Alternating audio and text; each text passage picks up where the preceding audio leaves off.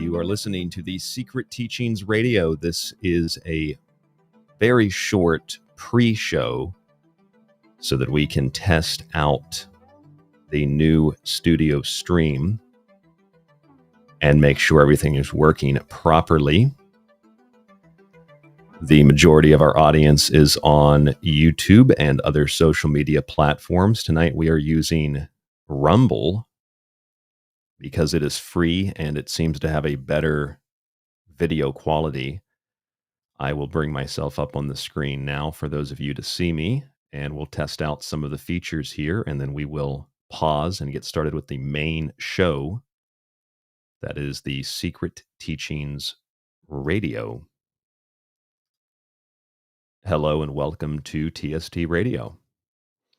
I believe that the sound is good according to the audience, and I believe the video quality looks good on my end. It looks a little bit better than StreamYard, so that's positive.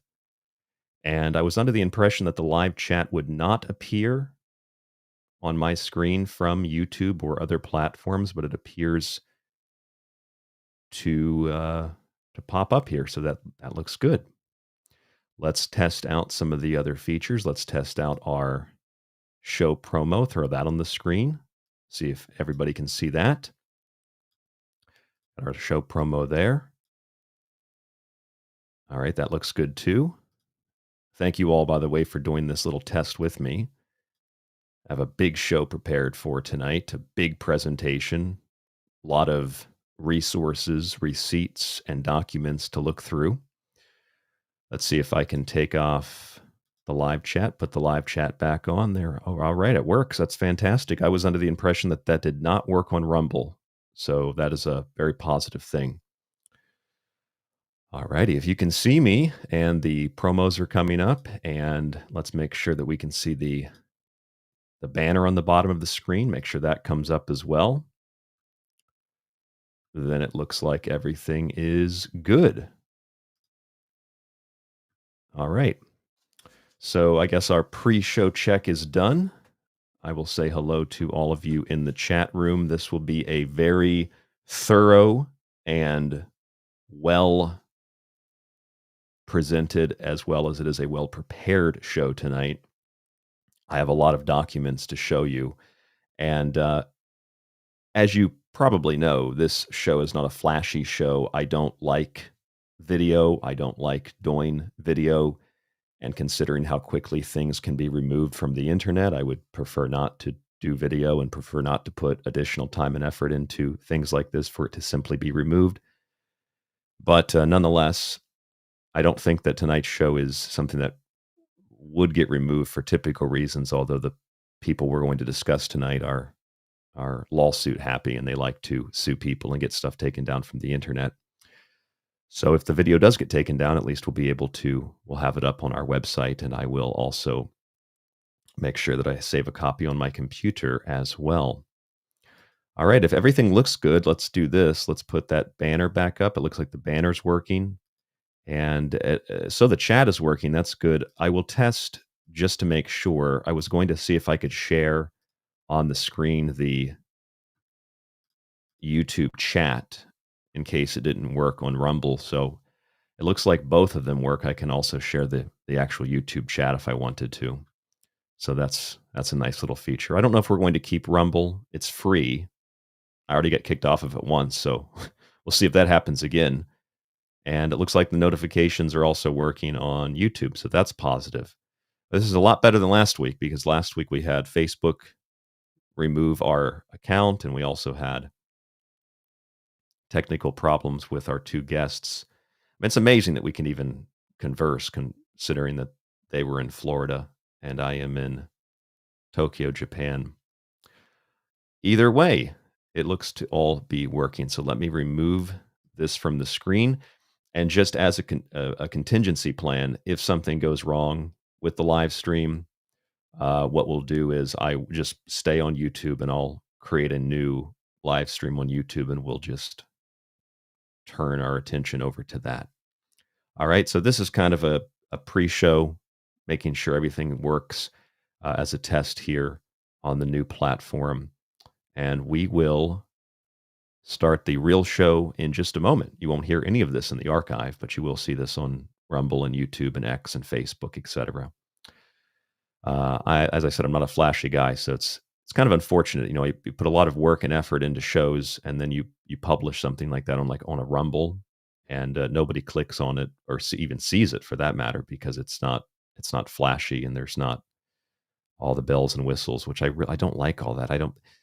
I want something just like really simple and basic. Just show me the black and white facts, and hopefully that's why a lot of you are here as well. We probably see the world a very similar way. All right, so let's pull up the main show promo.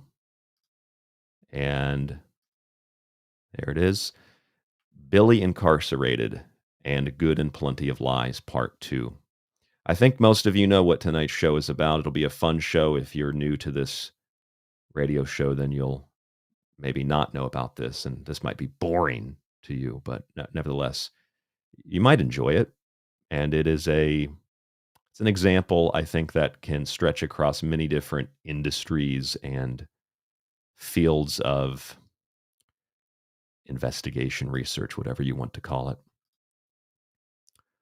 And let's go ahead and stick a new banner up. I had to make some new banners here. We'll stick this one up. All right, I will pause for a moment and we will start the real show. The audio show is, of course, in the archive. All of our past episodes. If you missed any shows this week, you missed some really good shows. I normally don't think every show is really that great, but this week I think I hit every nail on the head. They're really good episodes. I've had a lot of listeners reach out to me. If you missed any of those episodes this week, check them out at tstradio.info. That's tstradio.info. The links are below as well, no matter where you're listening, whatever platform.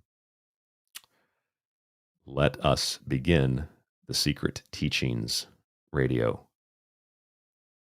Here we go.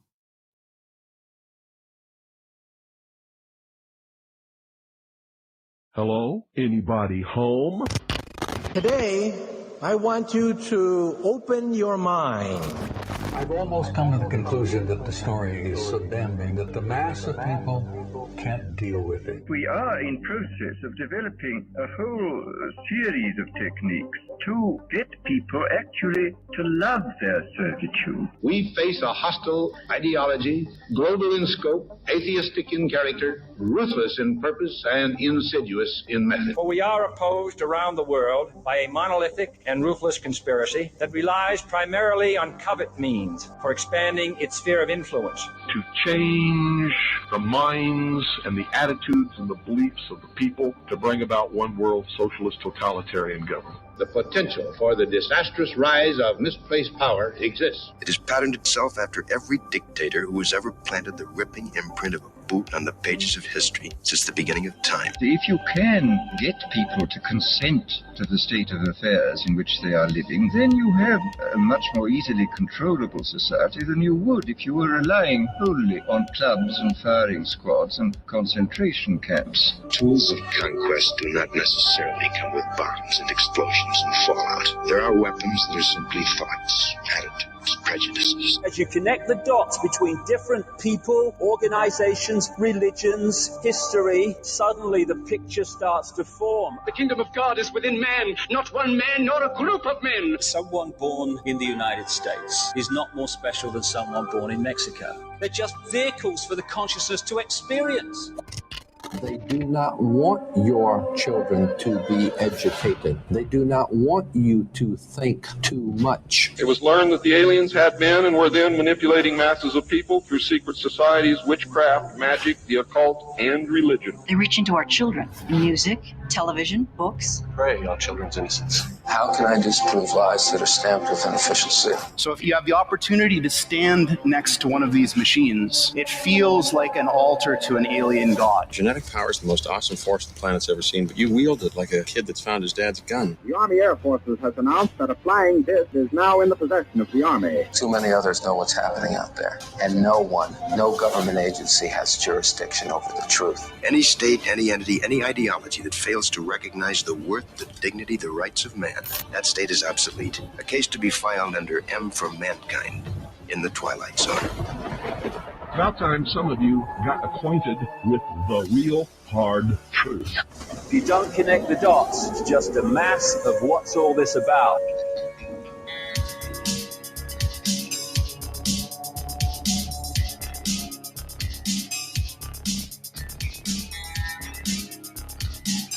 You are listening to the Secret Teachings Radio. I'm your host, Ryan Gable. If you'd like to reach out to the show tonight, you can email, as always, rdgable@yahoo.com. Find the show online by searching tstradio.info. You'll find the full show archive. You'll find my books. You'll find a lot more at tstradio.info. It's a simple website, but a lot of information is there about the show. 15 years on air. It's a lot of radio. I've seen some things. I've heard some things. I've done some things. I've had things done to me. We've been around for a very, very long time, and we have listeners from all over the world, primarily in the United States.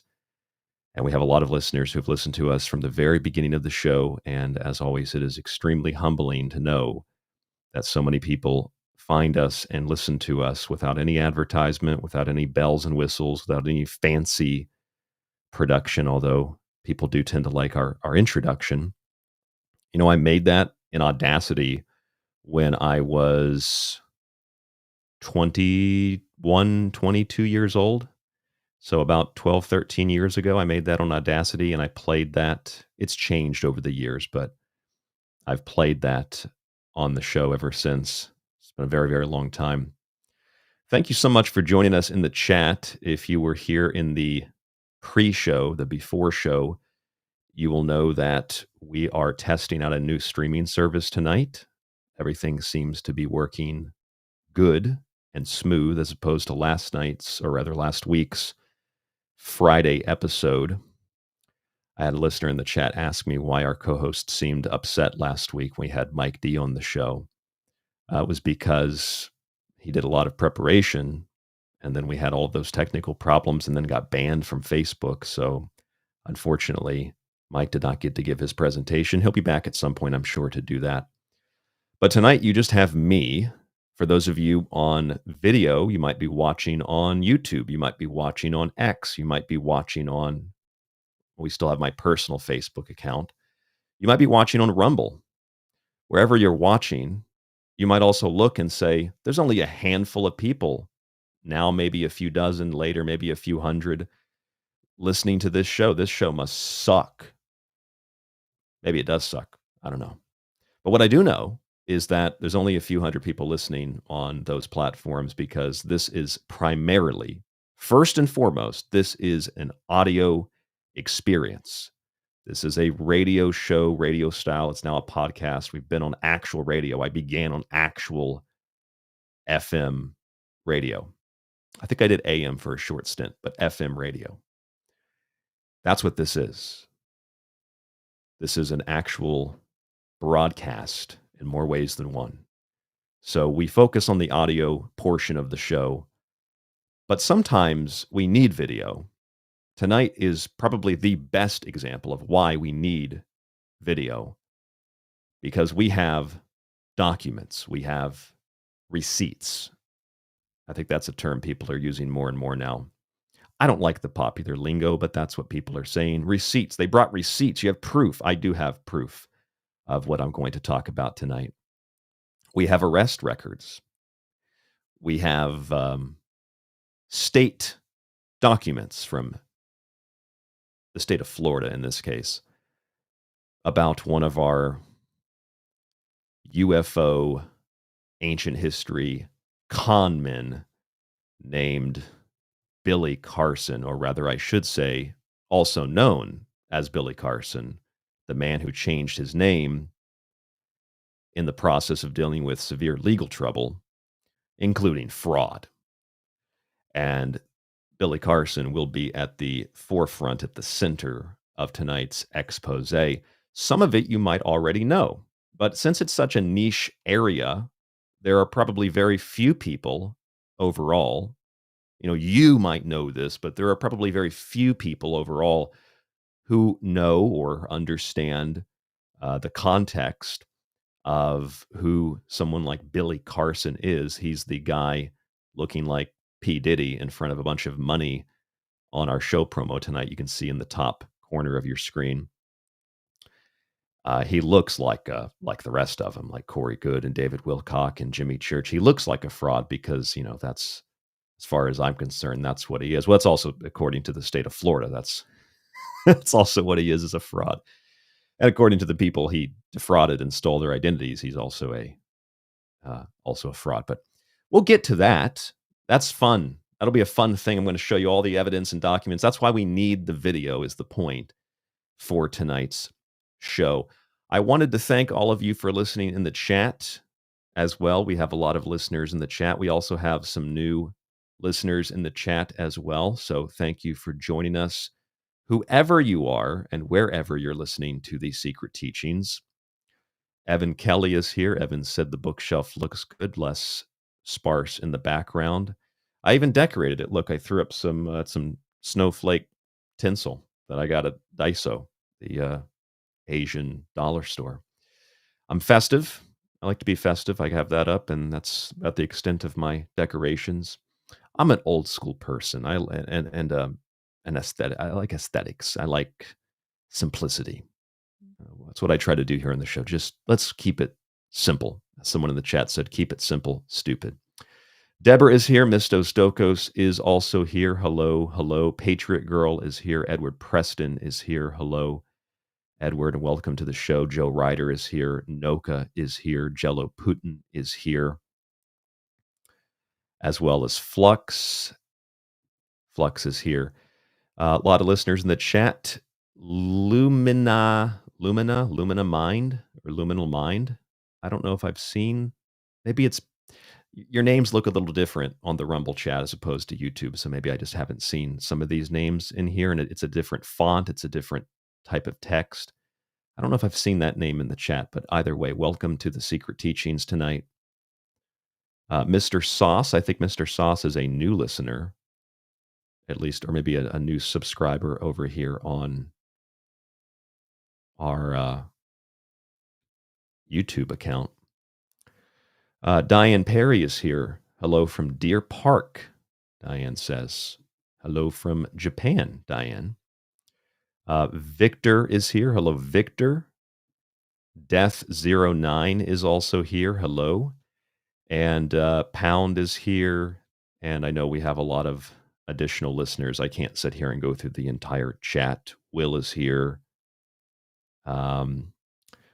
It's hard to kind of read that. It's very small. 947, or no, that's Burning Beard. Burning Beard 9478 is here in Oregon. And then 6829, it's hard to kind of read. There's a lot of text there. It's very, very small on my screen.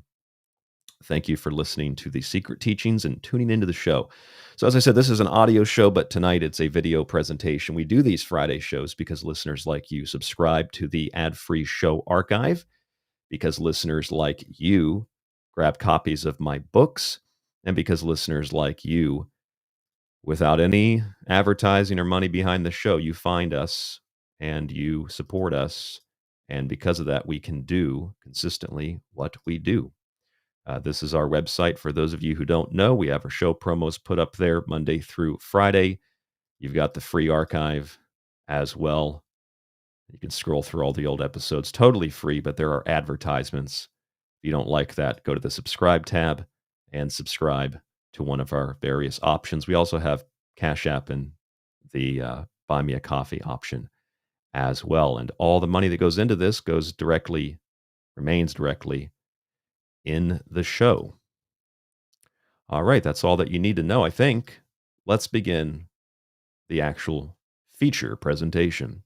So what you see in the top corner of your screen are a handful of individuals who, both based on my personal opinion, based also on my personal experience, and depending on the individual we're talking about, based on legal records, are people that are not good human beings.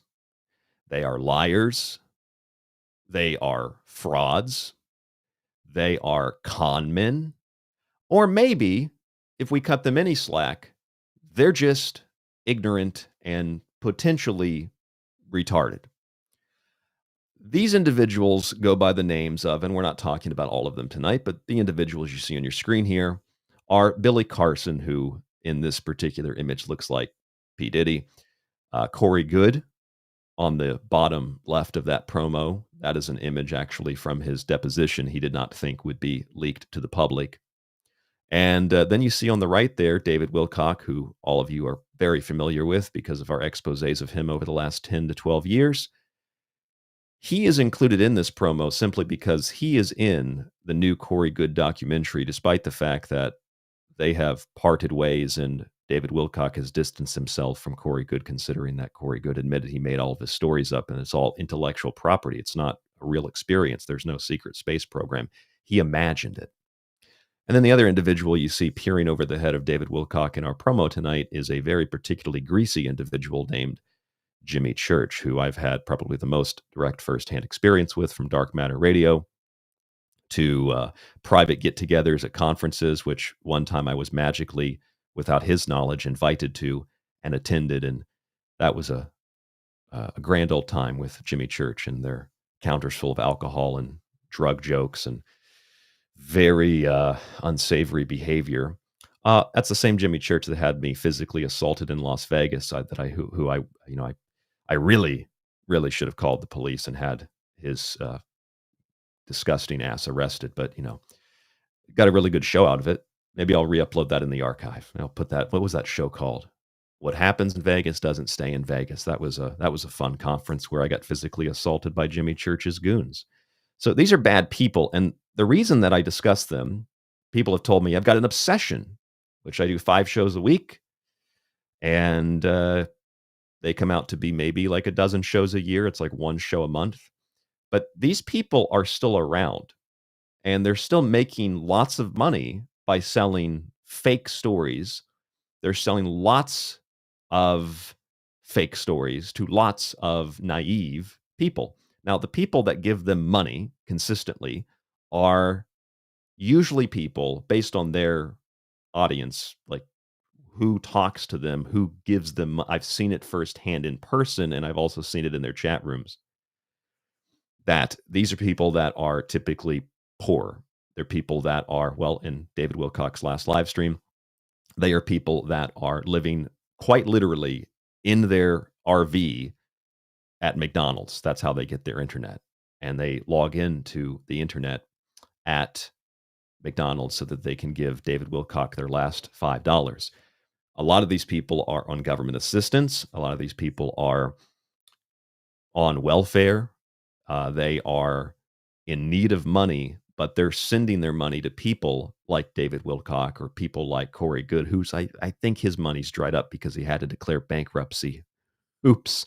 Conveniently, right when there was a judgment against him with Gaia TV, and then I got no money. He's got no money.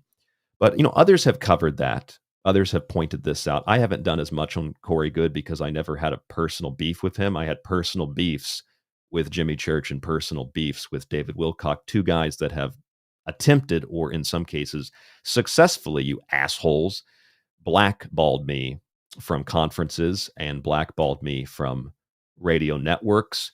And despite the fact that Jimmy Church tried to blackball me from internet radio platforms, we're still in the top 10, Jimmy. What are you going to do about that? We're still in the top 10 for the Paranormal Radio app. I'm sure that's made Jimmy awfully sweaty and greasy, much greasier and much sweatier than he usually is. He's probably unhappy about that because he can't completely control the narrative. And all of the selling that he's done of Corey Goode and Wilcock and Billy Carson, all these other frauds and their fake science fiction nonsense BS stories. So that's why they all get grouped in together, because everybody likes to jerk everybody off. If we're being blunt, everybody likes to massage each other's shoulders.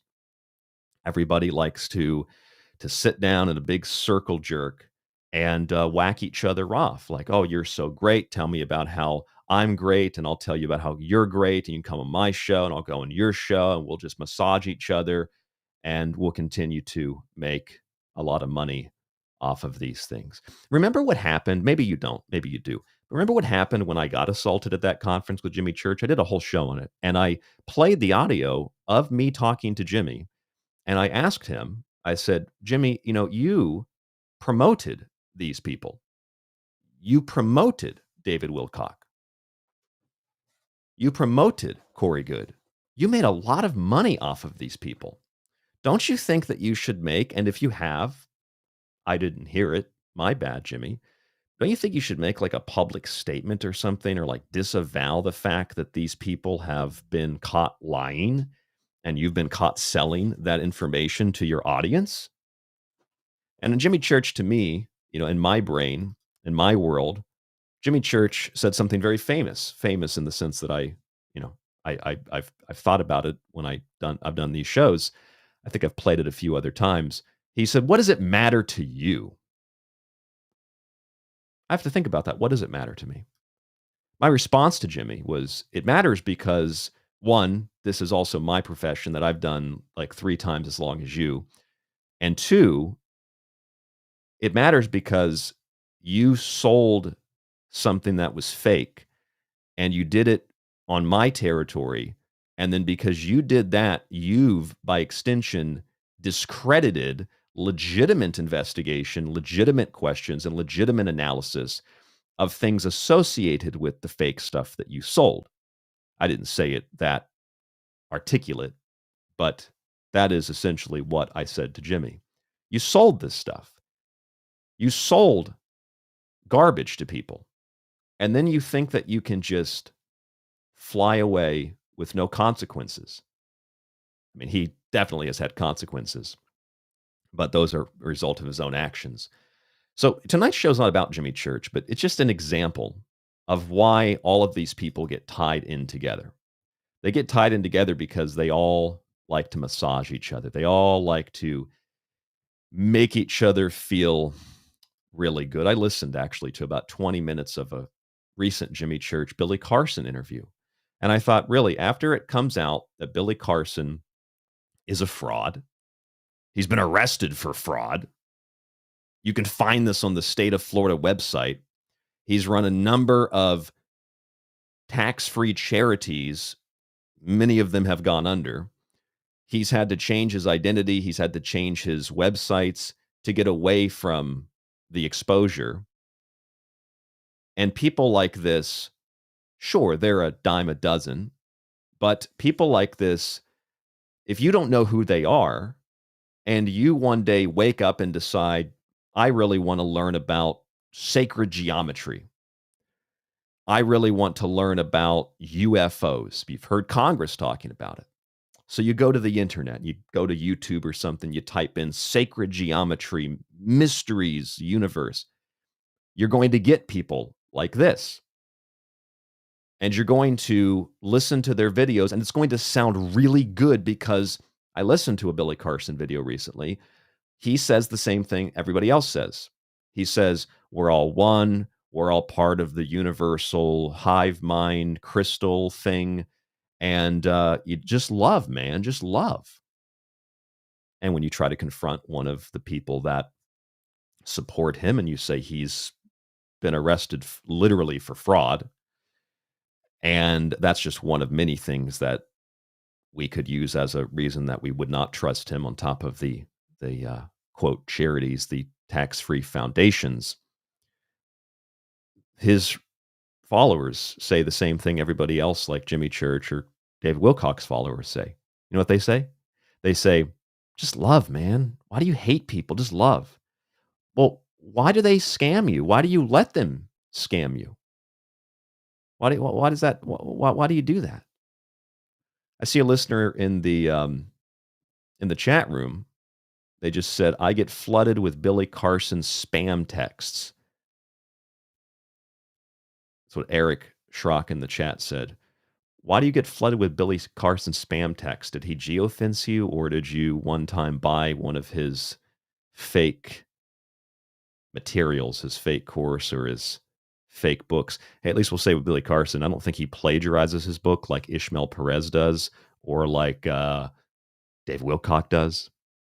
Funny thing is, Cosmic in the chat said, did you ever discuss or do you ever discuss Ishmael Perez? What about Michael? He said Scala. I think you mean Sala.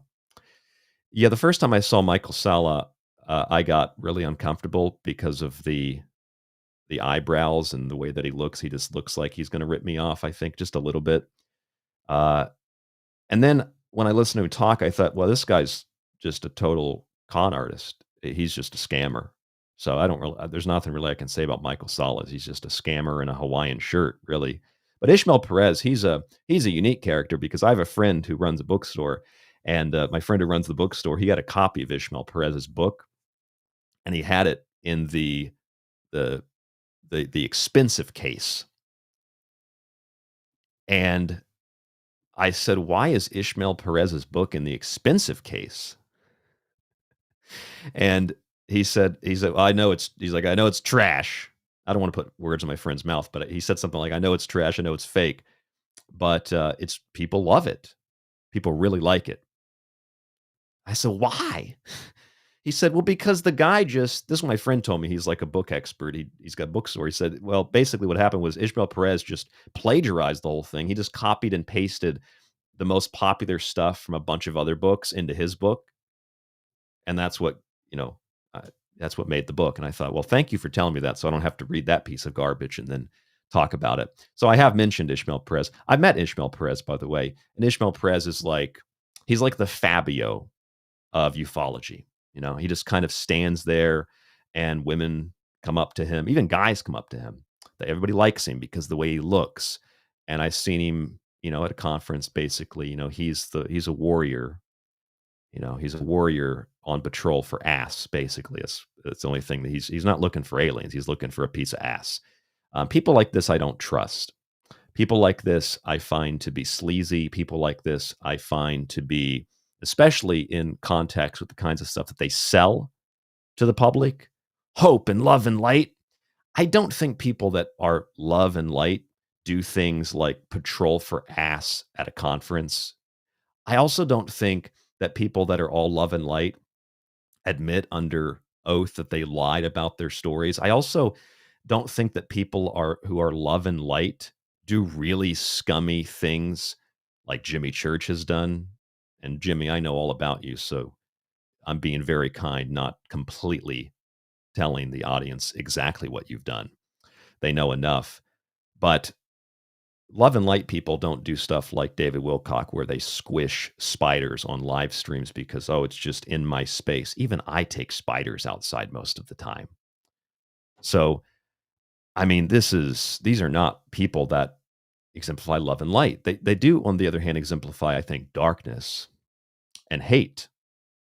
And people that exemplify those things they need to project a different image because you can't sell hatred. You can't sell something that is clearly fake.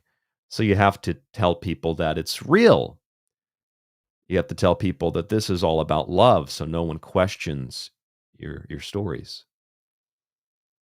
I've spent about 30 minutes explaining that, explaining my background and all of this. I told myself before the show, just start the show, get into the subject, and leave it there.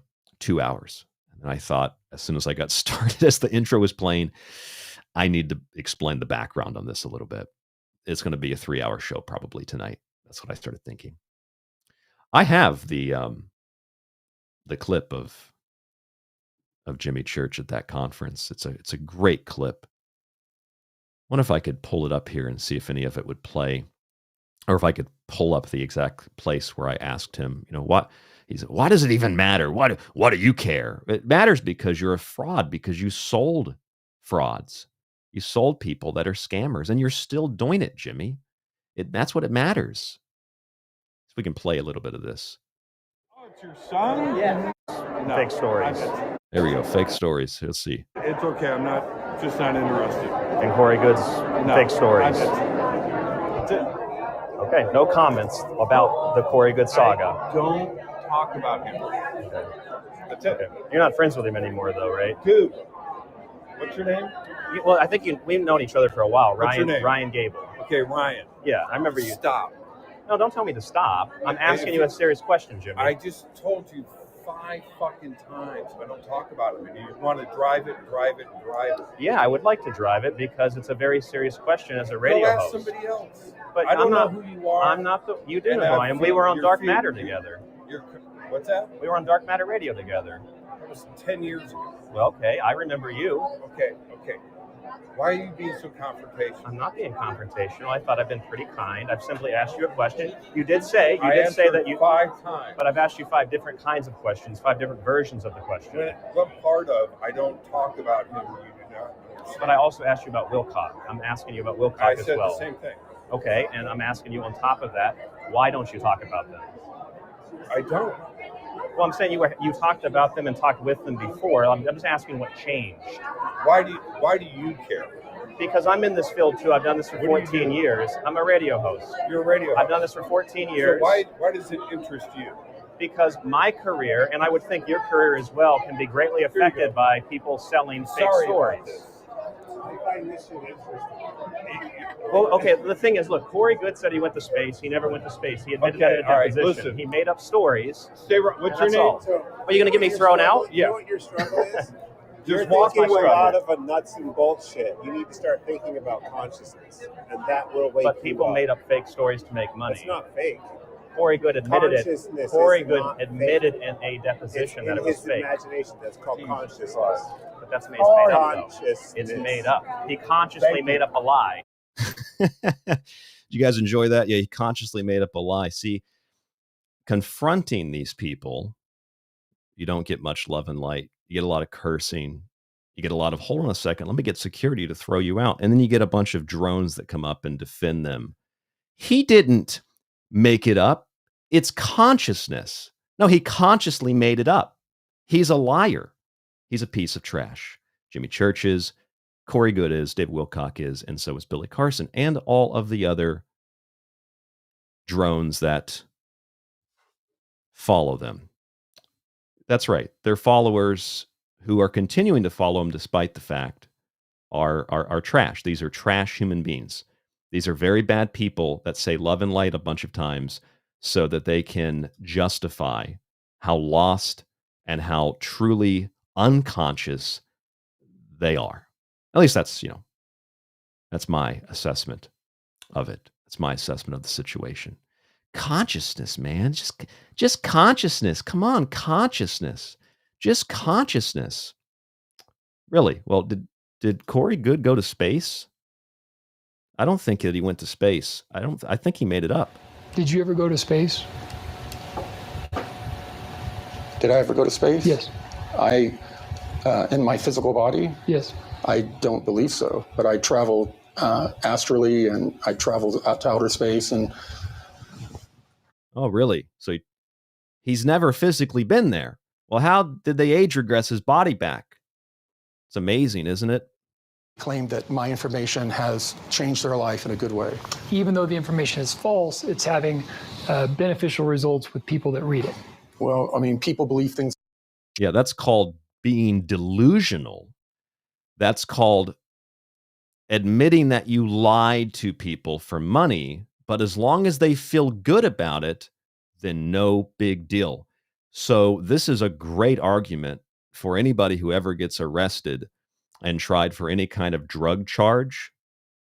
Well, Your Honor, I know that I sold heroin. I know that I sold fentanyl. I know that I sold cocaine. I know that I sold a bunch of dangerous drugs, but people really liked the drugs. It's like that scene from Elf where the nun is, I think she's a nun, she's in the office and she's like, but the children love the books. So he's just a drug dealer. Basically, that's what they are. They're drug dealers. They sell, quote, hopium. That's a term people like to use. But the people love the drugs. But the people love the fake stories. But the people love the blue chickens. Yeah, but it's fake. It's not real. But Your Honor, people feel really good when they're on heroin. So I shouldn't go to jail because I make people feel good. I make people feel good by selling them drugs and fake stories. It's really, really similar. That's basically what they're arguing. The conspiracy community is very leery of anything black magic or dark with dark magic in it. He's right about that. They made sure to like pepper the community with just about everything that will come out in the depositions that Leon said. You had Dark Fleet, but not dark magic. That's quite the extrapolation. Well, talking about a Nazi group out in space, and then since he which was made up, practice black magic. Yeah, I think Leon Isaac Kennedy had said that Corey Goode is a practitioner of witchcraft and black magic, which I mean, ultimately, in many ways, he is, because he is a distorter of reality. He is an illusorer, and Dark Fleet was made up. And the reason you call it Dark Fleet is because it's a bunch of evil Nazis in space, and that's what Corey Goode said. And that turned out to be fake and not real. He didn't call it Light Fleet because it's an enemy. So you have to make it very simple, like Star Wars does. You know, Dune is a little more complicated and sophisticated. It's very political. I mean, yeah, the Harkonnens are the bad guys, but there's some questions like, are the Atreides really the good guys? Star Wars is much more cut and dry, black and white. You know who Darth Vader is, dun, dun, dun, dun, dun, dun, dun, dun, dun. And that's what you have to do to a bunch of low-life, retarded people on the internet who don't have anything except what these people tell them on YouTube and at conferences. So you have to make it very clear, it's Dark Fleet, not Light Fleet. The Dark Fleet are the bad guys. Anyway, that's a little bit from the deposition. I have the whole deposition, and it's a lot. You've heard that. You've probably seen it. I think that you're all, for the most part, caught up on all of this now. I think that we can proceed to what is more current. Also, I want to welcome all of the additional new listeners in the chat. I see Zach is in the chat. I see, I don't know if I mentioned Will earlier. Said hopium and copium. That's accurate, very accurate. Hopium and copium. But Your Honor, they like the heroin. But Your Honor, it's like if you traffic kids or something. But Your Honor, my clients like torturing children. It makes them feel good. It's like what the devil would argue. It's really evil stuff. Noka said he's a practitioner of something he does not understand. He made it up, got caught with his pants down, and is paying for it. I don't think he can pay for it. I think he's bankrupt. All right. And then you get, obviously I need one more thing before I go any further. When people hear me say like low life piece of trash, con artist, fraud, people hear me say, or they hear me laugh verbally, like someone's bankrupt. Why would you laugh about that? He's bankrupt. Why would you make fun of people who don't have anything? Well, no. It's not really that clear. You need to understand something. You need to understand that, one, I'm laughing at the people that are still supporting these guys, despite the fact that it's very clear that they're all frauds. They're all liars, all of them. Billy Carson, Corey Goode, Jimmy Church, David Wilcock, they're all scam artists. They're all frauds. They're all liars. I'm laughing at the people that still support them. But I'm also doing shows like this to help those people realize that they're con artists and frauds. And also to remind you, this is probably the most important thing, to remind you that those kinds of people are out there, to remind you that they're everywhere. Listen, if you're watching on YouTube, I think it's a majority of YouTube. And listen, if you're listening on a Rumble, I think it's a lot of Rumble too. I scrolled through some Rumble and it looks like a bunch of bullshit to me. Sounds like a bunch of bullshit to me. That's what most of YouTube is. That's what most of X is. That's what most of Rumble is. And those are people that actually are real people and not just influencers. There's a lot of nonsense. A lot of garbage. And Joe Ryder in the chat is right. He said those people aren't listening to the show. I get that. Most of them. That's not the point, though. The point still is that we're doing this show and putting this information out there. So maybe when someone hears, that about someone like this, and they type their name in, and then they find this show and they start listening, or maybe they're just curious. So I've heard a lot of things about Billy Carson. Let me go listen to this show about Billy Carson. Then you'll get some receipts and resources. So anyway, that's my motivation. That's a little bit behind why I do this type of thing, and why it's important to me to continue to do this type of thing. So let's do this. Let's get into the root core of tonight's show. We'll spend the rest of the show, a total of 3 hours tonight, likely 3 hours tonight. We'll spend looking at the new Corey Goode documentary, but the majority of the rest of the show we'll spend with the Billy Carson. I'm so excited to get to these Billy Carson documents because I've seen a few other people do it online. Like they've had screenshots of, different types of things that Billy Carson's been caught in. There's some people that have gone through, I'll even reference them and promote their videos, a couple of years old. People have gone through his websites or stuff like this and found inconsistencies, very, very glaring inconsistencies. But I pulled up all the files, and I'm gonna link them so you can get all the files. So I had to go and I had to dig them out of the Florida State Archive. You won't have to do that. You can just click the link, beep, and you can pull up all the Corey Goode, or rather the Billy Carson stuff. Corey Goode stuff's already widely available on YouTube. So I'm trying to take all of that information and condense it into one show. So that's what we'll try to do tonight. So what we have here is a new documentary, quote unquote, new documentary. I'm not sure if documentary is really the right word. I mean, I guess if you did it, if you did something like filmed a pile of dog shit, and then released that as like a video, I think that would constitute a documentary. Like you documented the dog shit. That might, maybe, but that's basically what this thing is that Corey Goode has released. It's called Beyond Disclosure, the Corey Goode Files. Now, you might be confused with The Age of Disclosure, which is a new documentary that we talked about earlier this week. There is some very serious criticism about it because the documentary, it has Louis Elizondo in it, and we know he lies about UFOs. It also has David Grush in it, clips of him, and we know that he's not a trustworthy guy, we'll put it that way. And we know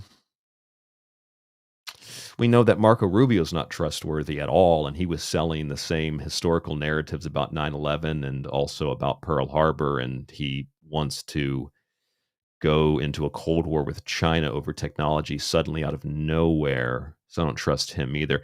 But anyway, The Age of Disclosure, at least I'll say, was a documentary.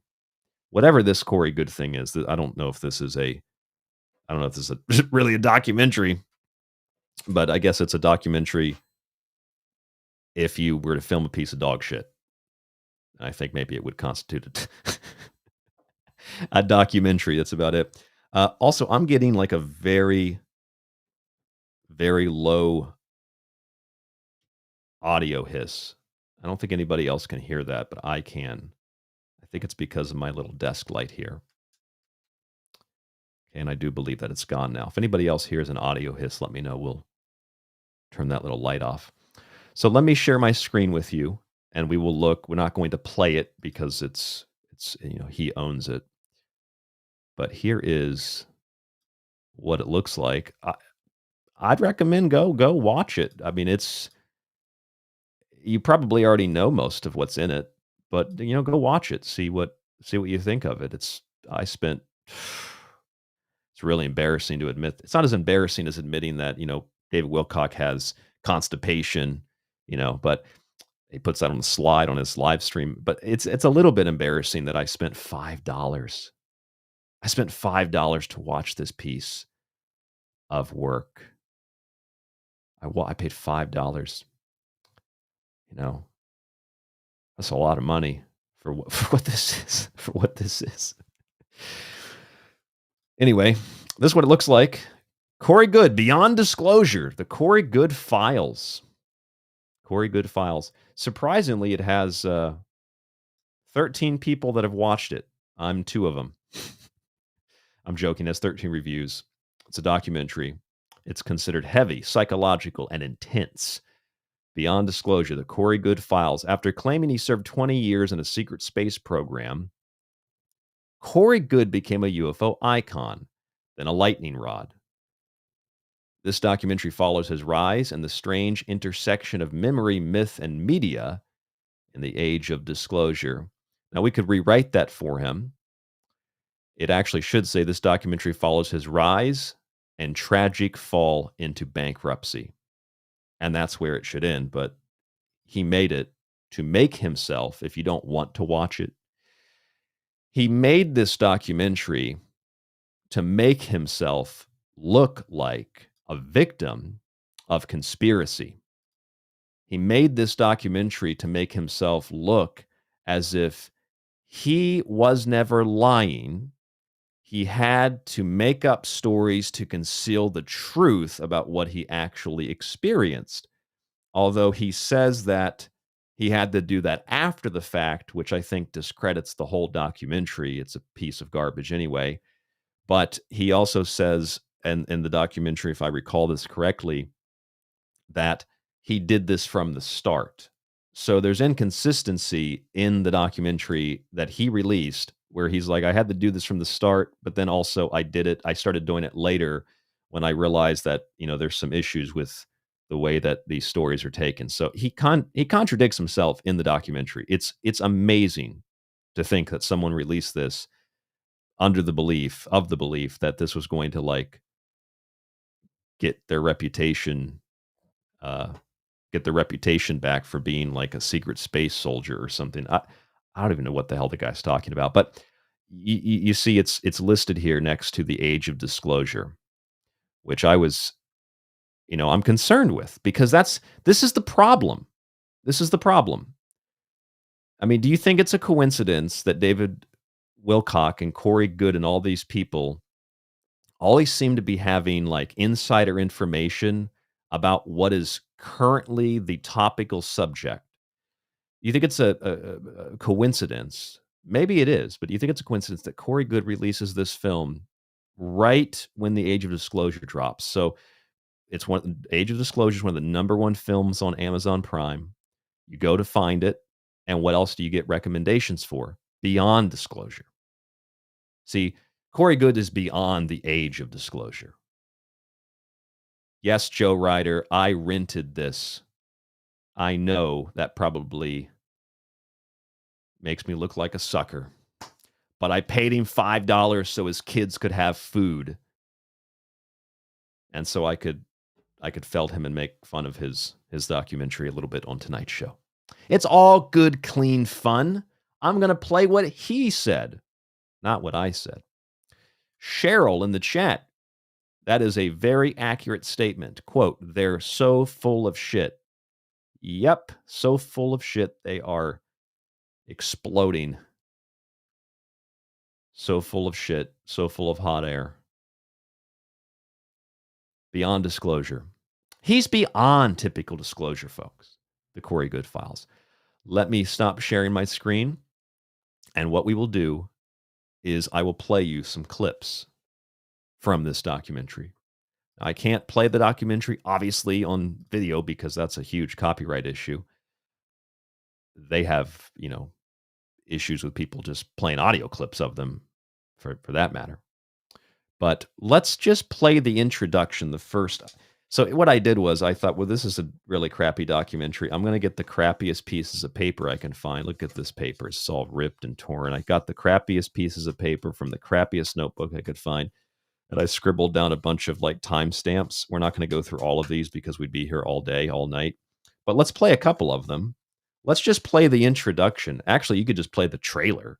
But the trailer is essentially the introduction. They didn't even do a second cut for the trailer. The introduction is the trailer.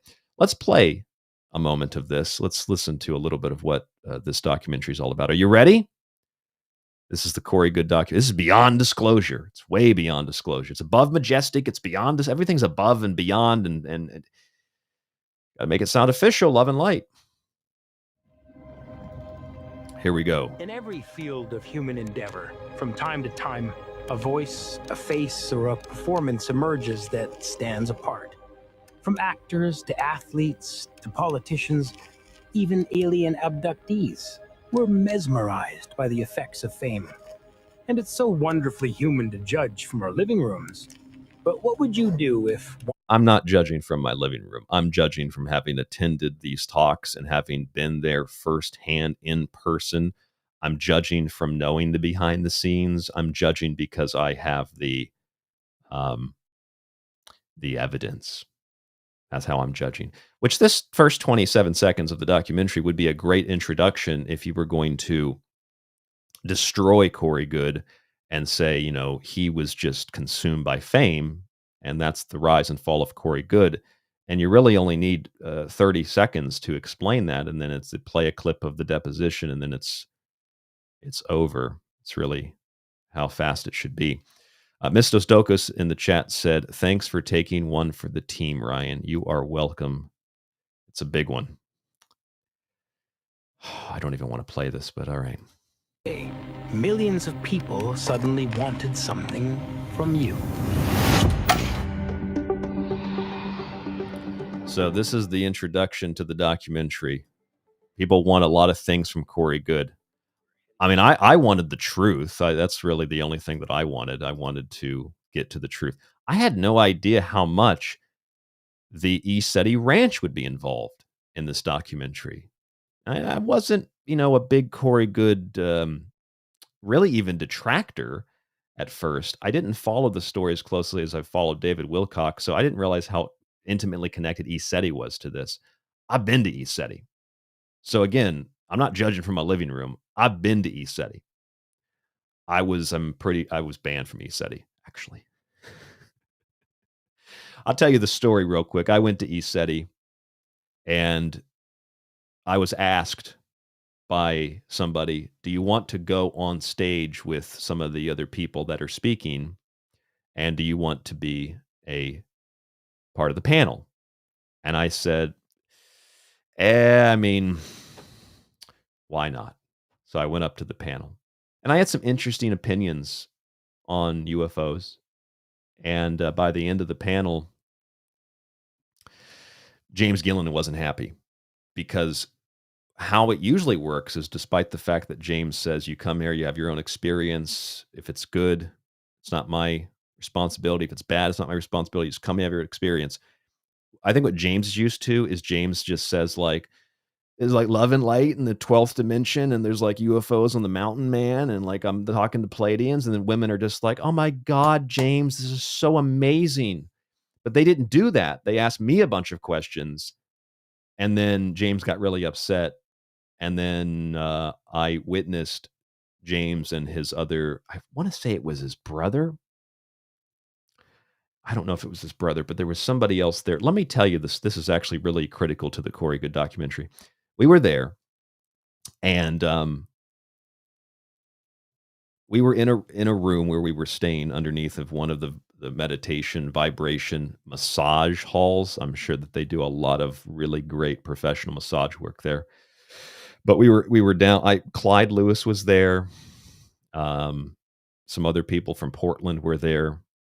Some people that I knew were there. Most people I didn't know there. But we were in this little room, and they brought in a Rife machine.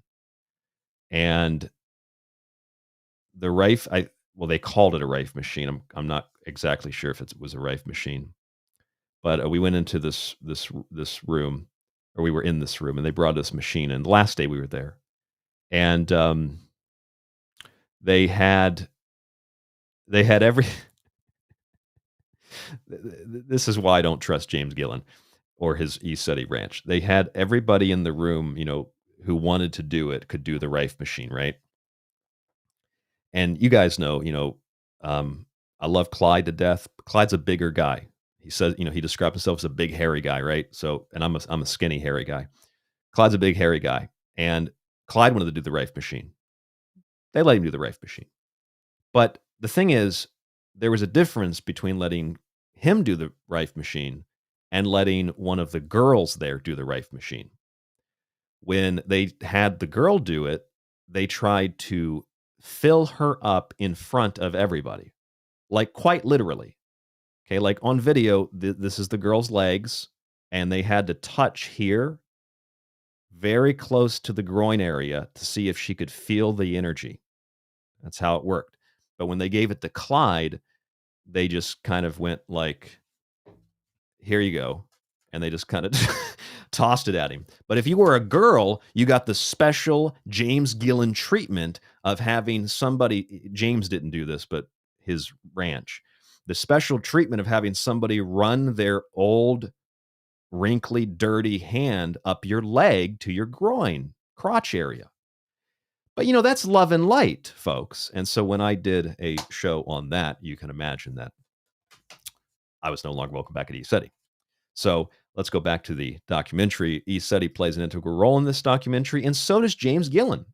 And yeah, there's definitely something going on at the ESETI Ranch. I've been there. There's definitely something going on. It's called a volcano. Corey Goode. There's been a lot of stories lately about Corey. And Corey Goode has been one of my favorite guests. I got to get Jay on this show at some point. Whose testimony ties now according to Corey Goode. Oh, here it is. Here it is. Look at this. Look at it. They actually have David Wilcock in the documentary. Corey. And Corey Goode has been one of my favorite guests on the show. Corey Goode is the one insider found whose testimony. Look at this. Look at this. They are using David Wilcock in the documentary. They're using clips of him in the documentary. In the documentary. Clips of David Wilcock, the guy who has distanced himself from Corey Goode. The guy who is a lying fraud himself, that's a given, but the guy who distanced himself from Corey Goode because he was such a liar, because of the deposition, they're still using David Wilcock as some kind of like supporting evidence. Now, according to Corey Goode. Can you believe that? For some reason, the video cut out there on the screen. You can't see it, but you can hear the audio of it. They're using David Wilcock to bolster the claims of Corey Goode, despite the fact that they are no longer scamming people together. It's really, really amazing, isn't it? Let me see if I can pull that back up on the screen. Oh, I guess it won't do that because of copyright issues. That's fine. Okay, no problem. Let's go back and play some more of the audio of this. Corey Goode has been one of my favorite guests on the show. Corey Goode is the one insider I found whose testimony ties. Now, according to Corey Goode. That's Michael Sala there. According to Corey Goode. Corey Goode. Corey Goode. Corey Goode. Corey Goode. My kids just accepted it. They grew up with it. You familiar with the idea of alien abduction? Unfortunately. I felt like my life was really being turned upside down. My reality was completely changing. This is an Oscar nominee. It seems like everybody in the world has succumbed to end time madness. I want to say thank you For lying. for everything you've For done lying. and for risking your life. Oh, he risked his life. Did you hear that, folks? He risked his life. And they used the music from a chef's table, it sounds like.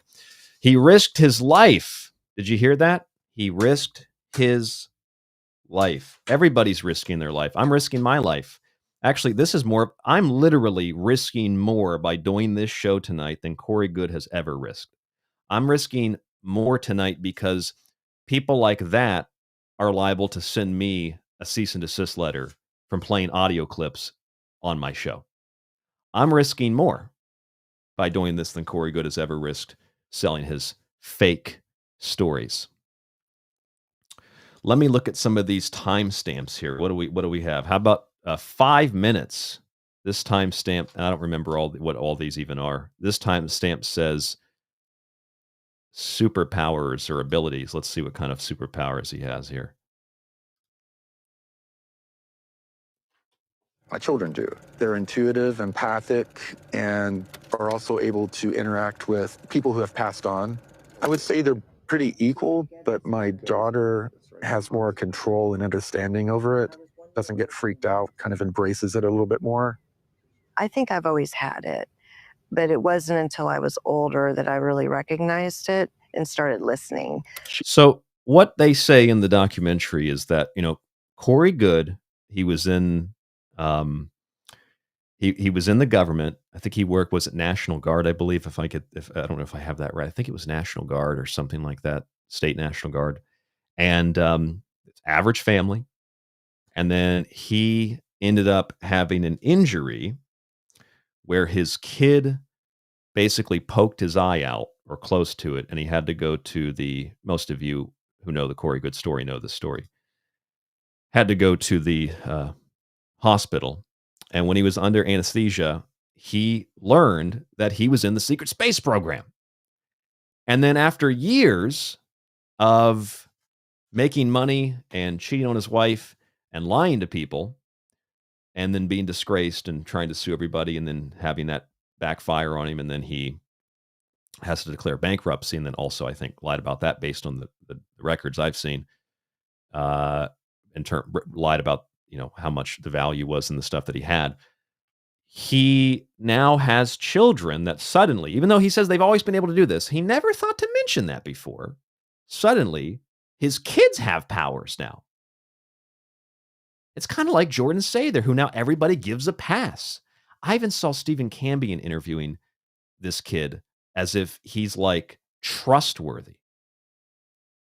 Jordan Sather I saw him on Truth Seekers. I got no ill will with Stephen. I know he does with me for some reason.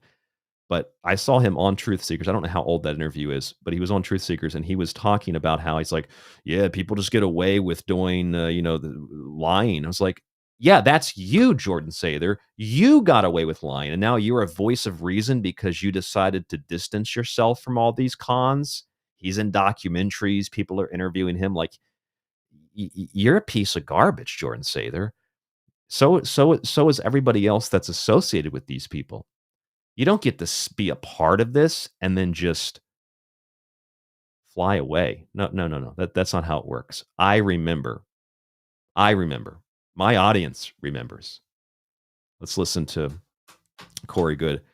The reason I brought Jordan Sather up was because he would go back and forth between whatever was popular, right?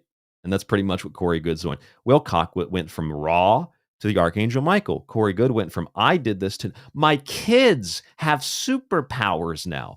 And the funny thing is, if you actually watch this piece of trash, what they're describing about the kids is shit that like every kid has done and experienced. He's like, oh, my wife's special because she saw the Hat Man. I've seen the Hat Man. Members of my family, my grandma saw the Hat Man. We didn't make a documentary about it. And it was a very difficult time. We had both lost our job. We're trying to get on top of things. This is all cartoony, by the way. It's like literally cartoons. When my son really weird, disturbing cartoons, too. Comic style. And he accidentally jabbed me in the eye and detached my retina. I was blind in that eye. I went to the optometrist, and they told me it appeared that I had astronaut's eye. He's got astronaut's eye. So his kid poked him in the eye, and then he got astronaut's eye. So this is about the 8-minute mark, and this is about the point where I was ready to turn it off. But I thought that this was interesting. Again, if you don't, most of you probably know the story, but if you don't know the story, he gets poked in the eye by his kid, and he goes to the hospital. The doctor says he's got astronaut eye. That they only had seen in people who had spent time in 0G. They were going to take me back right away for surgery. And he was giving me a shot in the eye that was going to numb the eye. I remember looking at the guy coming in with the needle with a little drop hanging off the end. As soon as it popped my eye, I immediately started, it was like drinking through a fire hose, all of these different images, and it's like my brain exploded. Yeah, that probably happens when you're suffering from trauma and pain and anesthesia, local or whole body. I suspect that the cabal, utilizing remote control smart dust technology, made his kid jab him in the eye. It was definitely a cabal attack, but it backfired because he regained his memories of the fake secret space program. This is wild because he says in the documentary he remembered all of these things, and he's got astronaut eye, and he spent time in zero G, and he's got all this stuff going on. But then later in his own documentary, it's his. He says, well, I had to, fabricate a lot of stuff in order to be able to tell the story. So you admit it, you said it was all real, then you admitted it's fake, and now you're saying, well, actually, only some of it's fake. So no one can really argue one way or the other because, oh, well, yeah, so we just assume the fake part's fake and the real part's real, whatever we want to believe. It's magical how this works. But, this is similar to the people, like I interviewed a guy about Bigfoot. It's a fun interview, but he said that he would experience Bigfoot in his living room when he would wake up or when he was half asleep. And I said, do you think that maybe it's not Bigfoot? Do you think that maybe it's like you're half awake, half asleep? You're not fully conscious, and so that's why you're seeing things? This is the same kind of a story. People go through some type of traumatic event, and then they put a needle in my eye, and I've got all these memories. Everybody has memories. When you have a dream, it's hard to piece together the dream. You're going through trauma. You're worried you might lose your eye. They just put a shot in your eye. It's that, and that alone would be traumatic to me. I hate needles. And that would be traumatic. And then you're in the hospital on top of that, and you're going to have surgery.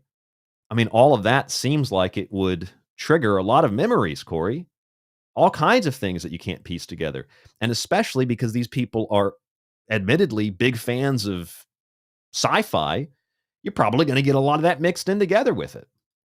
And I had 2 layers of experiences on top of each other that my That's brain normal. was all of a sudden trying to understand. That's normal. categorize. That everybody has that every day. On the couch most of the day, just extremely depressed. I've never seen him this low.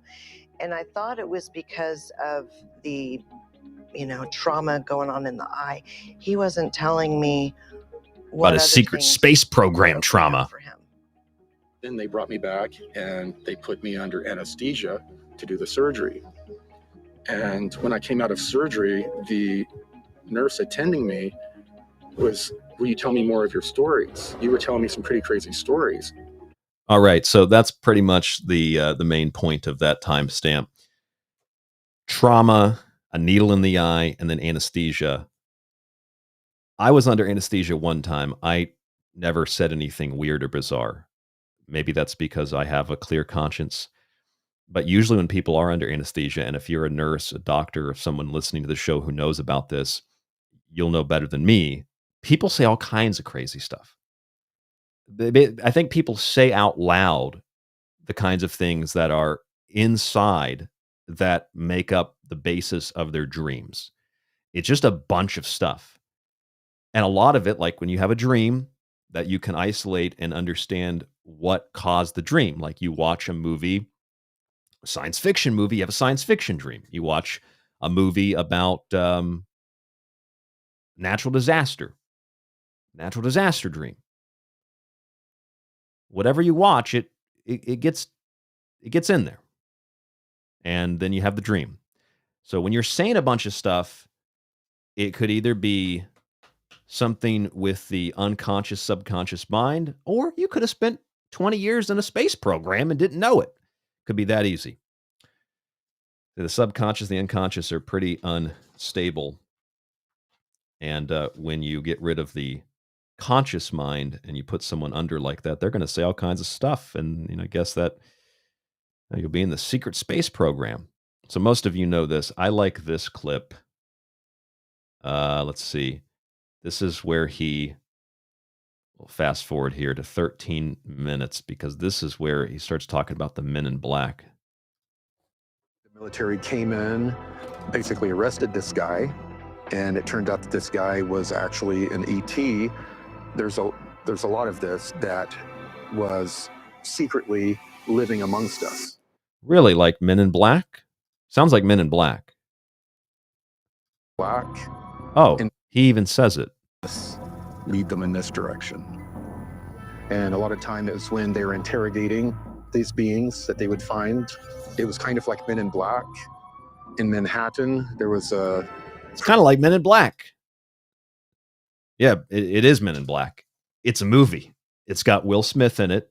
It's one of the better alien movies that, kind of fun alien movies that's available. The new ones suck, but the original was really good. It's called Men in Black. It's a movie and has Will Smith in it. But no, Corey Goode says Men in Black is real. He knows it's real. I mean, the men in Black are real, but what you saw in that movie is a movie. So moving on from that, we go to the first blue bird experience.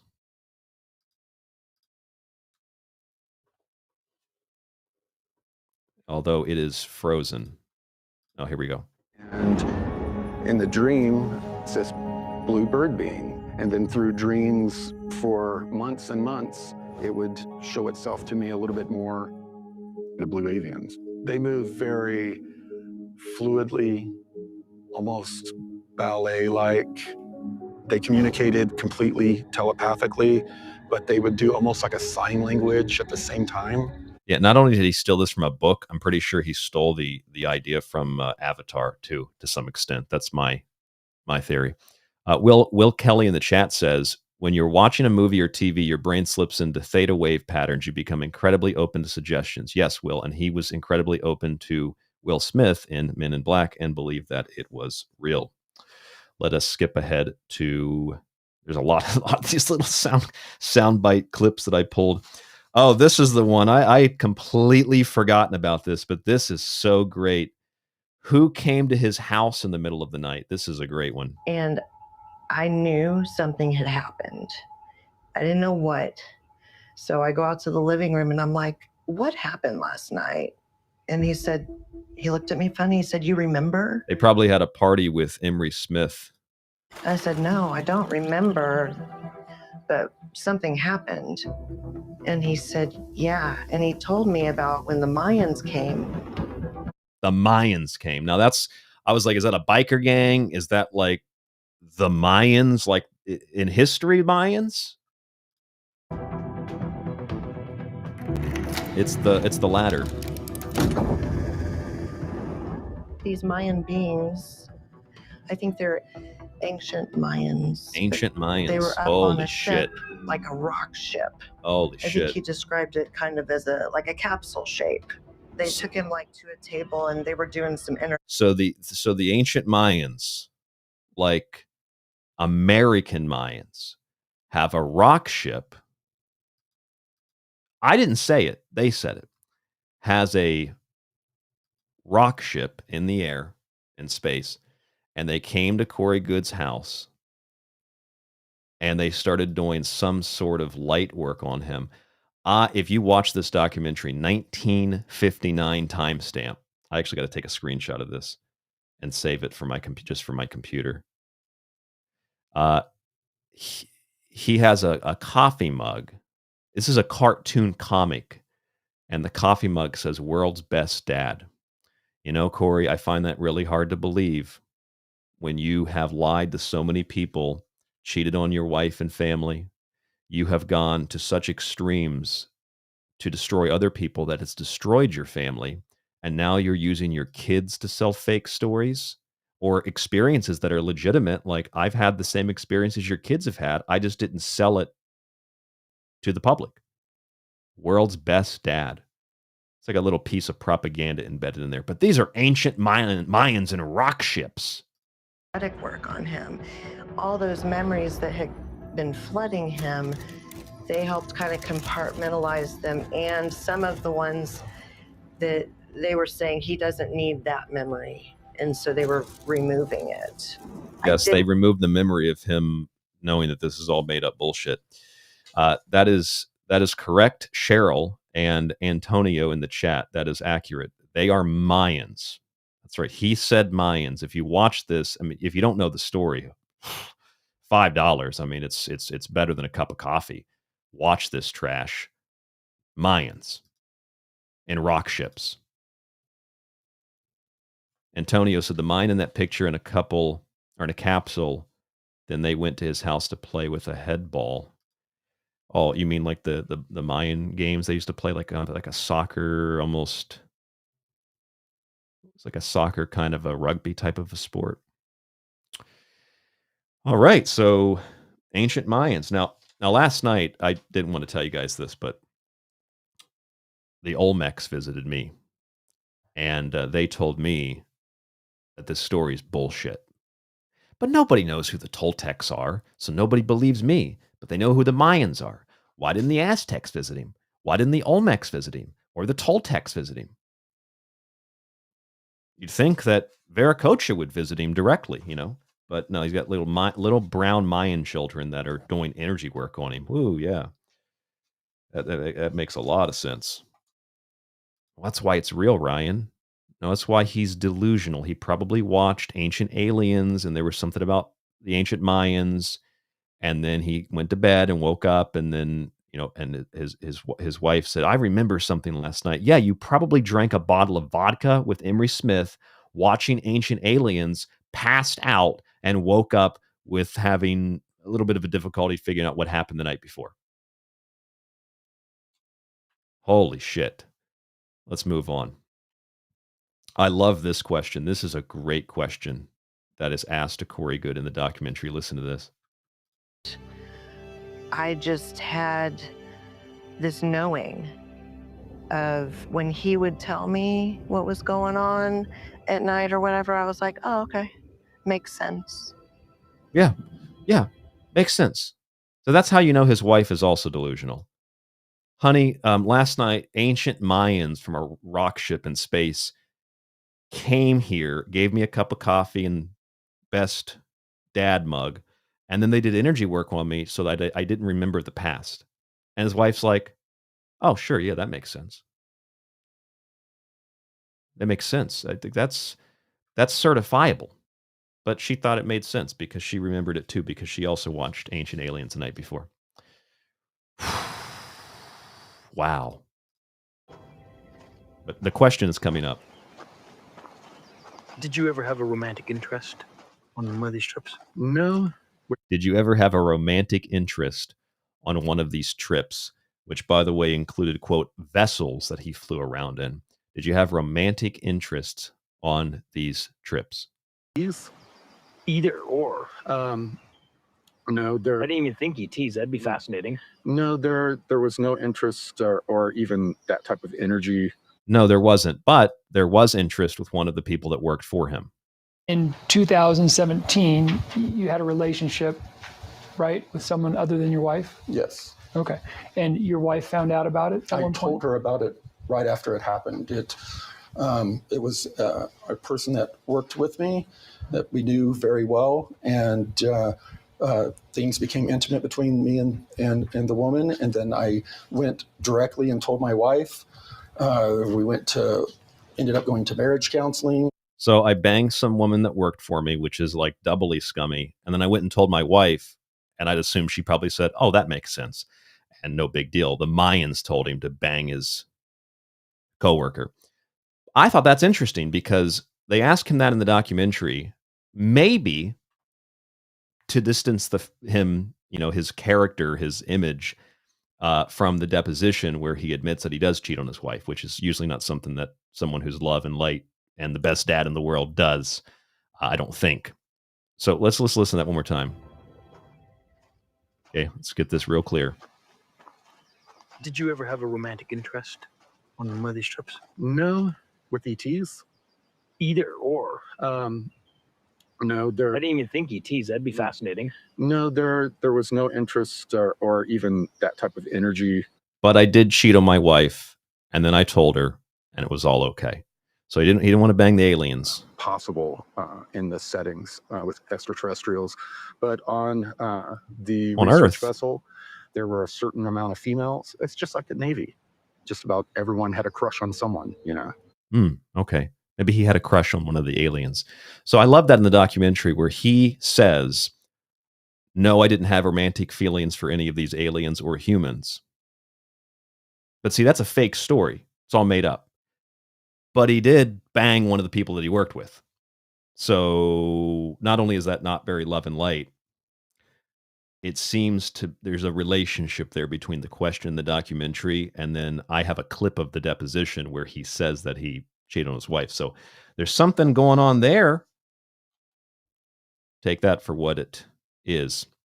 Let's fast forward again. These timestamps start getting larger. As I was listening to this, I was like, I got to skip forward in this. This is the blue orbs coming to visit him in the middle of the night.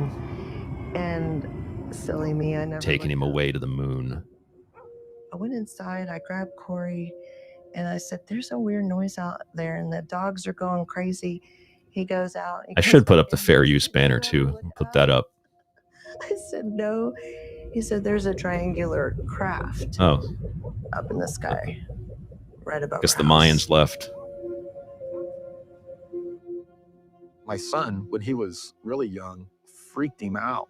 You'll see different colored orbs, like everybody sees orbs. I saw orbs too. Into his room, I saw orbs too. And he sees all of these weird symbols, and like it's trying to communicate. Yep, with him. Most kids see stuff like that. It's not unique. It's not unique. But they also follow reincarnations. There's some sort of grand experiment going on this planet. He says that the blue orb took him to space. Some of you might remember that. Let's see what else we have. We'll skip through some of these because there's so many. Oh, God, this is it's honestly a very painful thing to sit here and watch this.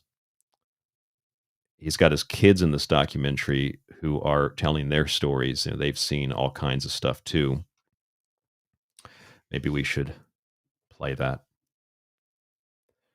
He's got his kids selling fake stories. Being on a table in a round room, she had her legs crossed with her arms around her legs, and she was able to keep them away, whatever they were, but they were interested in Connor, and they were working on Connor, and they were tall, blonde beings.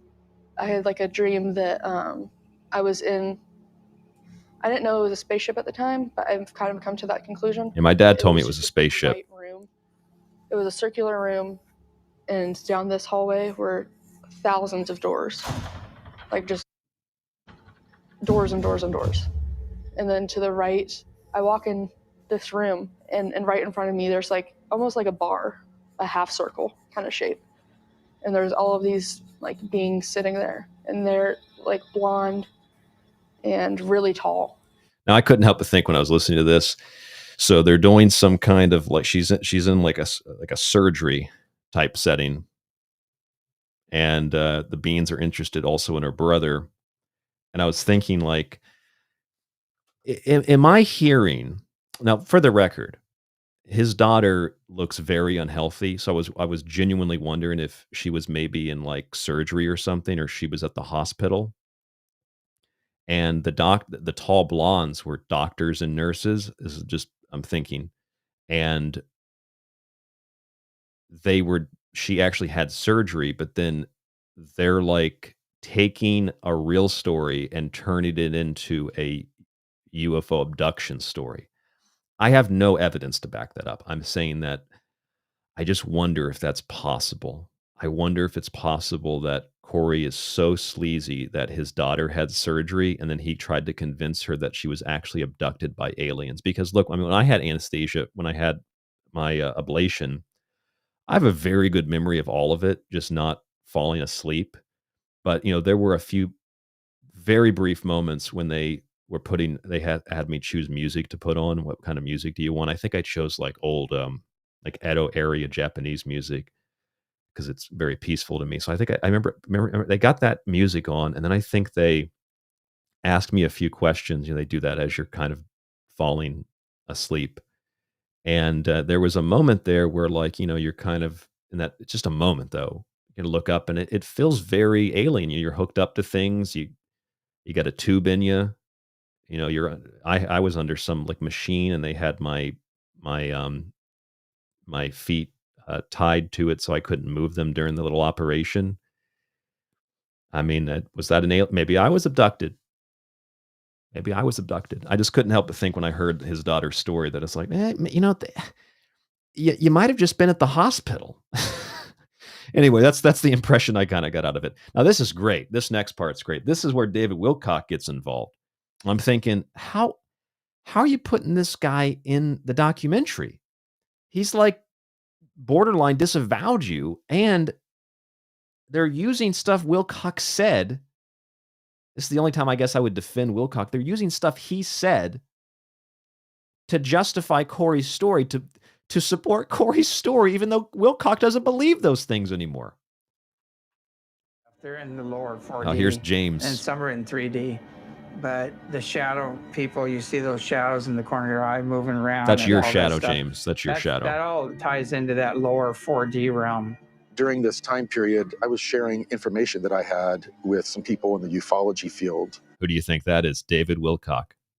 And one of them, David Wilcock, was blown away because my information was probably just other insiders. Hold on. I'm going to rewind that. I was going to say he was probably just not blown away, but I'm going to stop making snide remarks. With some people in the ufology field. And one of them, David Wilcock, was blown away because my information matched other insiders, but I had a lot more, or I was willing to share a lot more. Everyone in the UFO community is faced with a seemingly outrageous challenge to try to make sense out of the enormity of material that there is to study. Him and David, they have been communicating. They talked on the phone for like 6 to 8 hours at least at a time for days. I know of whistleblowers that are going to come out that have had firsthand experience, that have touched the craft, have touched the... So they're using David Wilcock. It's true. They talked on the phone for many hours. It's true. They were pretty good friends. It's true that they did Gaia TV together. But David Wilcock doesn't want anything to do with Corey Goode now. And David Wilcock, who promoted Corey Goode and said, "Oh, he aligns with all of what my insiders, who are also fake, said," but not so much anymore. Which means that David Wilcock's insiders were also fake. That's what this story proves. But Corey Goode is such a low-life piece of garbage. He's using David Wilcock, who is a discredited fraud, to support his discredited fraud. It's like, that's the reason I'm watching this, because it's so unbelievable that anybody can be so tone deaf, so unaware, so lacking any sort of shame that you can make an hour and a half, almost 2 hour documentary about yourself, and in the documentary contradict yourself and use people that are proven liars to prove your lie, which you admit is also a lie. It's just like crazy that anybody could do that and do it with a straight face. Corey Goode must not be consciously aware, or he certainly doesn't have a conscience at all. It's unbelievable, truly unbelievable. All right, this is a great one, because they have video footage of this. Listen to this. There's David Wilcock and Corey Goode coming to Gaia TV. About $1.50. About $1.50. You seriously think? That was $1,500,000. That's what you owe the IRS on $1.50. We'll go back here. Let's play this. Our mind. Another day, another dollar, right? About $1.50. About $1.50. About $1.5 million. You seriously think that these people want to watch us driving down the road like this? I don't know. We'll just see. The entertainment value that we're creating right now is probably about 8%. Now you'll notice that we have the pedigreed parking spot right here. The door is open and waiting for us.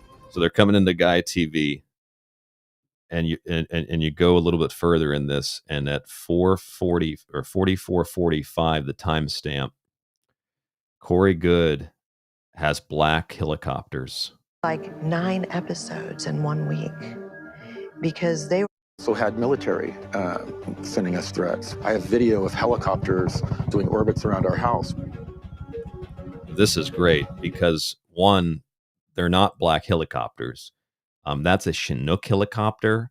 I'm not a military guy, but I'm pretty sure that that's for transportation.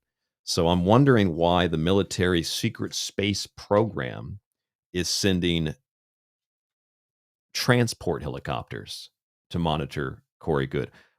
Wouldn't they send like a black helicopter?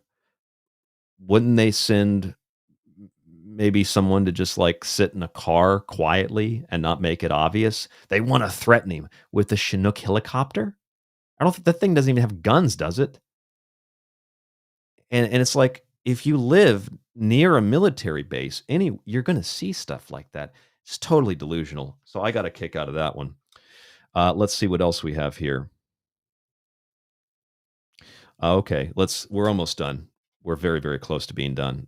Let's skip ahead to, I should get Jay Widener on the show because Corey trashes Jay in this documentary. It's actually kind of funny. Let's skip ahead to 126, roughly 126. Okay, I think this is the part where he starts talking about how he had to fictionalize it. Is it 126? I think it's 126. That's what I have written down on my little notepad here. I could be wrong. My dad, I didn't know he had experiences his whole life until like 3-4 years ago. I don't know if this is the one. Having Yeah, I might have put down the wrong timestamp there because there's another one I have it at 111. Let's see, 111:25. Here we go. 111:25. His real story, and here's the fake or the science fiction story built on top of Corey's story. It says that in here. From the beginning, I've told people I've had to fictionalize or change certain things in my information, or I wouldn't have been able to tell it. I don't think that he told people from the very beginning. I don't think that he told. Did he tell people that he had to fictionalize his stuff from the very beginning? I don't think he told people that. All right, we'll go back to 1.6. I think maybe 1.6 is where he says it. Let's see if we can find that. More by discrediting people than by harming them. I'll skip back again. See if I can find this. This is like the last clip. See if we can pull up this and their ass because. Yeah, here we go. But now I know that they can accomplish more by discrediting people than by harming them. Leon Isaac Kennedy and some of my other former partners, we started getting ideas that the money wasn't being spent properly. And yeah, it turns out you weren't spending the money properly. And then I believe you accused them of precisely what you were doing. Anyway, I think that's about it because there's not much else I can play here that is truly groundbreaking or new. I do have written down here 126 again. We'll try this one more time live. We'll try this one more time because he says in the documentary that he had to fictionalize things from the beginning, as I just played you. But then he also says in the documentary that he was fictional. He realized later he had to start fictionalizing stuff. I want to say it's right here somewhere. I could be wrong. No, not like scarred or anything. I feel like it's the area made up of flags. Yeah, maybe this. Maybe this isn't. Anyway, he does say in the documentary. I couldn't find that other timestamp. I've got a whole bunch of stuff written down here. Anyway, that's the Corey Goode documentary. That's a big pile of, well, to quote Jurassic Park, it's one big pile of shit. And that is what you get with the Corey Goode documentary. So it's covered. We did it. I covered it. I'm done. I thought that would only take a half hour or so, but we ended up going about 45 minutes. All right. So for the remainder of tonight's show, the next hour and a half, I'm going to cover Billy Carson. We're going to look at all the records, all the details of Billy Carson. And I think that you'll really enjoy this as we get into the next half of tonight's show. Before that, I want to remind you that you're listening to the Secret Teachings Radio. TSTradio.info is the website. TSTradio.info is the website. You can see the banner at the bottom of the screen, all the information there, the Secret Teachings, available Monday through Friday at tstradio.info. We've been on air for 15 years. We've been around a very long time. We require your support, and you don't have to subscribe or even pay us anything. Your support comes in the form of listening to the free archive. If that's where you are now, know that those advertisements you hear support the show and keep us on air. And if you are listening in the free archive and you don't like those ads, you can go to tstradio.info, same website, and you can subscribe to the advertisement-free show. You'll also get access to some other benefits and perks. It's very simple. It's very straightforward, very easy to do. You can also support us on Cash App or Buy Me a Coffee. You can utilize those to subscribe to the show as well. If you have questions, email me, rdgable, rdgable@yahoo.com. That's rdgable@yahoo.com. Everything is linked up below, no matter where you're listening. Remember, tonight is a special Friday night edition of The Secret Teachings, November 28th, 2025. Special Friday night edition because so many people support us and grab books. You allow us to do this to keep us on the air. Thank you so much for listening. Also in the chat room, wherever and however you may be tuned in tonight. I also believe that the show tonight is working out slightly better than StreamYard. I think that everything is coming through a little bit clearer than StreamYard from what I see in the chat and from what I see on my end. So we might be using this in the future. The only downside is it's not as easy to access all the other social media platforms. Either way, it's only once a week, and I think we can handle it. We can deal with it. Back to the live chat. I see we have some other listeners who have joined us since the beginning of the show. If you are just joining us, thank you for tuning into the Secret Teachings. This is now the Billy Carson portion of the show. And this is something I'm very excited about. So what we're going to do is transition to Billy Carson.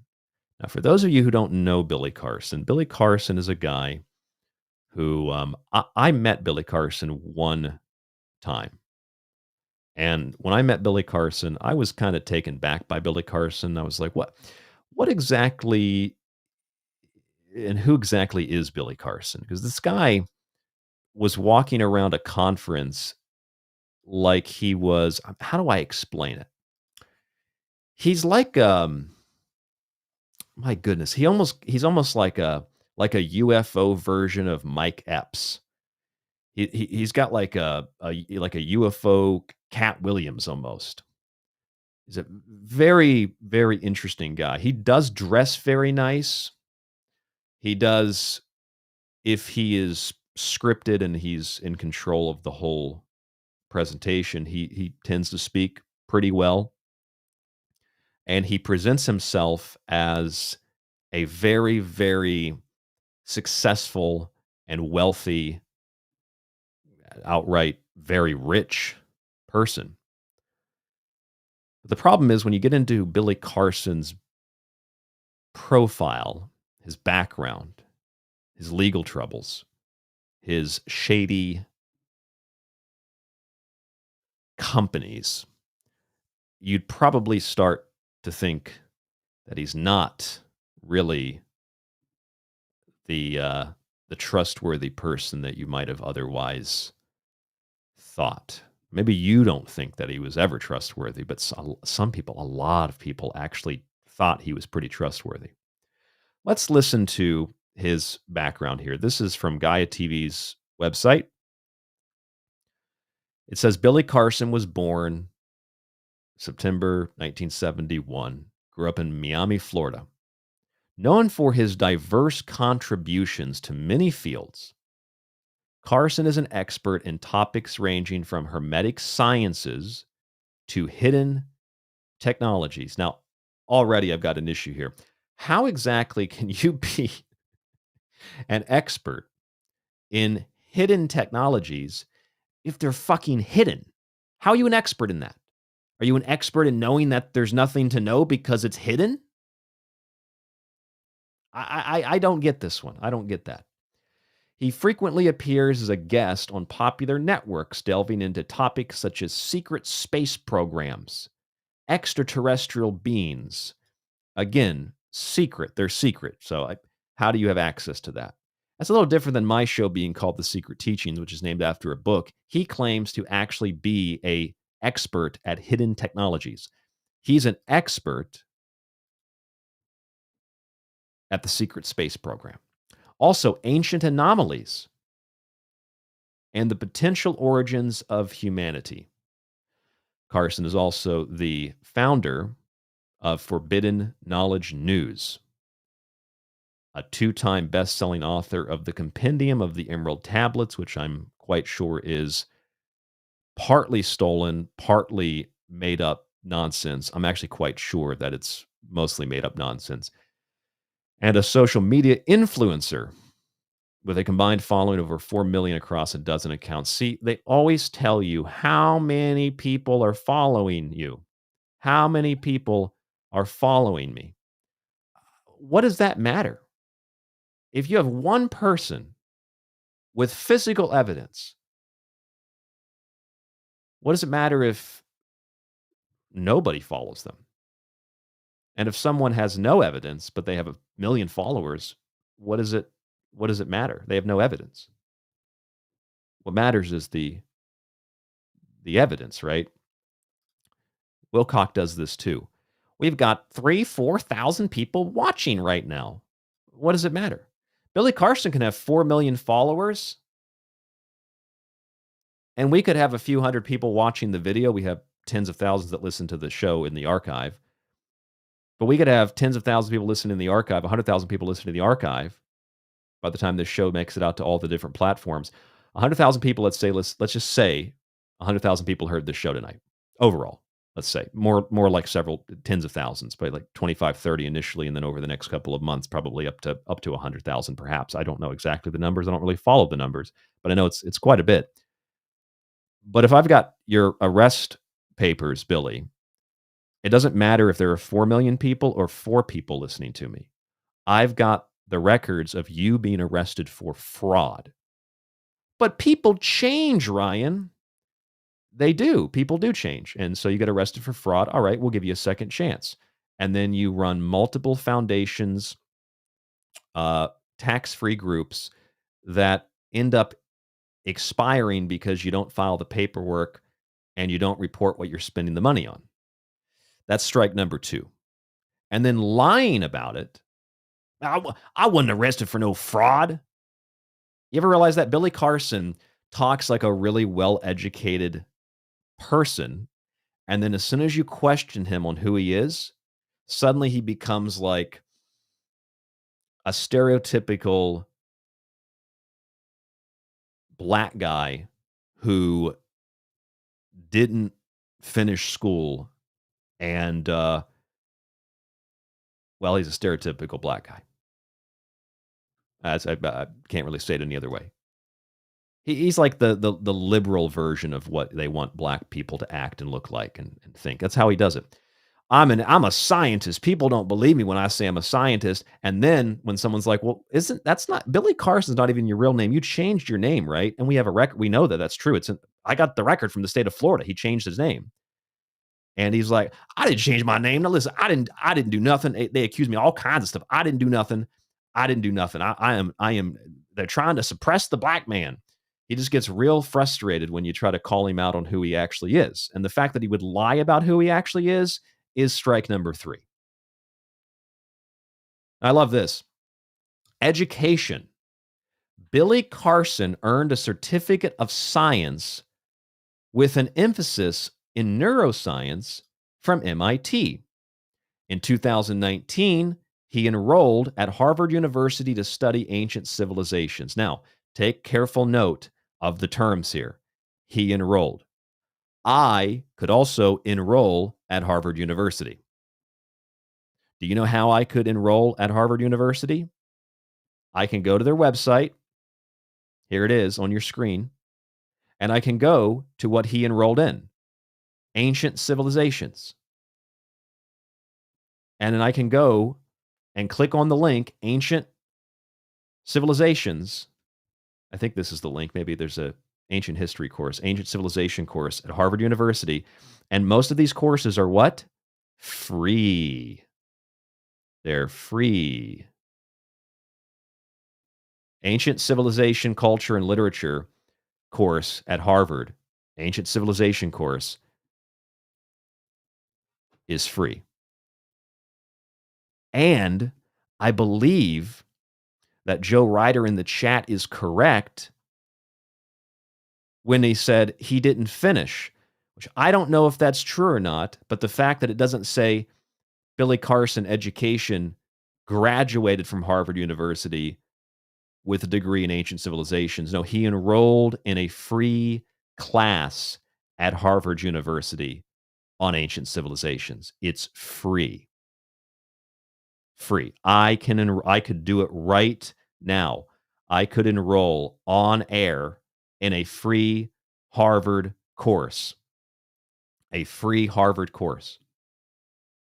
So that is strike number 4. I mean, if we're playing traditional baseball, he's already out. He's going for 2 strikeouts now.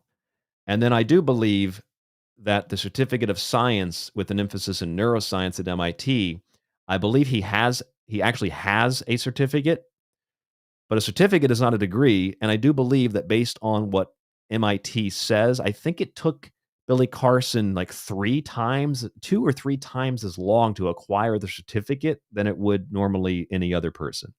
And by the way, I don't know anything about MIT certificates, but I do know this. Certificates, not only are they not a degree, but you can get certificates in a very short period of time. You can also print certificates, as Joe Ryder said in the chat, and certificates are usually things that you're basically buying, much more than a degree. You're basically buying a certificate. There are courses all over the internet where you can get a certificate. Anybody can get a certificate. I can get a certificate. I can get a gift certificate. I can get a certificate of science. I can get a certificate of nutrition. There's some work that goes into it, perhaps, but you can get one pretty easy. I mean, like, before I got married, the woman I dated before got a certificate, and she put in the hard work, but she got a certificate to go along with her main job. She got a certificate in nutrition, and she got it from, I think it was Cornell. And I knew enough about nutrition. I mean, she did too. I knew enough about nutrition that I took the test with her one time. And without even taking their certificate course, I knew the answers to the test. I didn't even have to study it. And that's how easy those certificates are. So Billy Carson, that's strike number 5. Shall we keep going? Achievements and contributions. We're not even looking at the receipts right now. Wait until we get to the receipts. United Family of Anomaly Hunters. First Class Space Agency.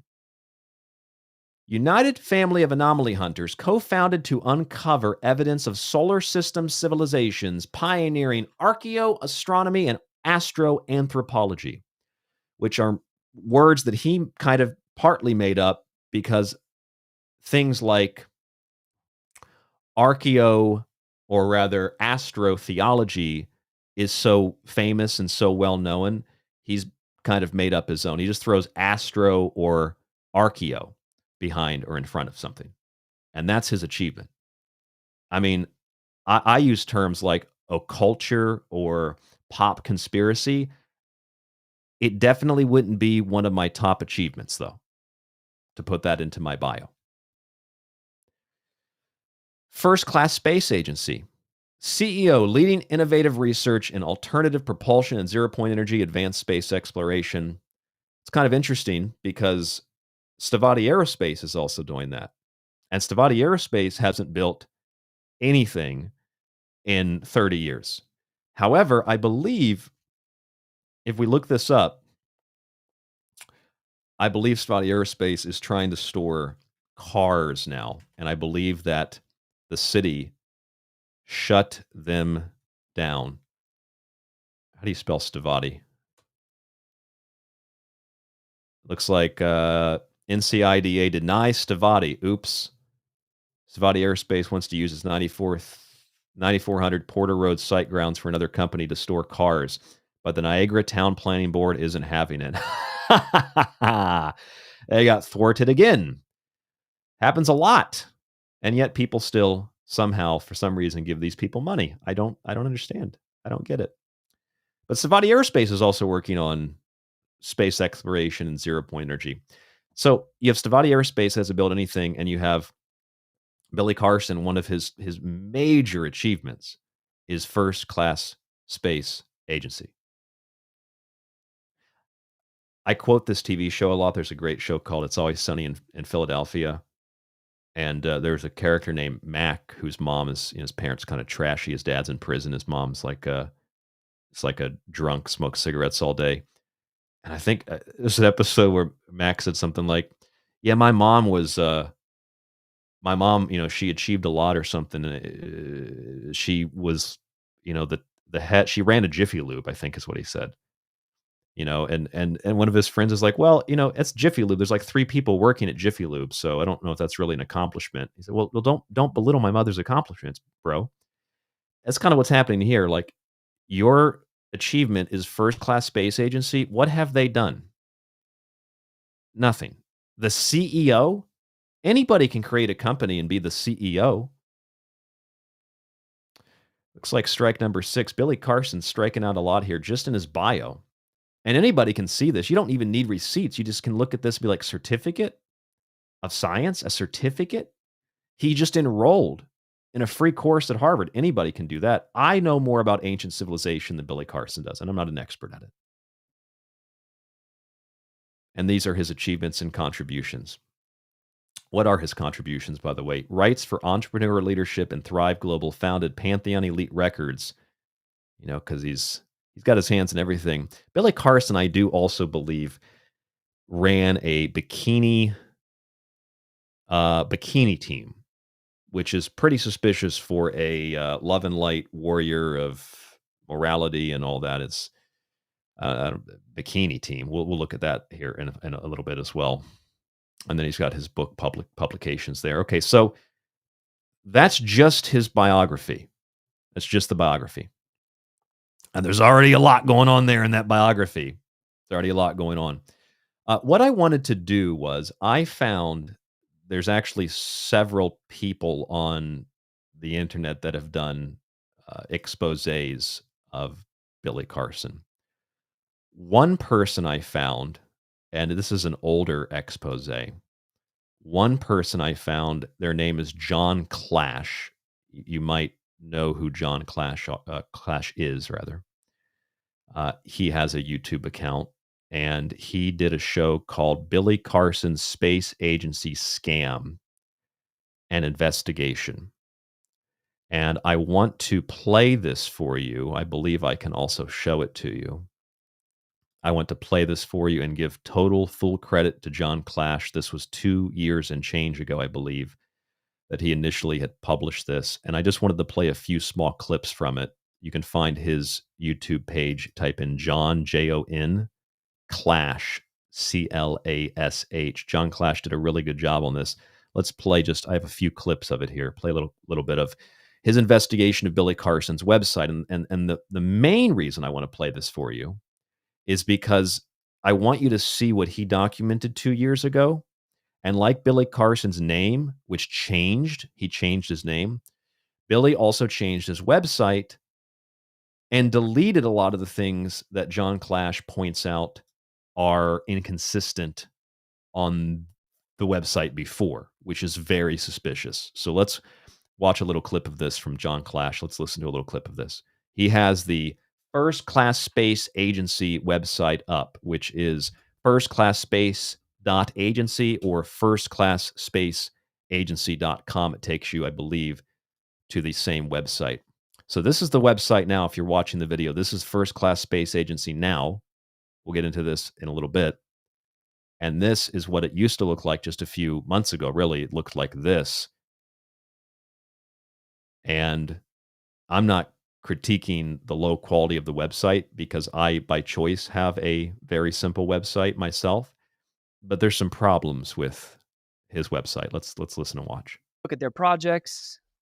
All right, cool. Sounds good. Alternative propulsion.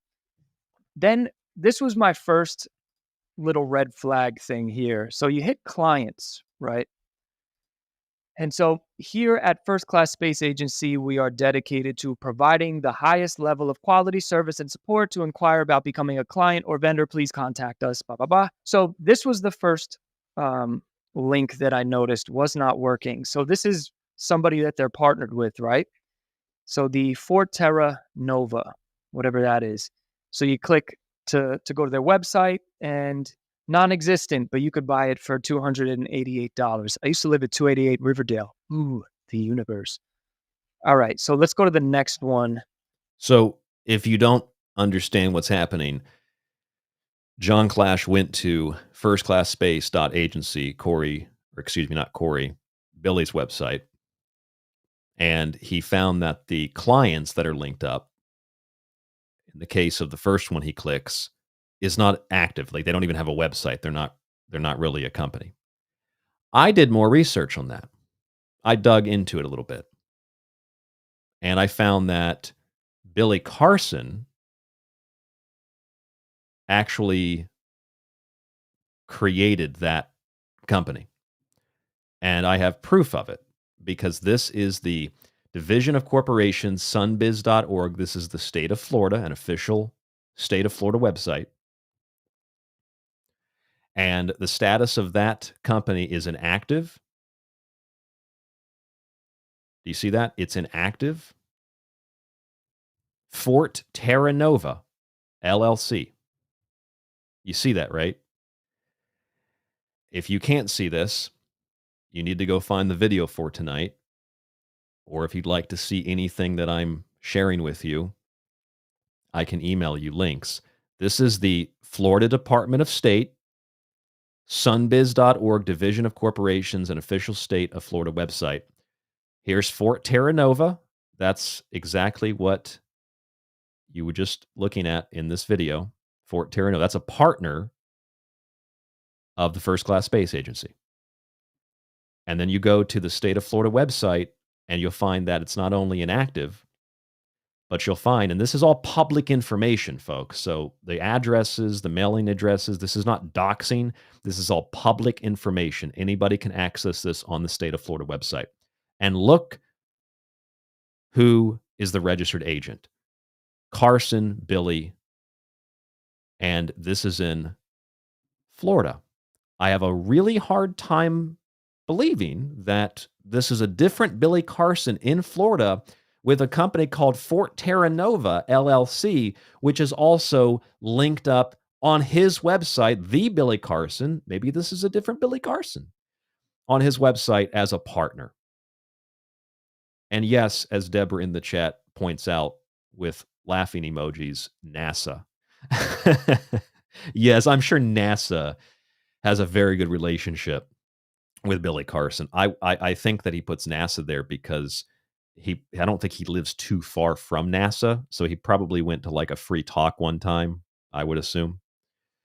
So Fort Terra Nova, you look it up, and it is registered under a Billy Carson. Let's go a little bit further into this video. So you click to go to their website and non-existent, but you could buy it for $288. Yeah, you can buy it for $288. It's for sale. It's a big company. Don't work with First Class Space Agency. They're linked up with NASA. Fort Terra Nova, since you can't see this, you can only hear it, is linked up next to NASA as the top client for the first class space agency. And yet the website doesn't exist. It's for sale. And the company is registered under Billy Carson's name. So I suppose outside of NASA, his biggest client is himself. See what is happening here? This one right here, Radius Engineering International. Go to the link. Oops, that doesn't work either. Nothing here, right? That doesn't work either. Undergroundshelters.com, pets, homes, yeah, nothing here. Neither does undergroundshelters.com. I looked up Engineering International. I don't think it's the same company, but there was a company that's also linked. I believe it was in Florida, but I don't think this is Engineering International. I think that this is different than Radius Engineering. But either way, they don't have a website either. And then underground, this is great. Undergroundshelters.com. What is undergroundshelters.com? I thought, let's look that up.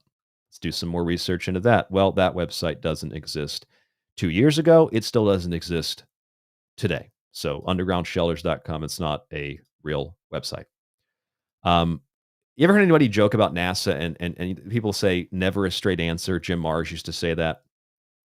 There's a rapper named B.O.B. Remember B.O.B.? He's real big, and then he started making conspiracy music and kind of disappeared. He had a line for NASA. I don't know if it was his or somewhere.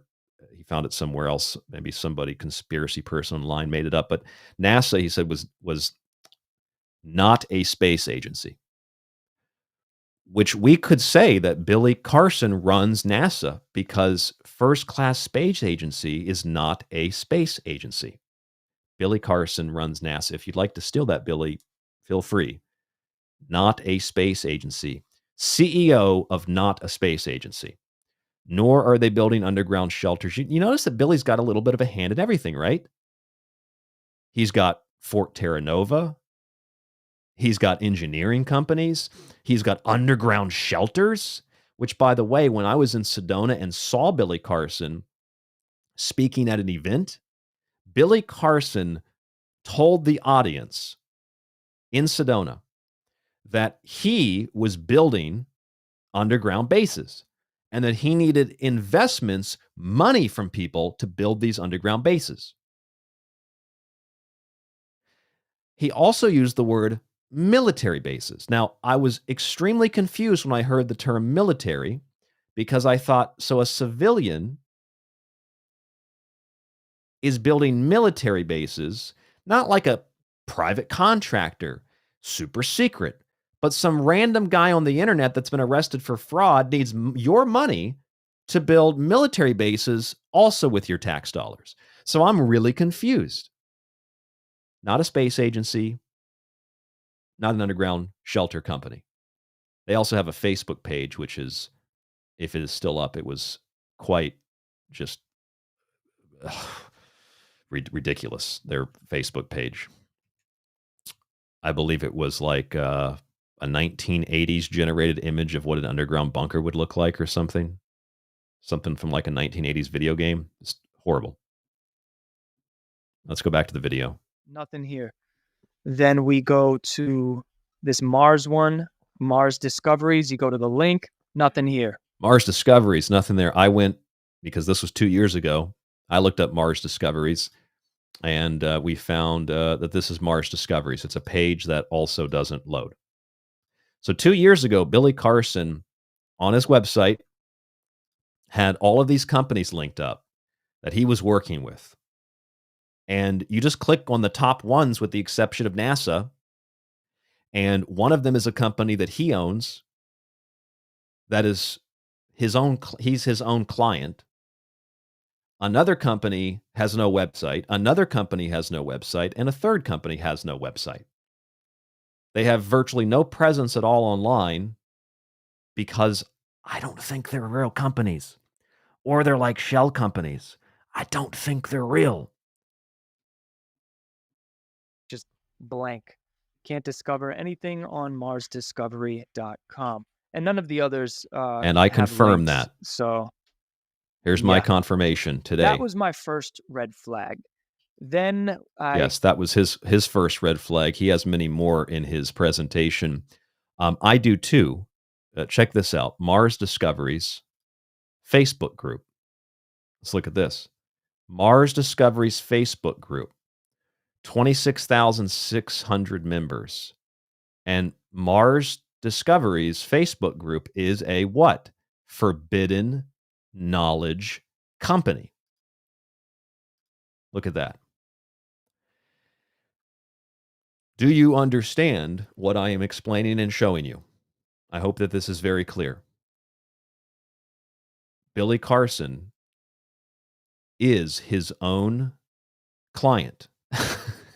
He's his own client. Look at the website, Fort Terra Nova.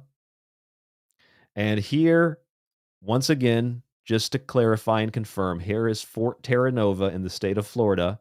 It is registered by Billy Carson. Here is Mars Discoveries.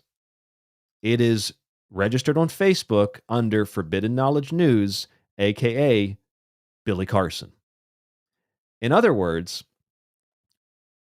his clients are himself or they're made up. And although in this particular video, John Clash says, this was my first red flag, which if you've never researched this guy, then yes, that would definitely be your first red flag. But I would add to that, that's really the only red flag. If a guy is running a company, which he claims is one of his main achievements, he says it in his Gaia profile. One of his main achievements is this first-class space agency. And whether you go to the old website or the new website, which conveniently has removed many of the, if you look at the top of the page here, unless he has it hidden somewhere that I didn't see, you'll notice his old website has all these links at the top: home, mission, projects, clients, news, contacts, shop, UFAH, which is his anomaly hunter group, and then alien life. You'll notice that he has all of these other links, right? But if you go to the new website, it's just home, mission, shop, laboratory, blog, Forbidden Knowledge Network, and contact. Oh, Billy, it appears, removed the client list. Probably because people were going to the website, clicking on the client list, and finding that he owned the companies or they're made up and not real. You can see it with your own eyes.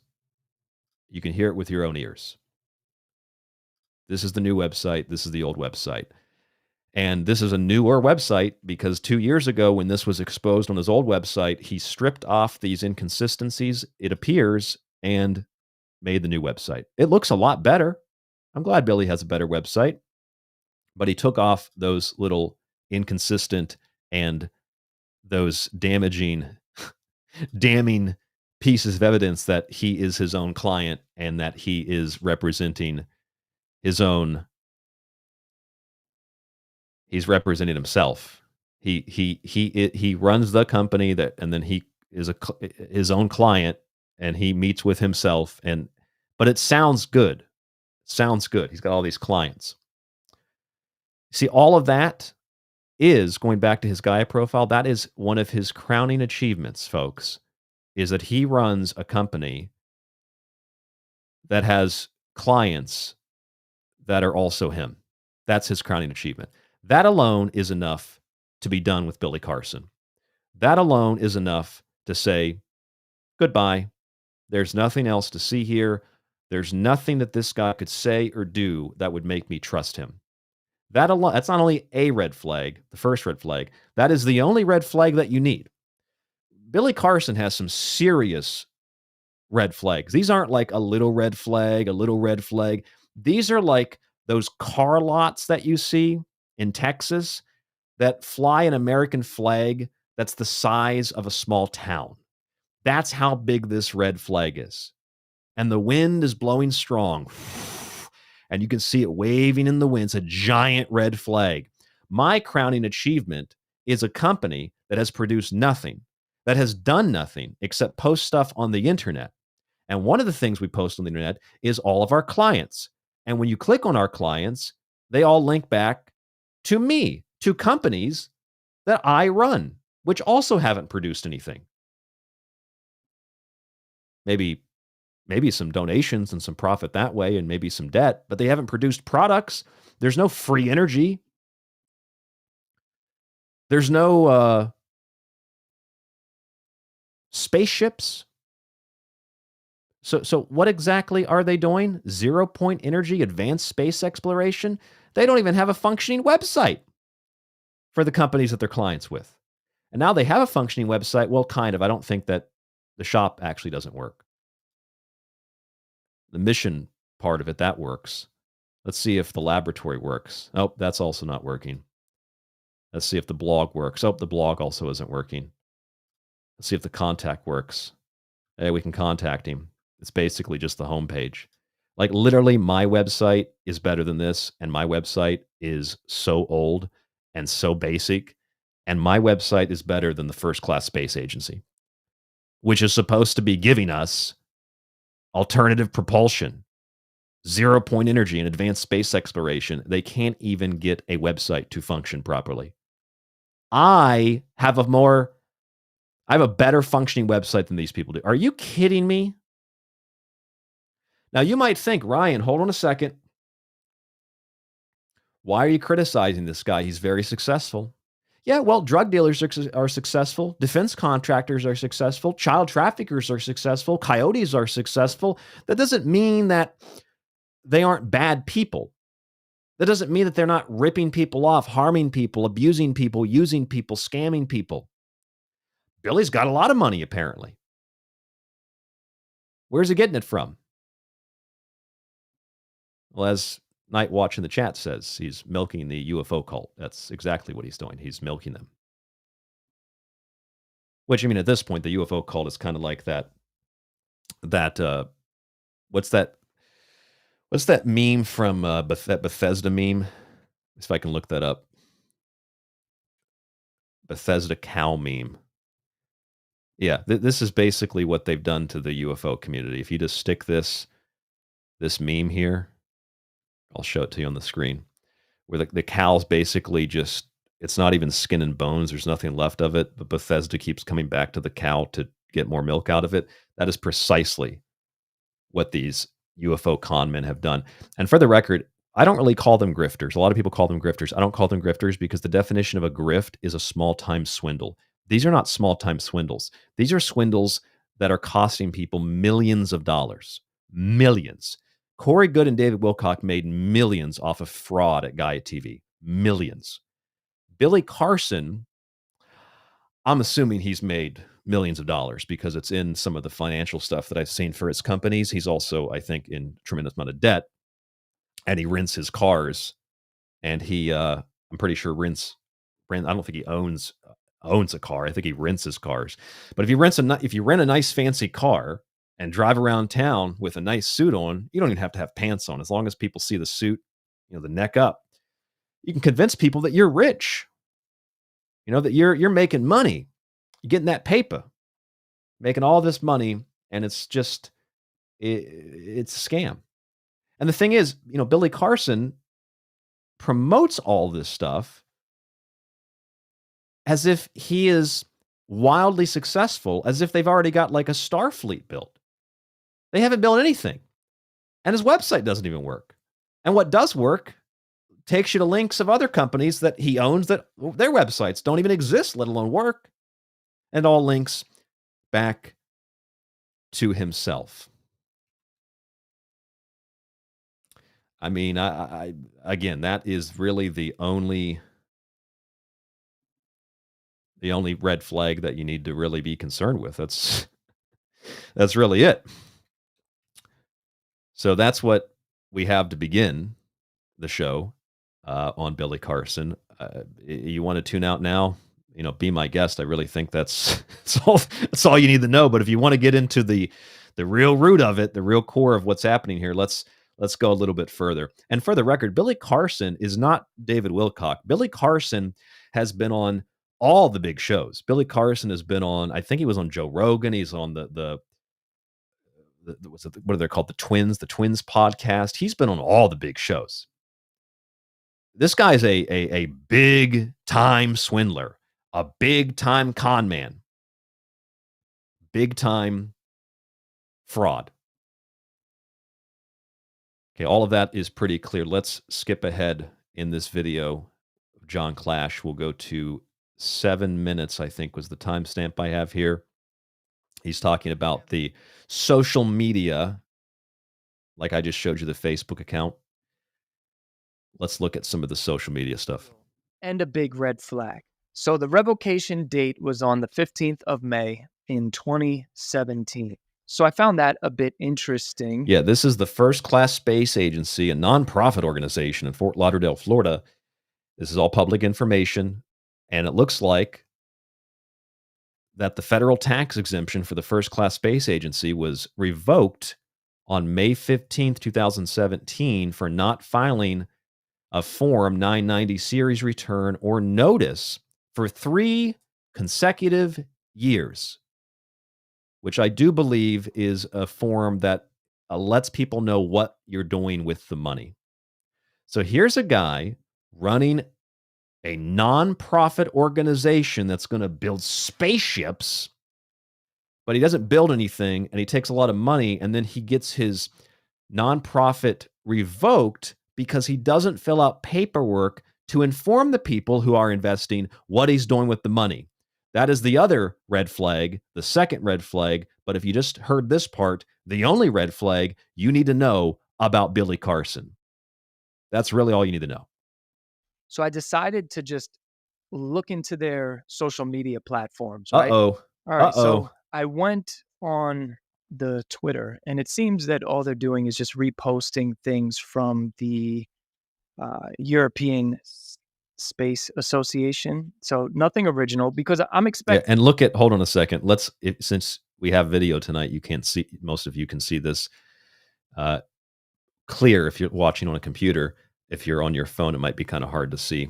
And if you're in audio format, you obviously can't see it. But look at this. This is the First Class Space Agency. Look at that space station above Earth. That is like a 1985 video game. Research, it says, and development of alternative propulsion systems and zero-point energy devices.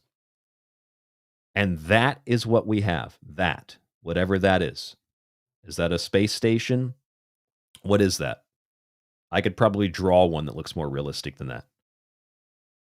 First Class Space Agency, and their Facebook page is like a super grainy space station, and they're just posting stuff from space websites, like mainline space websites.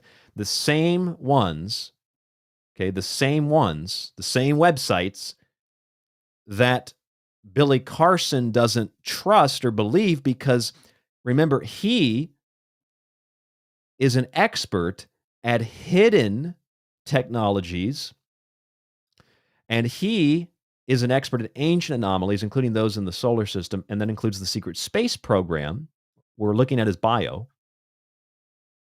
And yet, Billy Carson and his First Class Space Agency is reposting things in this particular video I was sharing with you, reposting things from mainline space websites. What is that? But we're also working with NASA, because that gives you credibility. But nope, none of these idiots that follow him apparently understand that he is promoting something contrary to NASA and contrary to all the space websites that he's reposting on his social media. It just doesn't make any sense. It's just a joke. Let's go back to the new This is the old one. Let's go back to the new Facebook. This is their new Facebook. He decided to run it through a better image generator. This is their new First Class Space Agency, which what this looks like is he took some B-roll news segment clip and then just copied and pasted his First Class Space Agency logo in the middle of a B-roll clip, and then screenshot it, and then stuck his little logo over top of it and put it on the internet. And that's the new Facebook page. And I love this part so much where it says the details. 96% recommended. There's 9 reviews. You can read the reviews if you want. Look at these reviews. Oba Anpu. You can definitely trust Oba Anpu. All 100%. I see an expensive, broad spectrum resource of knowledge here. That's what we call spam. Pat Wynn recommends the First Class Space Agency. Epic values and great mission for the world. Can't wait for the first available fights. Probably meant flights. That also is probably spam. Jasmine Sullivan, which I believe this John Clash guy talks about as, I'm pretty sure she worked for the company. Amazing company to work for. Oh, somebody worked for the company? Somebody worked for Billy Carson's First Class Space Agency? Is amazing company to work for? Was she the one in charge of filing the IRS form? Didn't look like she did her job. And if you go to her page, she was just posting Billy Carson stuff. And then Vanny Vasquez just recommends it. That's it. And let's see. We have some other recommendations. What other kind of recommendations? We got 9 of them total. Cody Sims wants to volunteer free time to the First Class Space Agency. I live close and have read and listened to all of Billy's available content. How can I help? Well, you could help if you're an engineer. You could actually build something. I don't know. At least Wilcock and Chris Beskar printed a 3D model. At least they did that. But my favorite thing is this. Look at the details of the First Class Space Agency. You know when you go like a Google restaurant search, right? And you're looking for a restaurant. And you find an expensive restaurant. And you have all these little money signs next to it, right? So let's see if I can find an example of that on Google, maybe. Google Maps. I think it's a Google Maps. They do that. Or maybe there's I think it's Google Maps or something like that. Let me go to Google Maps. Anyway, I think you know what I'm talking about. You go to like a Google Maps or something, you type in a restaurant. And you see, what the cost of the restaurant is. This is so funny because if you look at the First Class Space Agency, they have 3 money signs, which means very, very expensive. Now, I don't know if that's what he put on there to make it look like they're official. Man, we official, man. We got suits. We got $3 signs. Holla, holla, give Billy Carson $1. He's got $3 signs on this website here, okay? Or I don't know if that's because maybe instead Billy Carson is, I don't know, does Facebook log donations or something? I don't know, but that's what it looks like. And when you see $3 signs or $4 signs, usually that means I don't want to, I don't have the money to eat there. If I see a sushi restaurant that has 4 money signs, I can't afford to eat there. It's like $40 just for a bowl of miso soup and a couple pieces of sushi. I can't afford that. $3 signs? Look at Billy Carson looking all official. Doesn't he kind of look like, and he have like a little bit of a P. Diddy thing going on there?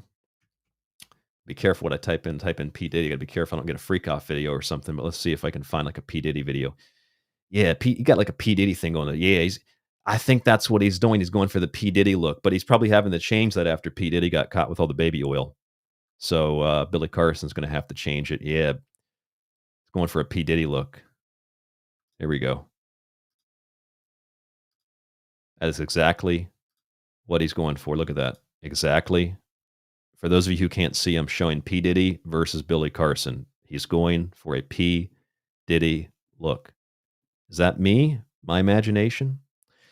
Here's a promo, a recent one. Galactic Spiritual Informers Connection, 2025 USA.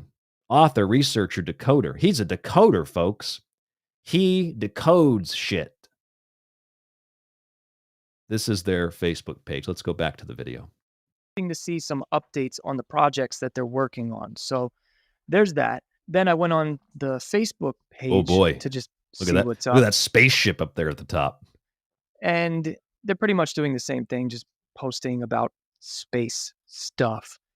So I clicked the reviews, and this was something that I found to be pretty interesting, right? These are just spam reviews right here.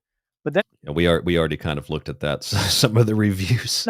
I scrolled down. Jasmine and, Sullivan. This from 2019, This is from, okay, so this is 2 years ago, this video. We just looked at the updated website, the updated Facebook. It's the same reviews, no more reviews. And yet he's revamped it, and he's still promoting it, and he's going all over the Twins podcast and Joe Rogan. I think he was on Joe Rogan, all these other shows. And he still has 9 reviews. I think they're spam, and one of them I think is an account he runs. 2014, great company. I don't know if he runs the account, but I think he might run the account. I saw this. I enjoyed my visit, so I clicked this page, and this person lives in Bangladesh. So pretty sure that they did not visit, but who am I to make assumptions? Then I also noticed this page right here. I clicked all of them, but I noticed this page right here. Jasmine Sullivan, amazing company to work for. Clicked her page, and she has 85 friends. Also has worked at Miami Heat. And pretty much, if you just scroll through her stuff, it's just Billy Carson stuff, right? Billy Carson.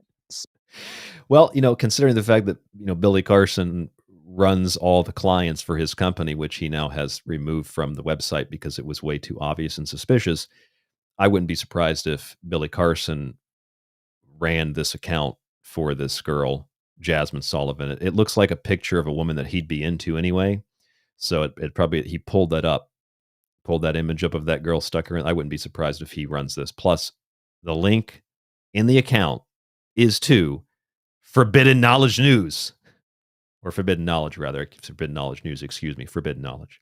To Forbidden Knowledge and their fake news website, their fake website of fake clients and fake secret space program nonsense. So we've exposed Billy Carson's clients. We've exposed his website. Others have done that too, like John Clash. I went a little bit further. I dug up the Fort Terra Nova, a company that he runs.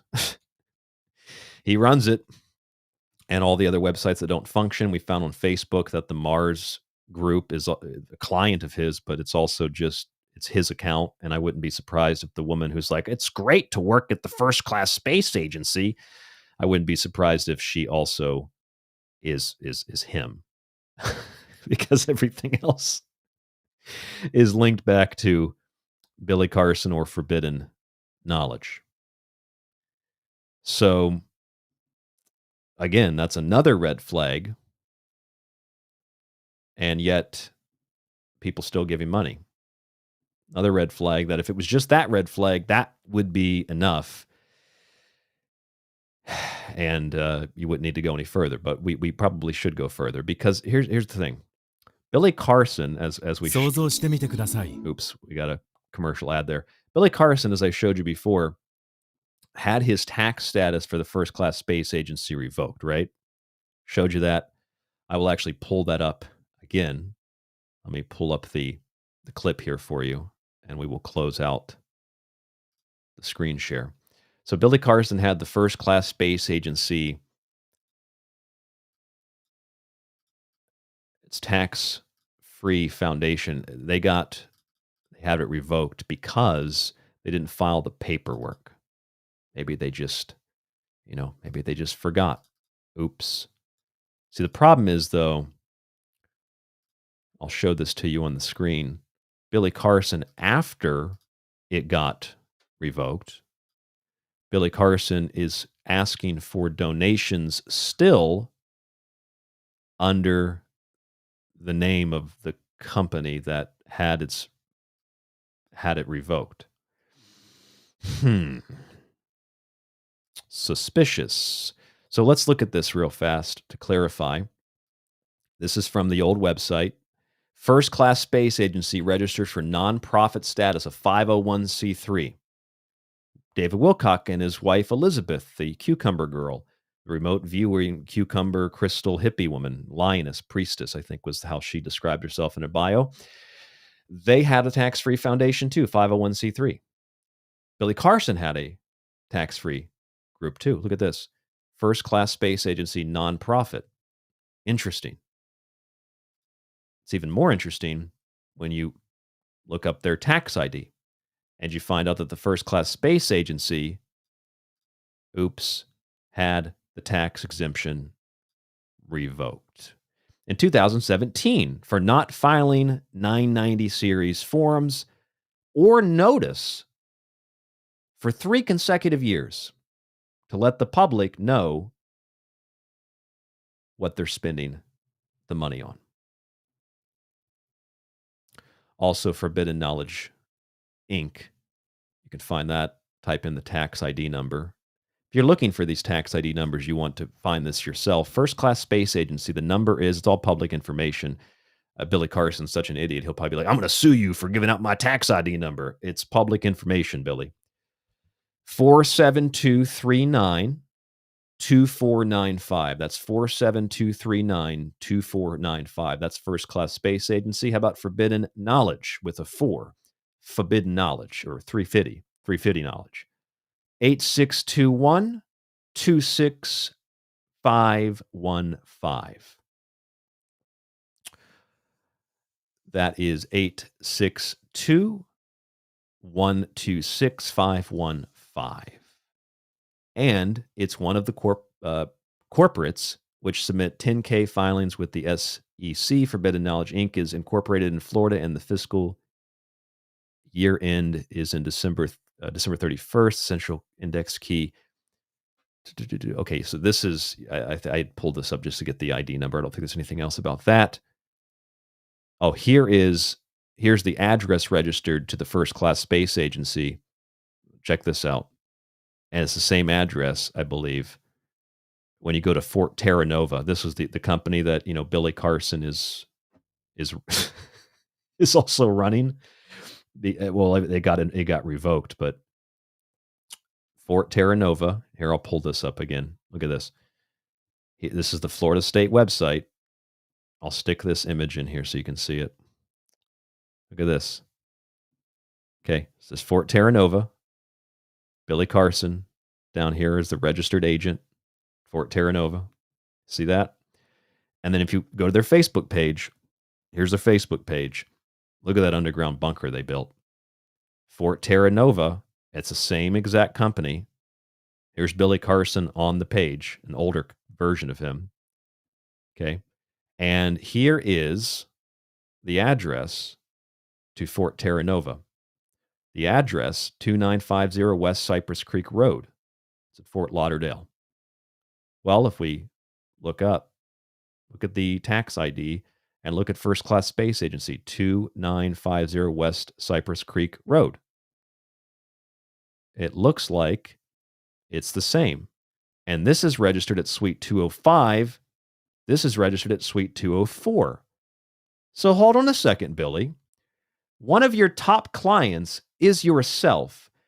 Fort Terra Nova is registered as your company instead of Florida. I believe it's inactive now, but it was registered as your company. We have the record of that. Here's the Florida State record of that. I pulled it up myself. The address of the First Class Space Agency corresponds to the address just next door, literally in the same building, but the next suite to the First Class Space Agency is Fort Terra Nova. That's unbelievable, isn't it? Or is it very believable? It's very believable because he's a fraud. They're neighbors. They live next to each other. So you open up a company and you want to make the company look like it has a lot of clients to get investors, which I'm pretty sure is probably investment fraud, but what do I know? So you create a second company.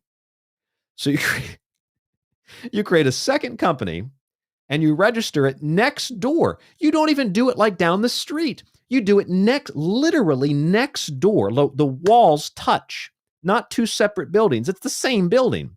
Next door in the next suite. The same address, the same exact building, but next door, the next suite.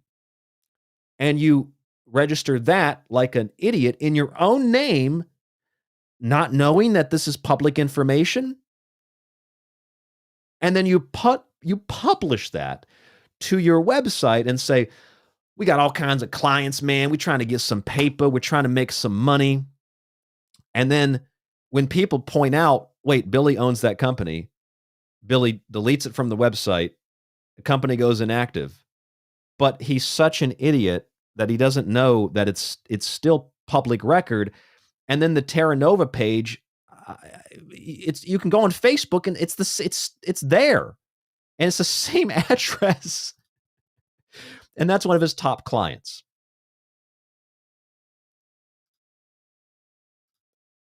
So I'm supposed to, for all the love and light people, I'm supposed to ignore that? Listen, when I do that Billy Carson voice, I want you to understand something. When I was in film school, I wasn't I kind of knew everybody, but I wasn't I wasn't someone who went out and did stuff with people. I had a roommate. We liked watching hockey and stuff like that, but he got a job early on taking pictures for some people in Orlando. We lived in Orlando, and he would go and work at like a club, or he would work with some musicians, mostly rappers. At one time, he even worked with 2 Chainz, or I think his original name was Titty Boy, who I met. Didn't even know who he was, but I met him. And they were always really suspicious because I didn't want to smoke weed. They'd roll these big fat blunts in the living room, and I would just say, like, I don't care if you do it. Can you just please open a window or something? Like, I don't want to smell it. They thought I was a cop. Over time, though, people got to know me, and they're like, he doesn't smoke, but he's okay. He's on a cop. And so I started to get asked to do stuff for some of these rappers in Orlando. I did a music video / promotional ad for a company, for a club.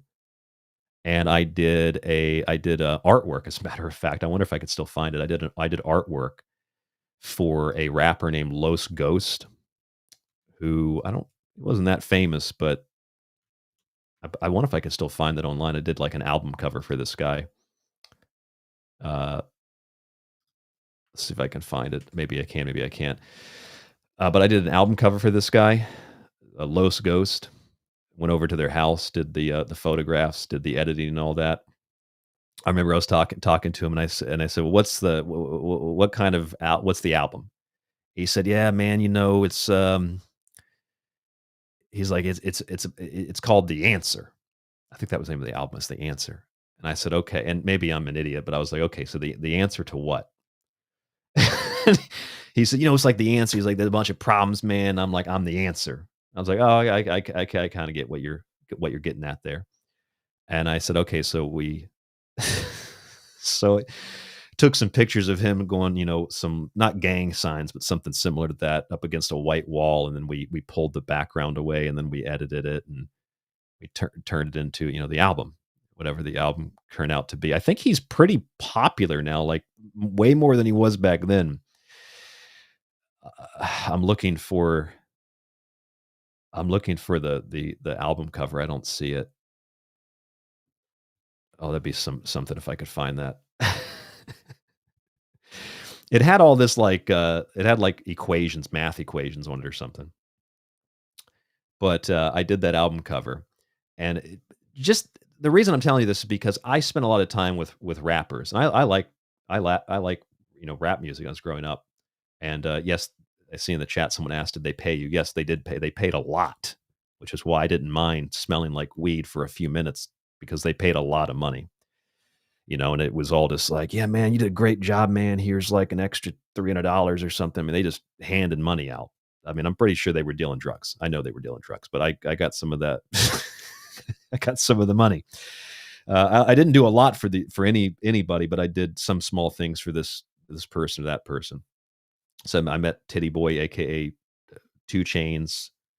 I can't keep all these names straight. Los Ghost. But that's kind of how. That's the kind of the thing I get from Billy Carson. It's like, he's like, yeah, man, it's just the answer, man. There's like a lot of problems, man. There's going to get the answer. But you'd go and you talk to these guys, and you'd be like, okay, so they usually had like a producer who was very, very Well, first of all, these rappers most of them were actually really smart, because you have to be pretty smart to be able to write the kind of stuff that they wrote. If you were actually writing it, some people don't write their own stuff. And a lot of the producers were really smart too. Most of them were very nice. Like these are very nice people. And they were very courteous and kind and very, very generous on top of that. I'm not, talking about any of these people in a negative way. They were all very, very cool to hang out with, even though I didn't smoke weed or anything. But you talk to some of them sometimes, you'd be like, okay, just like the album, like what's the image you're going for? What's the idea? And you get something like this, how I picture Billy Carson. He's like, man, we're trying to make some paper. We're trying to make some money, man. You're like, well, yeah, but you got to have a theme, got to have an idea. Like, what exactly do you want the video to be? Man, I thought we put some big booty girls over there and some thongs, and we're going to have someone raining money down we're going to have a bucket, and we're going to have a fan over here and put some money in the bucket. They're like, well, yeah, that's all visual, but like, what is the theme of the video? Just ass and money? That's usually what it was. It was just ass and money. ATM, it was ass, tits, and money was pretty much all the video was. And you're like, maybe I'm just asking too many questions, right? I'm just like trying to figure out what exactly am I going to take a picture of here? What am I designing? Because to me, ass and money really aren't attractive. So I don't really get it. Anyway, it was just getting the money, getting the paper. I was like, okay, how are you going to get the paper though? I guess I'm kind of like, I'd probably make a really great lawyer for a rapper. I probably would make a really great lawyer for a rapper. Man, we about to do this and this. Be like, how are we going to, let's map this out and make sure that we can get the right amount of paper. Let's get a piece of paper. Let's write this shit down. Anyway, I'm going off. The point is, that's the image that I have in my mind every time I hear Billy Carson talk, and especially when he defends himself. He's like, man, about to get the paper. That's what all of these websites say to me. That's what First Class Space Agency says to me. It says, man, we trying to get the paper. Man, we trying to get some money. That's what the look on Billy Carson's face is. We trying to get that money. And you ain't going to get that money unless you are someone who is willing to lie to people when you don't have a product and you don't have anything to sell them. And you run, as far as I can see and I can tell, and as far as I'm concerned, and my opinion is that he runs investment scams. He runs fake, not charities, but they're fake 501c3s. Like, they're officially, yes, technically registered, but he doesn't file the paperwork. And so it gets revoked in the case of the First Class Space Agency, which, remember, the First Class Space Agency, which had its tax exemption, nonprofit exemption status, it got revoked, and yet it is still listed now on his current Gaia TV website bio. It's still listed as one of his top achievements. So, Billy, one of your top achievements is your main company working with other companies that you claim are clients, but you actually own them, or they're registered in your name, like Fort Terra Nova and the Mars Group and the Underground this and that, which is tied in with Fort Terra Nova, as you can see on the Facebook thing there. And this is your main, and he puts this in his books too, like your main success is a company that never filed their paperwork and got their tax exemption revoked. I don't know if that's something to be proud of, Billy. That sounds like something to be really ashamed of. Really ashamed of. And look, I don't like the IRS, but these people really don't. At least I understand a little bit of how the IRS works. I don't think these people understand it. These people aren't like, well, I made like $100 on YouTube today, so I'm not going to really report that. I'm just going to buy food. These people are like, I made $1 million last year, and I'm just not going to report that. And it's not even like they have to report it and pay taxes on it. These are tax-free donations and investments, and yet he won't release paperwork of what they do with the money. At least I think David Wilcock, at least to his credit, he did file those papers, and it turns out that he used it all on like quote entertainment, if I recall, and computer software and things like that. Which I think he used it. He used the money for himself, which I don't think is why people were giving money to his 501c3 in the first place. It's so shameful, Cheryl. And Cheryl in the chat says it's shame. Yes, and we need to bring shame back, especially to these people. Shame, shame, shame, shame, shame on all of these frauds and con artists. Let's move on to the video that I had here. Let's see what John Clash is talking about here in this video. He's going to break it all down. It's just a video of Billy saying thank you for all of your donations and that he had to move it to a GoFundMe. And he's specifically talking to the donors. And he's saying how they're moving everything to a GoFundMe.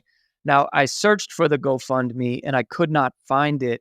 But in this, he's just, updating people and saying, hey, we're going to be sending you some stuff. You might get an email from GoFundMe, yada, yada, yada. Then he goes on to talk about something else. So this was the last update that I could find. And what's interesting is this is from 4 years ago. If we do the math, we're in 2023. So that is 2019. So another thing that I found interesting was the company lost its tax exempt status in May of 2017, but yet there's an update video from 2019, 4 years ago, telling people how they can donate moving forward. So I just found that a little bit sketchy. And now that brings us to the United Family of Anomaly Hunters, Inc. Oh, yeah. United Family of Anomaly Hunters. I did some research into that company, too, and I found the sunbiz.org website. Typed in United Family of Anomaly Hunters. You can do this yourself. It's just sunbiz.org, Division of Corporations. United Family of Anomaly Hunters. It's also inactive.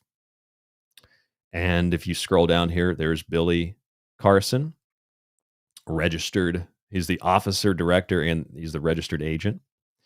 And I believe this paperwork here, I don't know if it's going to load. I believe in the video here, this is the paper that I'm trying to load up here on my screen that you can see. This is the electronic articles of incorporation for that company. Yeah, here it is, the same one that John Clash has. So here's the paper. You can see registered agent signature, Billy Carson. This is the actual document. Okay, there's the actual document. This was as of 2016. And it looks like, oh, what's that down there at the bottom? United Family of Anomaly Hunters is also a non-profit, a domestic non-profit. Just like his other company that was taking money and lost its exemption status, to which Billy Carson then went to the internet and said, you can still give us money, you just have to do it another way now. I don't know, folks. This seems increasingly like Billy Carson is not a grifter. He is a big-time hustler, a big-time fraud. I mean, it's like, I don't know. What's that Rick Ross song? Every day we hustling, every day we hustling. That's Billy Carson. Every day, Billy. I should have been the show tonight. Billy Carson. Every day he hustling. That'll be part 2 if I ever do a part 2, which we might end up going into another hour tonight. I don't know because there's so much to talk about. I still have to show you all the court records. First Class Space Agency. It is tax exempt. It was until 2017. And this is the United Family of Anomaly Hunters. And it's also a nonprofit. And it's now inactive. And that was the other thing on his Gaia profile. United Family of Anomaly Hunters and First Class Space Agency, both of those, one lost its tax exemption, the other one is inactive, and it was a You can see on the screen. If you can't see the screen, I'll read it to you. Domestic nonprofit. Both nonprofits. One lost their status, the other one's inactive. And Billy Carson did not file the paperwork to let people know what he did with the money. Is that enough red flags for you, or would you like more? This incorporation was filed in 2016, so it was founded around 2016. And as you can see, this is the registered agent signature, Billy Carson. Now, let's go back to the First Class Space Agency page. They have a UFAH tab here. Yes, which if you go to the website now, you'll notice that it is gone. He removed that tab. Happens when you click it, unavailable. Oops. The website does not exist. Then we go to the Florida Department of State. We search the EIN, United Family of Anomaly Hunters, Inc. And I did that independently of what this guy did to show you that it's possible to find it. And this is the actual state website. Look at this. This is the actual, I can load and reload the website. Okay, this is their actual website. And it is closed down, but he noticed the same thing. Also a nonprofit, which means that they were able to accept donations. So it's interesting to me that he still has on his accolades that he's the founder of this organization that is no longer around. But if we go to the UFAH Facebook page, which has 14,000 followers, and my friends commenting on my posts, you can see that they have a new website. So if you click on their website, this is what happens. Inactive, but it's for sale for $7,000. So that's also, it's also inactive. So, I mean, this is like, how does anybody give this guy money? How can this guy be going on radio shows, on podcasts? How can he be going on the lecture circuit? How can he be going to events?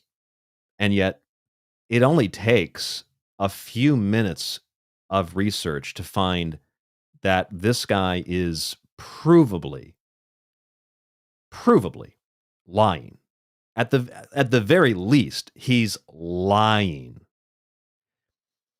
At the very most, it appears that he is engaged in big time, gargantuan fraud, investment fraud, deceiving investors, kind of like Stavati Aerospace, and also ripping vulnerable people off like Wilcock and Goode and Jimmy Church have been doing, and many others too. But he's taken it to another level, because even though David Wilcock got a 501c3, David Wilcock, Corey Goode never did anything like this. Billy Carson, at least, is professional in his hustling. It seems that he is a professional hustler. He is the Rick Ross of ufology and the P. Diddy. I was wondering just now, what if I go to United Family of Anomaly Hunters on Facebook and see if I can pull up if he has a new Facebook page. It looks like United Family of Anomaly Hunters is not on Facebook anymore. United Family of Anomaly Hunters. Maybe they are. Maybe they changed the name. Let me pull it up. Oh, they do. Okay, they do have a page. I remember. I looked this one up. So I think after this was all exposed, United Family of Anomaly Hunters, which before was an open page, Billy Carson made it private. So now only private members can see who's in the group. And I had tried to join the group. I don't think they're going to let me join the group. I'll try again. See if they'll let me in. Probably not. Well, would you like more? I think if I were listening to this show, I'd be like, yes, please give me more. I would like more. All right. I asked for it. You asked for it. Let's look at Well, let's see, first of all, if we can click on this, see if this United Family of Anomaly Hunter website. Oh, here it is. They have a website. I guess you could call it a website. It's like a Wix holding page for a website or something like that. But they have this now. This is their, I guess, website. So when I played this video, when John Clash had made this a couple of years ago, he looked at the Facebook, which is now blocked, as I just showed you. You can't get on it at all now, unless you're a member. And then when he goes to click the link, he finds that their website link is not working for the United Family of Anomaly Hunters, right? It's not working. Well, it is working now. But you can't click on it from Facebook because they closed off the page, so you can't see it. So there's the page again. It's closed off. And then if you go to the website, it's like, oh God, I don't even know how I found this, honestly. It's like bil322.wixsite.com/UFAH about page. And this is their website now. This is their current website. UFAH, United Family of Anomaly Hunters. And then you can see Billy's golden handshake. And if you look at this, look at the companies that he, or rather the groups that he's a part of, NASA Secrets, and whatever some of these other ones are. I'm sure it's all him. And that's pretty much, you can donate.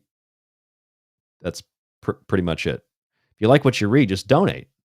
There's nothing to even read. It's just links to other groups. So they have a link to Facebook groups, and it's just like he links to stuff it's just all Billy Carson Facebook groups. Their about page says the United Family of Anomaly Hunters is a nonprofit organization with active members across the world. Our sole purpose is to help bring disclosure to the citizens of Earth about past and current civilizations on planets and moons in our solar system. Our primary focus is on Mars, only because Mars has the most available raw data to work with, but we scour the massive public domain image databases of various space agencies, including the First Class Space Agency, to bring you the highest quality anomalous discoveries in our entire solar system. And yeah, you saw it. Look at the high quality resolution of that logo they have. That is high quality, Billy. Very high quality.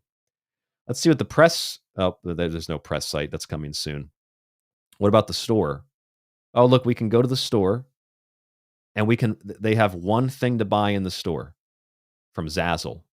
Let's see what they have to buy at the store. $50 for the SOL 1052 Mars Curiosity Rover UFAH Acrylic Award. I don't know what the fuck that is. This, folks, is $50. What is that? That's an image that didn't load properly. What is that? $50, but it's discounted from $62. What a value. You save 20%. And look at this. You can get it in different types. You can get it. Is this a coffee mug or what is that? A crystal? That's an octagon shape. You get the Mars Curiosity. Is that even the Mars Curiosity? What is that? I could literally just go to the internet and type in Mars Curiosity Rover and get a better picture of it than that. What is that? Here's Mars Curiosity Rover. That's I don't know how they got that picture, but that's the rover. You might as well just sell that. That is more believable than whatever this is. What is that? $50. $50. You literally $50.08. That is more expensive for that piece of shit than it is to subscribe to the secret teachings for an entire year. It's only $50 for a year, folks. $50 for a whole year. And you get the whole archive. You get digital books. You get the video archive, the document archive, and the private RSS feed. For the whole year. And Billy Carson is charging $50.08 for this piece of shit. I don't even know what it is. What is that? Is it aluminum foil? I don't know if that's aluminum. I don't know what that is. Mistos Doko says that's a Stavati aircraft. I think he's right. That might be a Stavati aircraft. What am I looking at here? Flux in the chat says, I got to get me one of those. Yeah, Joe Ryder wants to get one too. If you guys are looking for something to get me for Christmas, I want one of these 1052 Mars Curiosity rover snapshots. I'd like the octagon shape because that one is higher quality. That one is an additional, what is that, $10.20? So it's $58. You could literally subscribe to the Secret Teachings for an entire year and get this show 5 nights a week without any advertisements and access to more. And I don't oversell it. It's just what it is. Cheaper than this piece of shit that Billy Carson is selling from United Family of Anomaly Hunters. Everything else is coming soon. Just like his current website, where everything is also coming soon. Coming soon. Coming soon. I mean, like, are you kidding me? So if you look at this guy and you watch him on one of these podcasts, I know people in the chat have been talking about I typed in Carlson. I meant Carson, not the baseball player. Billy Carson. People, in the chat have been asking about that interview that he did. But hold on a second. We don't even need to look at that interview. You don't need to look at any of the other. Just what we are showing you now, what I've shown you now, is enough to know that Billy Carson is a fraud. And that's why when I watched that interview, I watched it with hesitation, just like I watched a few minutes of the Billy Carson, Joe Rogan interview. I watched it with hesitation because, one, I knew what it would be. And two, I can't stand to listen to this guy talk because I know how he talks like one of those rappers who, even though they were usually pretty nice and pretty generous, like usually nothing ever got done. Nothing ever, like things didn't get done. You plan out the week to do something on the Saturday night and they'd be like, man, something came up, man. We got some other stuff going on. We're going to have to reschedule. And after they do that about 7 times, you're like, well, obviously you didn't want to do this, or you found someone else to do it, or like most of the time people were nice, but like there was a lot of that, like nothing ever got done because people just sat around and smoked weed all day. That's kind of what it's like. Just nothing ever gets done. And Clay Davis is also right. You called Billy Carson out. He's like, man, you just don't want a black man surviving in the UFO game. You know what I mean? You know what I'm saying, man? Billy Carson is like, what's that Mike Epps character from? I think it was Mike Epps.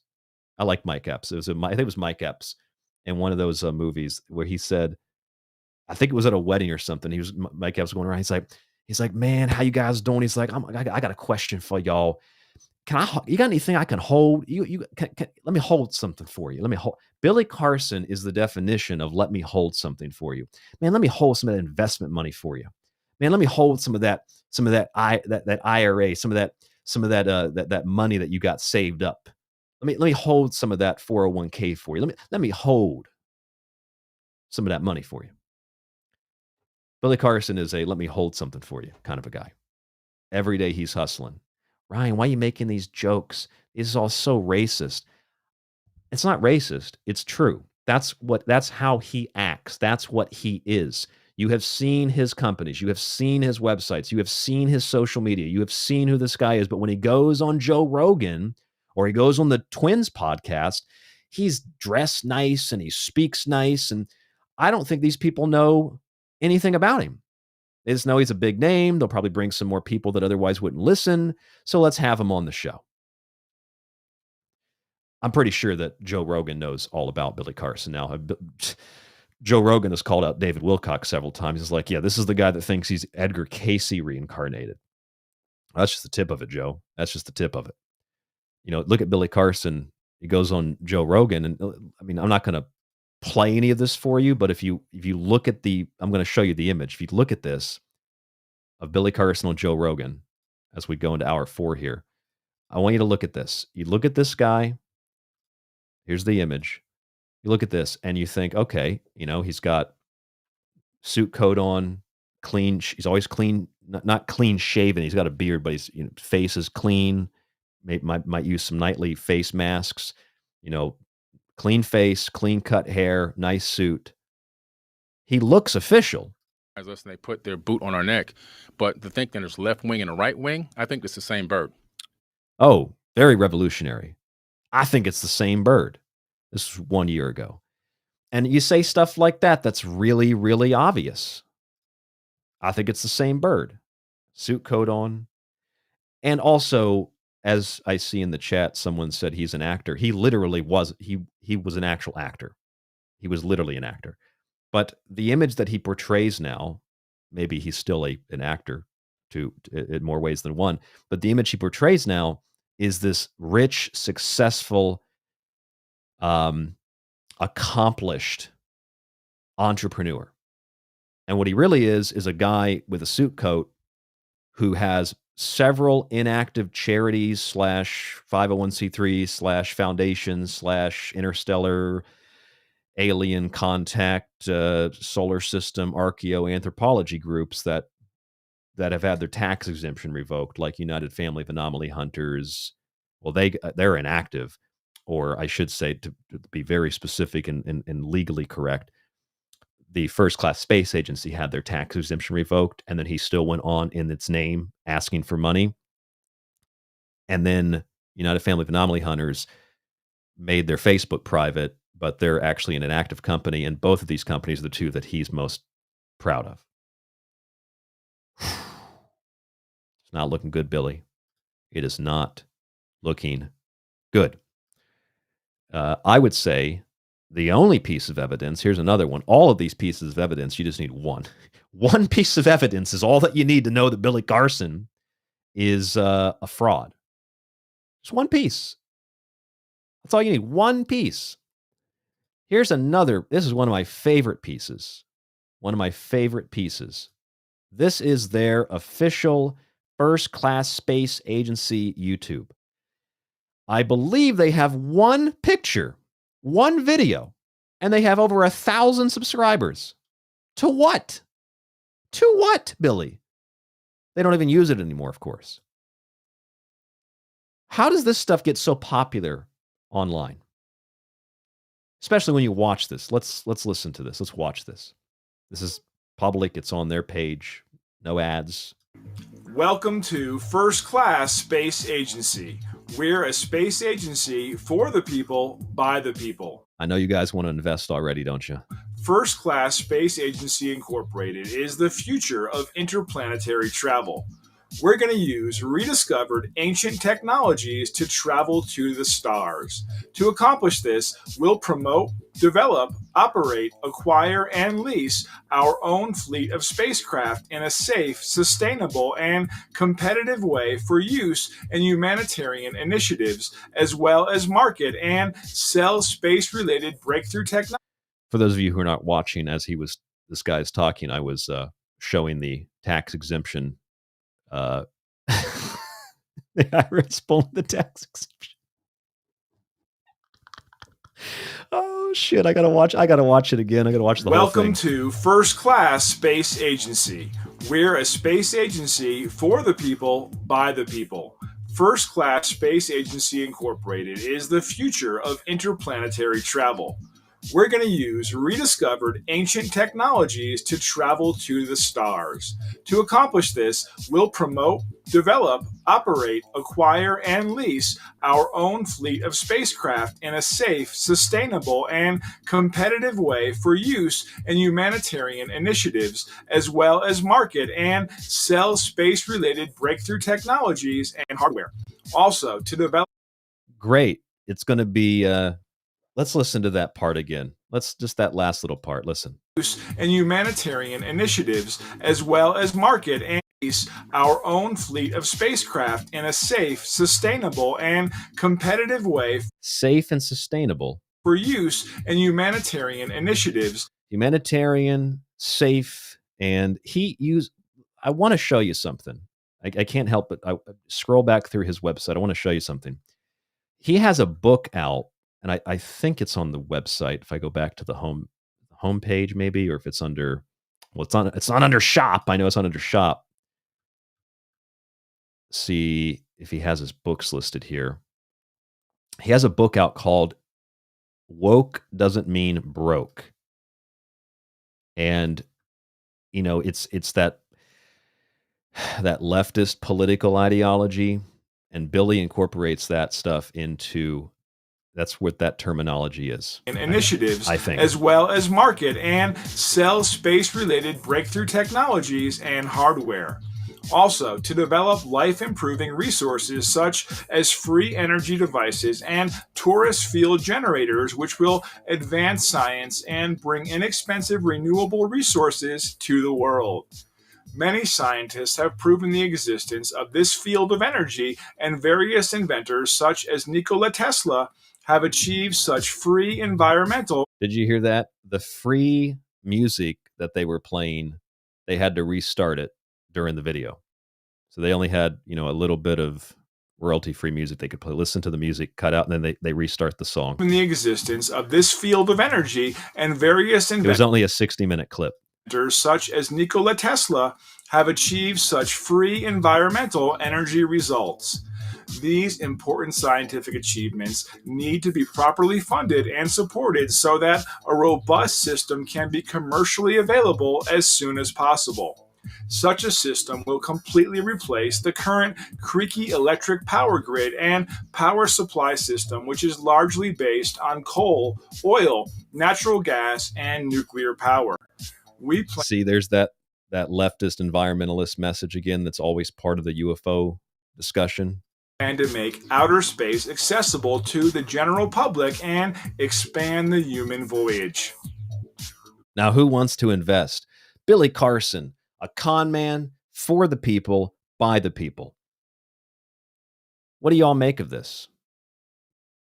A lot of people in the chat have their checkbooks out. Some people have rubber checkbooks out. That's the only check that I think I would write. Flux has his checkbook out. I mean, what is that? It's probably why they only have one video on their entire page. I might have misspoken. I said this got 1,800 views. They only have 100 subscribers. Okay, that was my mistake. I'll correct that mistake. I said 100. I thought it was 1,000 subscribers. Only 100 subscribers. First Class Space Agency, otherwise known as not a space agency. At least it's not tax exempt anymore. You didn't let people know what you were doing with the money. I mean, this is just so bad. This is as bad as David Wilcock. This is raw. Hello from Egypt. And for those of you who don't know what I'm talking about, I just can't help myself but play this every show. David Wilcock channels raw. I have to play it for you. Oh my God. I am Ra. It is an honor and a privilege to greet you this day. Just horrible, right? Absolutely horrible. That's what this video is here from First Class Space Agency. Welcome to First Class Space Agency. We're a space agency for the people, by the people. They hired this guy. They hired this guy off some, I forget what those, when I was in film school, we used to have all these website subscriptions. Do you have to go out and hire actors and stuff? This went to some website, hire this guy, looks like an attorney or something, to stand there in front of a green screen. First Class Space Agency. We're a space agency by the people, for the people. So ridiculous. How about the sizzle reel? How about the sizzle reel of Stavati Aerospace? Because the imagery is very similar. Two different companies. Let's watch the sizzle reel. Compatible with. Actually, hold on a second. Stavati has their own YouTube page, 69 subscribers. Let's watch. Look at these planes. Look at the SM-39 Razor.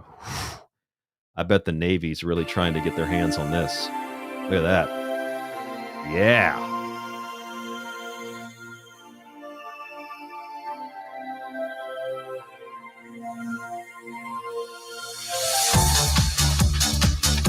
There it is. It's taken off. For those of you who can't see it, the SM-39 Razor, it looks like an old version of Ace Combat. This is the Stavati Aerospace plane. Look at that. Oh, yeah. Next-gen fighter. The Navy is beating down their door to buy some of those. They have 3 other videos on there. They have less subscribers than First Class Space Agency. Wow. So that's what you can invest. You can invest in Savati, and you can invest in First Class Space Agency, aka not a space agency, not a space agency. And also, if you'd like to see this, this is the First Class Space Agency. So you can see this is their Florida State webpage. You can see not-for-profit corporation, just to confirm that, not-for-profit, and inactive. Looks like his two main companies that he still promotes as like his greatest achievements, and they're in the process of making all this incredible stuff. They're both inactive, and they were both nonprofits, and one of them had their status revoked. Just this should be shameful. Should be, but these people really don't have any conscience or conscience. I don't think so at all. I don't know what to do with this. Pound in the chat said, "Are you channeling Bashar?" God. Bashar. We did a whole show on Bashar. I know most of you probably remember that. Bashar, at least is he's a little. Hello, good morning, this afternoon, the evening of your time. We call that whatever the hell that guy does. That weird like. He talks really fast. Like he's like Ben Shapiro mixed with Ramtha. Hello, good morning, maybe it's real because I can't talk that fast. He's like the Twister of UFO alien channelers, the rapper Twista. You know, good evening, hello, good morning, welcome to this space that we call time. What a just another con artist, another fraud. All right, I have some other things here. Let's take a look at Billy Carson's link tree. How about that? Let's look at his link tree. I found this online, and I thought let's take a look at it. All right, he's got a whole bunch of stuff here. I mean, he's diversified, man. He's trying to get the paper. Let's see what he's got. He's got a whole bunch of shit. Unlocking the Anunnaki Enigma, Ancient Civilizations, the Transformation of Religious Belief. Takes you to his website. That's his, this one actually works. This one functions. And then you get a notification, Forbidden Knowledge Academy. Billy Carson will be your mentor. That's what I want. I want a man who's been arrested for fraud. I want a man who's stolen somebody's identity. I want a man who ran a bikini team. We'll get to that. I want a man who has multiple companies that have had either their tax exemption revoked for not filing paperwork to let investors know where the money's going, or people that are donating money to let them know where it's going. A guy who says he has all these clients who are also himself registered in the state of Florida to him and in the same building as him. I want that guy to be my mentor. Now, the only way that I would consider that, seriously, is if I wanted to learn how to defraud people. If I wanted to learn how to defraud people, he would be a great mentor. But what is he seriously, what is he being a mentor for? You're just paying this guy to talk to him because he's cool and kind of looks like P. Diddy. Although he's probably going to have to change that image after P. Diddy got caught with the oils. We can join. Let's see what happens if we click join now. Oh shit. We get Billy Carson in the back of, that's a Rolls Royce, I believe. And I think you can see the R there. I think that, yeah, 2 R's, it's a Rolls Royce. I think he rents this car. But as I've said in the past, I wouldn't be surprised if Billy Carson just went to like a car dealership and then just in the lot got in the car and they filmed a video of him inside the car and then cut out the part at the end where the where the staff, where the salesmen, they're like, "Sir, what are you doing in that car with that video camera?" He's like, "Go, go, go, go, go, go," and they get in their shitty car and drive away. I've always suspected that he does that, but I think he actually rents this car. Let's listen to this, and then we'll go back to the link tree. This is Forbidden Knowledge Academy. You can become a member. I spent my entire life, other people. Let me ask you something. Why is it that you're working so hard on your goals and yet you still feel stuck? It's like you're going nowhere. You're not living the life that you truly want. Why does it seem like other people are unlocking levels of wealth, knowledge, and influence, that you just can't seem to reach. Because here's the thing. He is saying, it feels like other people are, let's play that again. Hold on. Unlocking level, you can see it on the screen, unlocking levels of wealth. Levels of wealth, knowledge, and influence that you just can't seem to reach. That you can't seem to reach. Well, Billy, you didn't reach those levels either. You rent a Rolls Royce. You have multiple companies that are, as far as we can tell, inactive, lost their tax exemption status. You've committed, I think, investment fraud, among other things. So you also can't reach those goals. That's why, despite the fact that you wear the nice suits and you're clean cut, you got the P. Diddy look going on. I mean, literally, he looks like P. Diddy in the top right corner. That's the look that he's going for. Business Insider, Forbes, Entrepreneur, NASDAQ, Yahoo. Yeah, he's on the NASDAQ, Yahoo Finance, and CBS. And the thing is, this guy has been on crazy shows and networks. How? I don't get it. He hasn't reached that level of wealth either. And look at all, I'll play it for you, but look at all this wealth creation systems. He'll give you access. Man, you about to get access to the millionaire vault. Mr. Stokos, you're accurate. He is not Dave Ramsey. There's a whole bunch of those guys, right? I would trust them more than I would trust Billy Carson. He's a mystery school teacher. Look at the mystery school teachings. Which is funny, too, because, most of the time when someone's running some kind of, an investment scam, or they're just kind of like really, even if they're not involved in anything illegal, you can tell that there's something just kind of off about it. Like, I don't really trust this person. Personally, I don't trust self-help people. I don't trust self-help people. I don't trust, the people that go have events and conferences where you pay a bunch of money to go listen to someone tell you about how you're not rich and how they are and how you can become rich, which really the answer to that I should hold a conference where I charge people to come, and then I tell them the way that they become rich is to stop paying assholes like me to tell them how they can become rich, and then they would save the $55 and airfare in a hotel. That's how you become rich. You don't spend money on stupid shit like Billy Carson is selling. But even in those cases, all those things, all those self-help people, they sell one thing. They sell hope. They sell maybe motivation, which might actually help some people. Billy Carson sells all of it. You get wealth creation systems. All right. You get wealth creation systems. You get the mastery of subconscious rewiring, which he might actually be able to teach you that because he's really good at manipulating people. You get mystery school teachings as well.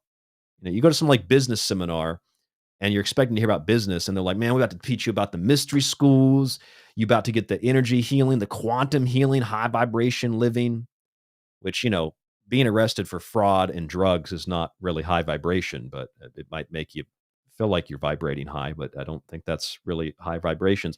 Metaphysics, even though he got his free degree from Harvard, I didn't even get a degree, got a certificate from MIT, and he enrolled at Harvard. He enrolled at Harvard in a free class that I literally could enroll in right now. In fact, it was like 3 clicks away when I showed it to you earlier. But he's going to teach you about metaphysics and sacred texts, of which he got obliterated in an interview with an actual guy who's an actual expert on sacred texts. I don't agree with everything that guy said, but he's considered at least an expert on sacred texts, and he destroyed Billy Carson. But you get all this stuff. This is really what people want. They want weekly mentorship calls with Billy. That's what they want. Billy, my life's so bad. I'm so glad I found you. He's like, man, just take a second. Hold on a second. I need you to, what's going on in your life? Tell me. And it's just it's like at church, or you go to a self-help person or a psychologist, maybe those things can help you. What did Corey Goode say? He said that it makes people, it actually helps people. And I'm sure that it does, but you're still lying to people.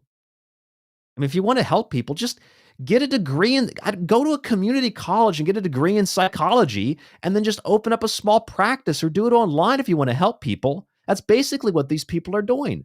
It would be above board. It would be legal. It would actually be genuinely, honestly helping people, and it would be done in good faith. Just get a degree in psychology and listen to people bitch about their relationships all day. That's all that these people are doing anyway, or their living conditions, rather than telling them you're going to teach them about metaphysics. He's throwing all of this in. Plus, here's the great one, the really fun part of the whole thing. VIP giveaways. They give away Mercedes and Rolls Royces and $10,000 private sessions.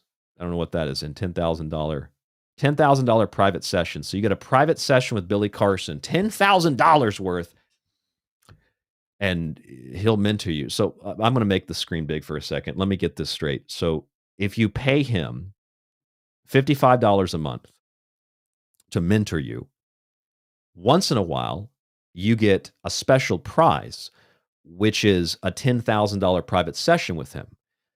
But you also, hold on a second, you also get weekly mentorship calls with him. So I'm confused. So you get weekly mentorship calls for $55 a week, or rather a month. You get weekly calls for $55 a month. These are weekly calls. But once in a while, he gives you a private session, which I thought they all would be private. You get a private session, and that's worth $10,000. But that one's just free. I'm very confused. Very, very confused. I mean, do you know what you could do with $55 a month? That's a phone bill. You could talk to your psychologist on the phone for $55 a month rather than paying this guy. Unlock your true potential. Each. Let's play this. I'll shut up. While for you, it seems like a constant struggle. The truth is, Billy out here hustling. And that's exactly why you're here. Because for thousands of years, hold on. And that's a constant struggle. The truth is, yes, there's something that you don't know. His arrest records, his history of fraud. That's what you don't know. You're going to find out in about 10 minutes. And that's exactly why you're here. Because for thousands of years, we've been ruled by elites who have done everything in their power to keep us ignorant, divided, and distracted, and even disconnected from our true power. They've hoarded knowledge, twisted truths, and kept humanity separate. You notice that the video is it's like cutting because they've got multiple cuts. I wondered if at one point somebody came up and was like knocking on the window. Sir, you can't be in that Rolls Royce. You have to. We've told you, 100 times this month already. You can't come down here and make videos inside of these cars. I just imagine that's probably why they've had to cut it. So that we never live to our full potential. But not anymore. Inside the Forbidden Knowledge Academy, we're breaking that cycle once and for all. I've spent my entire life uncovering these secrets. Oh, really? Traveling the world, studying ancient texts and lost civilizations, getting arrested for diving cocaine, deep into quantum physics, neuroscience, epigenetics, and exploring the real history that they never taught us in school. And let me be real with you. The Billy Carson you see today wasn't always like this. Nah, he was on I drugs. grew up in crushing poverty in the ghettos of Miami. I was on food stamps. Mm-hmm. There was no safety net, and no one handed me any opportunities. And yet you. Now that's true. He did grow up in poverty, and he did grow up in, basically the ghetto. He grew up in the hood, and he didn't really have much. And all right, although some people try to use this as an excuse, I don't find that to be justification for ripping people off. I don't find that to be justification for scamming people. I don't find that to be justification for any of the stuff Billy Carson has done. Because I've been homeless, and I never did any of the shit that he did. My focus, and I developed a habit of becoming conscious, using conscious thought aligned with action. I did this over and over until it became who I was. Because conscious thought multiplied by action equals manifestation. CT multiplied by A equals M. That's the formula that I came up with. Very smart. And that's how I've been able to build a multi-million-dollar business, publish best-selling books, launch a global TV network, travel the world, and create a life far beyond anything I could have ever imagined. Hold on. That I came up with. Hold on. And that's how I've been able to build a multi-billion-dollar business, but he's begging for donations on social media. Multi-million-dollar business thing. It's not just about the money. The real power it's about the money. Understanding the very fabric of this universe and how to work within it. Hey, we getting using UFO principles money. that combine ancient wisdom, modern quantum science, and the deepest levels of human consciousness. And I haven't just done this for myself. There's that Laura Over the years, Eisenhower I've word trained salad. countless others to do the same, to break free of old programs, rewrite their minds, and step into a life of wealth, purpose, and expansion. Billy Carson is the poor man's Andrew Tate. And now I've brought together the world-class team inside of this academy. Experts in health, business, emotional healing, and everything else you'll need to draw out the very best in yourself. This community is where you'll be no longer isolated, no longer guessing your way through life. You'll be able to figure it out, but you won't be alone. It's a place where we celebrate each other's wins and hold each other accountable so we can build. Sir, get out of the Rolls Royce. We've called the police. It's not just enough to feed your mind. You have to be around people who get it, who think differently, who can elevate you. And that's exactly what we've created here. So here's what we're going to do. Inside this academy, I'm going to coach you. Listen up, folks. This is what he's going to do, step by step, all the secrets. Same principles that help me obtain wealth and abundance and leave a poverty and lack of abundance mindset. I'm going to help you identify exactly what's holding you back and what old programs need to go.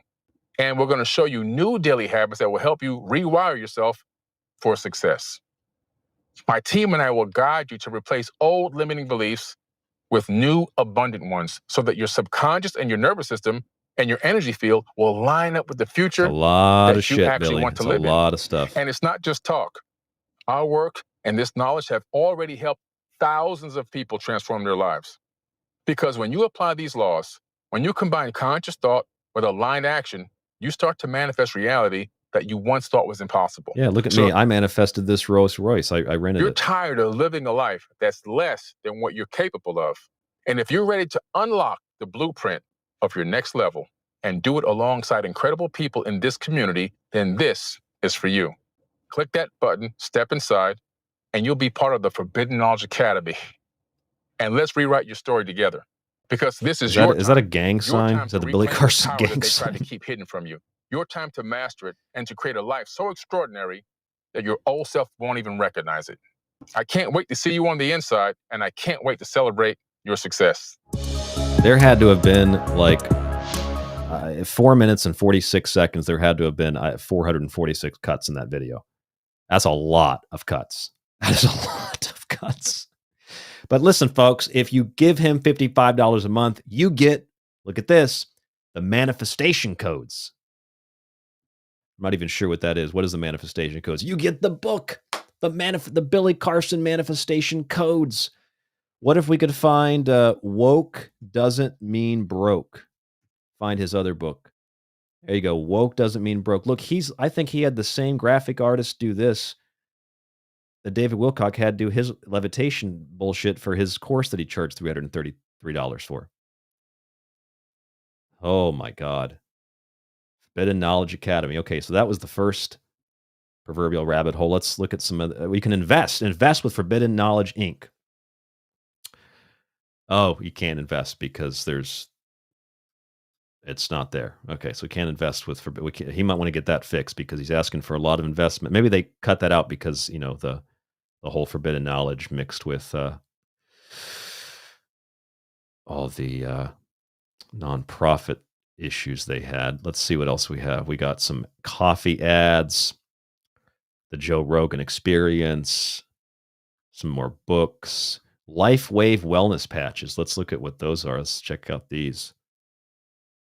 That comes up in Japanese, so that must mean, if I can translate it to English, that must mean this is like a general company website that he probably has an affiliate with. There's a guy with a microscope. It's very official. Amazon.com. I wonder if that's his, like, is that his, it's got to be his wife. I think it's his wife. The Recipe to Elevated. According to the dictionary, I can't even read it. Jesus Christ. Elizabeth his wife's name's Elizabeth too, just like David. Or maybe that's his ex-wife. Is that his ex-wife, Mr. Sauce in the chat? Ex-wife? I don't know. But somebody's grift. She might be grifting. Low time swindle. Anyway, Elizabeth Hoekstra. It would be hoax. Hoax. Hoax. Elizabeth Hoekstra. This is precisely why I love the work that Elizabeth, we'll call her Hoekstra, put into this book. Elizabeth has literally given us an amazing recipe for obtaining an elevated consciousness. It's all elevated, man. Started at the bottom, now we're here at the top. She biohacked. Holy shit, she biohacked. Everybody's biohacking now. All right, monatomic gold. We get some monatomic gold from Billy. Oh yeah, look at that. It's got the scarab on it. It's coming up in yen, by the way. I can translate that for you. That is what if I do? Actually, no, it's still going to come up in yen. So Billy's international, and you can see the prices here of what he's charging you. This is in yen, so it's about $7 per 1,000 yen. So this is about $12,000 for an 8-ounce bottle, 12,000 yen, which is approximately Ichiman Nissen yen. So it's like 70. It's about $85 American for an 8-ounce bottle. 85. I'm going to start peeing in little bottles that I buy at the dollar store and selling them online for $50, because this is the same thing, quite literally the same thing, like the bottles of gold and blue fluid, the same exact thing that Emery Smith sells. But it's an alchemical elixir, and if you subscribe to it, it'll give you 15% off. What's in it?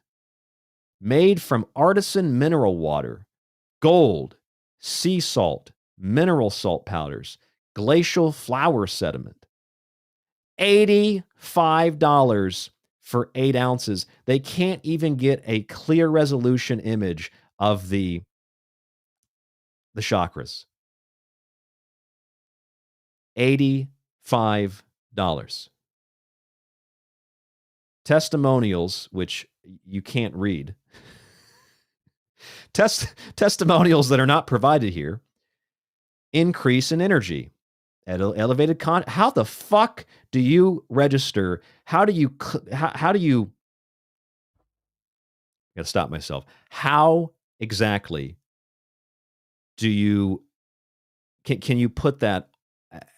You don't even have the review, and then you claim the review that you can't see elevates consciousness. Oh my God. You become someone bought this apparently and wrote a review that said they became super conductive.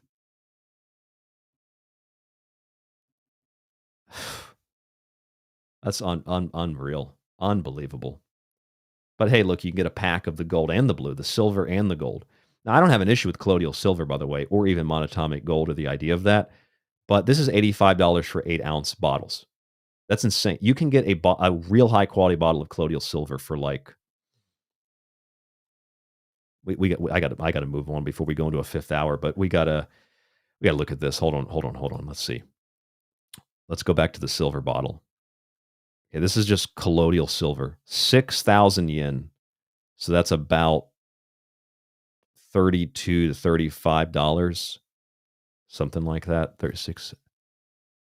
It's about $42. So what is like just traditional colloidal silver? Let's see if he's selling it for the same price or if he's jacking the price up. Colloidal silver. So I think he's got an 8-ounce, 15 ppm. Okay, let's just go to Amazon. See Amazon. So I can get this pack. I've used this particular brand before. So this is Sovereign Silver, and it costs 1 ounce pack. He's got an 8-ounce. So let's just see.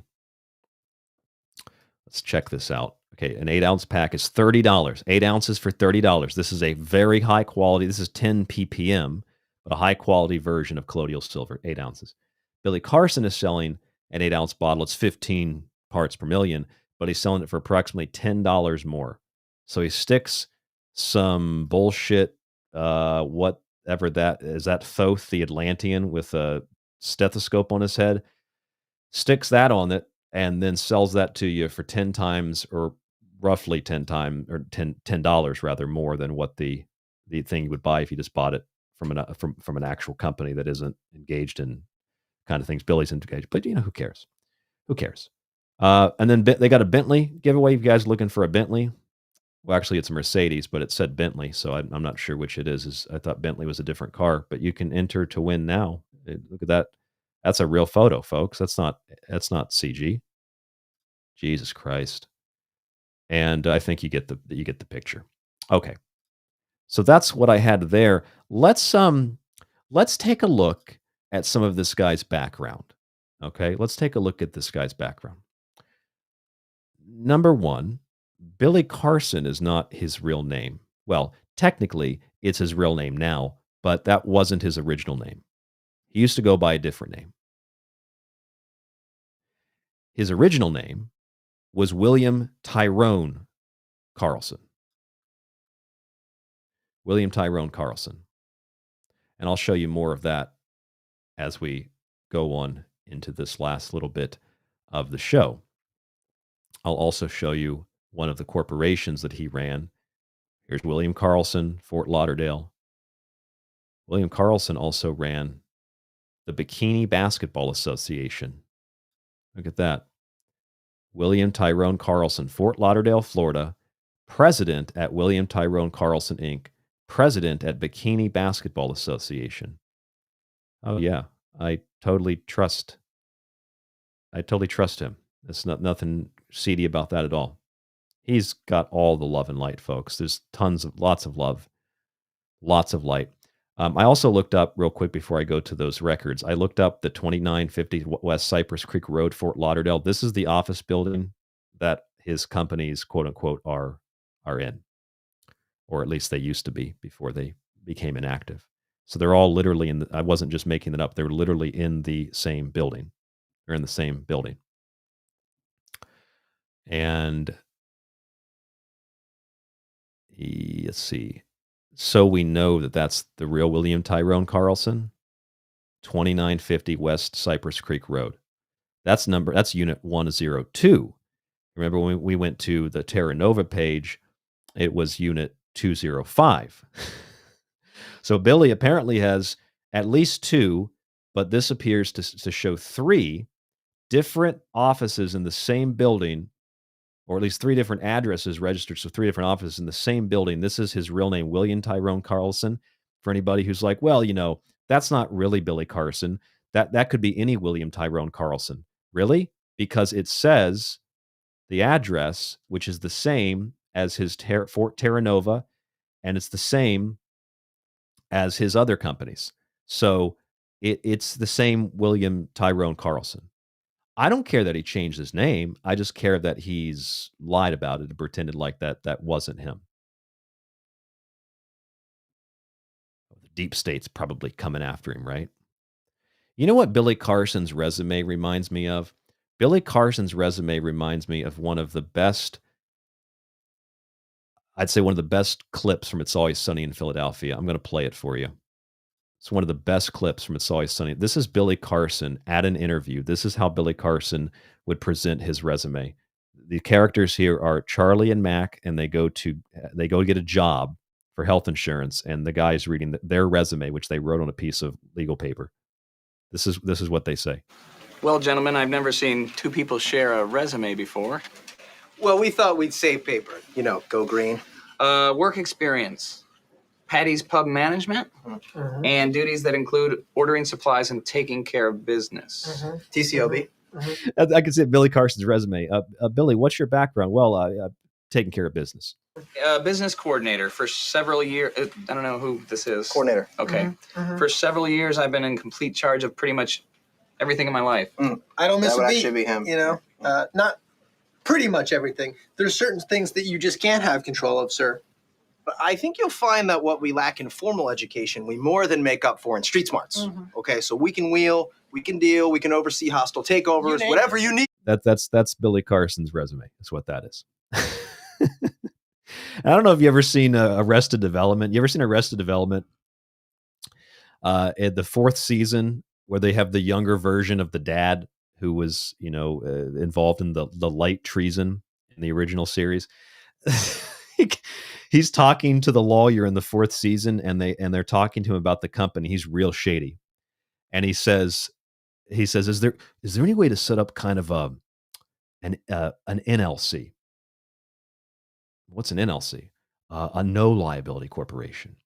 I would be surprised if Billy Carson asked somebody that. He went to a lawyer. He's like, "Is there a way to set up an NLC?" And the lawyer's like, "Sorry, Mr. Carson, what's an NLC?" It's a no liability corporation. I want to open a corp with no liability, just zero liability. I wouldn't be surprised if you asked that question. It's why it's funny.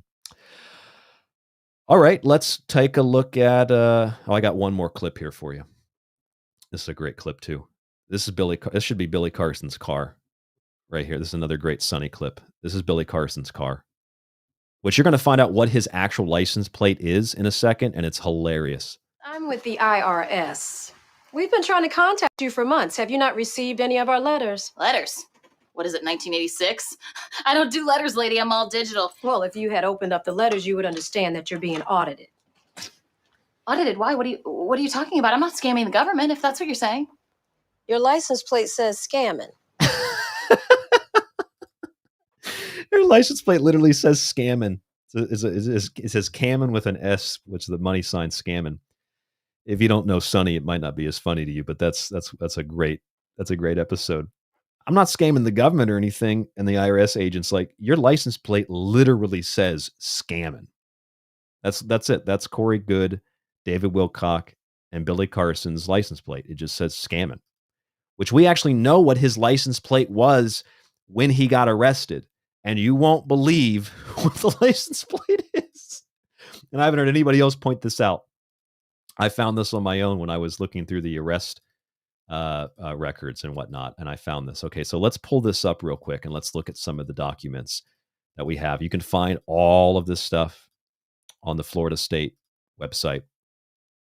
You can find all of this stuff online for yourself. It's all public information. It's all public record. Billy Carson and anybody else that wants to defend him can argue, well, that's not the same Billy Carson. No, it's the same Billy Carson. It's definitely the same Billy Carson. I just showed you the address. People can argue, well, I mean, that was what he did in the past. Well, sure, it's what he did in the past, but he also did some stuff like that recently. And on top of that, is that really somebody that you can trust? Is that really someone who's involved in fraud, identity theft, and trying to create an image that he's something that he's really not, to get you to invest or to give him money so he can mentor you? Like that, this is not somebody you should trust. This is not somebody you should put any faith in whatsoever. Let's look at some of these records here that we have. Okay. I have the actual documents, but I'm going to pull up screenshots and then I'll show you the actual documents. So, you know, I have the actual records. Let's show the Florida State website. These are all, I took these screenshots myself. So I know that these are very, very real. It's not made up. It's not edited. This is from their website, and I'll show it to you. This is the Florida website. Here it is. This is a screenshot, but I'll show the actual website for Broward County, Florida. This is just for Broward County. If you type in William Tyrone Carlson, this is what you get. 1, 2, 3, 4, 5, 6, 7 different cases involving Billy Carson, aka William Tyrone Carlson. They involve third-degree felonies, traffic infractions, which include, you know, nothing really big or major. Everybody has a traffic violation, but it involves this rich man who's running billion-dollar companies not paying the very small fine that he was issued for the traffic infraction. You'd think a billionaire would be able to pay a very, very small fine, but he wasn't. And then you can see here where he changed his name in 2018 after all the issues with the third-degree felonies for fraud and all these traffic infractions, which are not like a big deal, but they involve, in one case, him not paying them. And then he decided, let's change the name. And there's the name change. And then recently in 2022, this case has been closed. He was involved in the case U.S. Bank National Association plaintiff versus William Tyrone Carlson defendant, who was in that case because of a lot of money that wasn't paid that was given to him. You know, kind of like Stavati Aerospace had been sued by an investor. And all you have to do is type it in. Look, William Tyrone Carlson. It's right there for you to see. And just so you can see it, I'm going to pull up the website. We're going to go to browardclerk.org. I believe that's the exact website. browardclerk.org. And we can search the site. Or actually, there's an easier way to find it. We'll go to Clerk of the Courts, Broward County, Florida, search. You can do this for yourself, though. It's very easy. You go to their website, and you pull up the section for records, and you type in Billy Carson's name. This is a case search, and you will pull up what I just showed you, all the cases. You can click on the cases, and once you click on the cases, you can read all the documents. You can pull up all the documents for all the stuff that Billy's been involved in. Allow me to show that to you now on your screen so you can see that I'm not making this up. Here is their website. I typed in Clerk of the Court, Broward County Case Search, and it takes you to this website. If you type in last name, Carlson, so you can do this yourself, William, middle name, Tyrone. Make sure that you're not a robot. I got to select some mountains and some hills here. Verify that and search. In real time, there's the cases. So you can see all the cases on your screen here. I'm not making this up.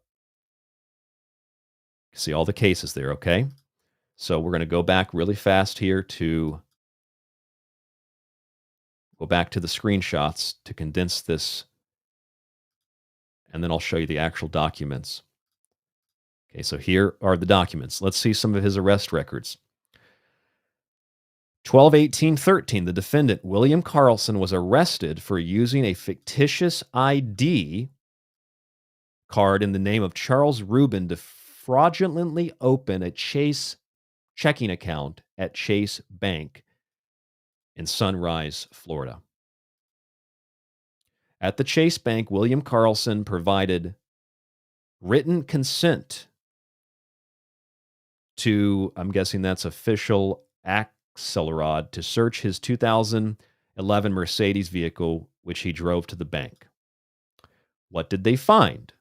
Well, here's a list of what they found. They found a lot of stuff. And what did they find? Well, after waiving his Miranda rights, William Carlson admitted to opening the two Amex accounts, the American Eagle account, the Barclays account, and the BrandSmart account. He advised that he had never used the real identity information of another person to open the accounts. Further, investigation revealed in 2013 the defendant opened at least 6 credit accounts using Tony Bellamy's real Social Security number without his authorization. For each of the 6 accounts, that's a lot of accounts, each of the 6 account establishments, Tony Bellamy's name, date of birth, phone numbers, or address were not used. Each credit account had an account balance. The following names and dates of birth were used in addition to the Social Security number, and they provide a list of the people that were involved in this. In a sworn statement, Tony Bellamy advised that he does not know William Carlson and did not give him permission to open the credit accounts using his Social Security number. Tony Bellamy desires prosecution. Good for Tony Bellamy. These additional charges for this case are being presented to the Broward County State Attorney's Office for review. Oops, Billy. It looks like you did some really bad stuff. But we can forgive him, right? We can forgive Billy because that was a long time ago. I noticed something really interesting. It's the booking report here. You can see. But no, check this out. This is going to be the funniest. I think the funniest thing that I've seen in a very long time. Look, according to the Broward County website, their records, what is his license plate number? His license plate was, can you see that? Anunnaki, which is a really critical detail because it means that Billy Carson was interested in and involved in UFO, alien, conspiracy, New Age, sacred geometry, Anunnaki stuff a long time ago. Back in 2013, when he was arrested for making bank accounts, opening up credit accounts in the name of other people. He was using the license plate Anunnaki. Anunnaki. I mean, it's quite literally like that Sunny clip. I'm not scamming the government or anything. Your license plate literally says scamming. His license plate says Anunnaki, which means that he was interested in the same thing back in 2013 when he was arrested for fraud. For fraud. Third-degree felony charges. Charges were pressed. You can see it down here. Offenses charged. It says it in the paper. Fraud. False instrument. That would be the identification. Unlawful issued driver's license. He had more than one of those. 2 charges for that. They found in the car, it says with the license plate Anunnaki. This is why I call him Billy Incarcerated. And for those of you who find it difficult to believe, come on. You can't. Billy Carson, he served his time. Cases were closed. No big deal, right? Well, yeah, but also there's a couple of things here. Assuming this is the same William Tyrone Carlson, this is from 2022. And this is where the U.S. Bank National Association and William Tyrone Carlson are involved in a case because William Tyrone Carlson, you can pull up the complaint that was filed with the court. This is an action for damages that exceed $15,000 but does not exceed $30,000.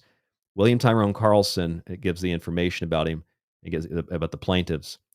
And if you read through what this is, the allegations, plaintiff provided credit to the defendant pursuant to the terms of a contract which is attached hereto and incorporated herein, the terms of which were accepted by defendant. Defendant breached the terms of the agreement by failure to make payment when due. I can't imagine this is another William Tyrone Carlson who comes up in the database with the other William Tyrone Carlsons. And considering this guy's background with stealing people's identities and social security numbers and licenses and opening up accounts in their name, here's Billy Carson in court again in 2022 over thousands of dollars that he received but did not pay back. This is how he lives such an extravagant lifestyle. He rents everything on borrowed money from other people to get you to give him more money to continue living that lifestyle. But since his lifestyle doesn't actually buy anything, he just lives off of the goodwill, the good faith of people that give him money and off of the loans apparently that he gets from banks and off of the things in the past 12 years ago, like stealing from people. Quite literally, stealing people's identities. Now, it appears that this was settled. This case was settled. You can see this on the website. That was 2022. That was not very long ago. In fact, I think that was around the last time I saw Jimmy Church and him doing a show. Hey, Jimmy, you want to do some research on this guy? Type in Jimmy Church, Billy Carson. Let's see what we can find. Billy Carson. I said Billy Church. Billy Carson, Jimmy Church. Here's 2 years ago. So 2 years ago, just a little bit. Just a little bit. A little bit after that case, Jimmy Church is still having Billy Carson on the show. Here's the date 2 years ago. And here's the date of this case, 2022. You want to do some research, Jimmy? before you have pieces of shit like this on your show. Here's the traffic infraction, which is not a big deal. Like, everybody's had a traffic infraction, I think. But if you look through these traffic infractions, order failure to pay.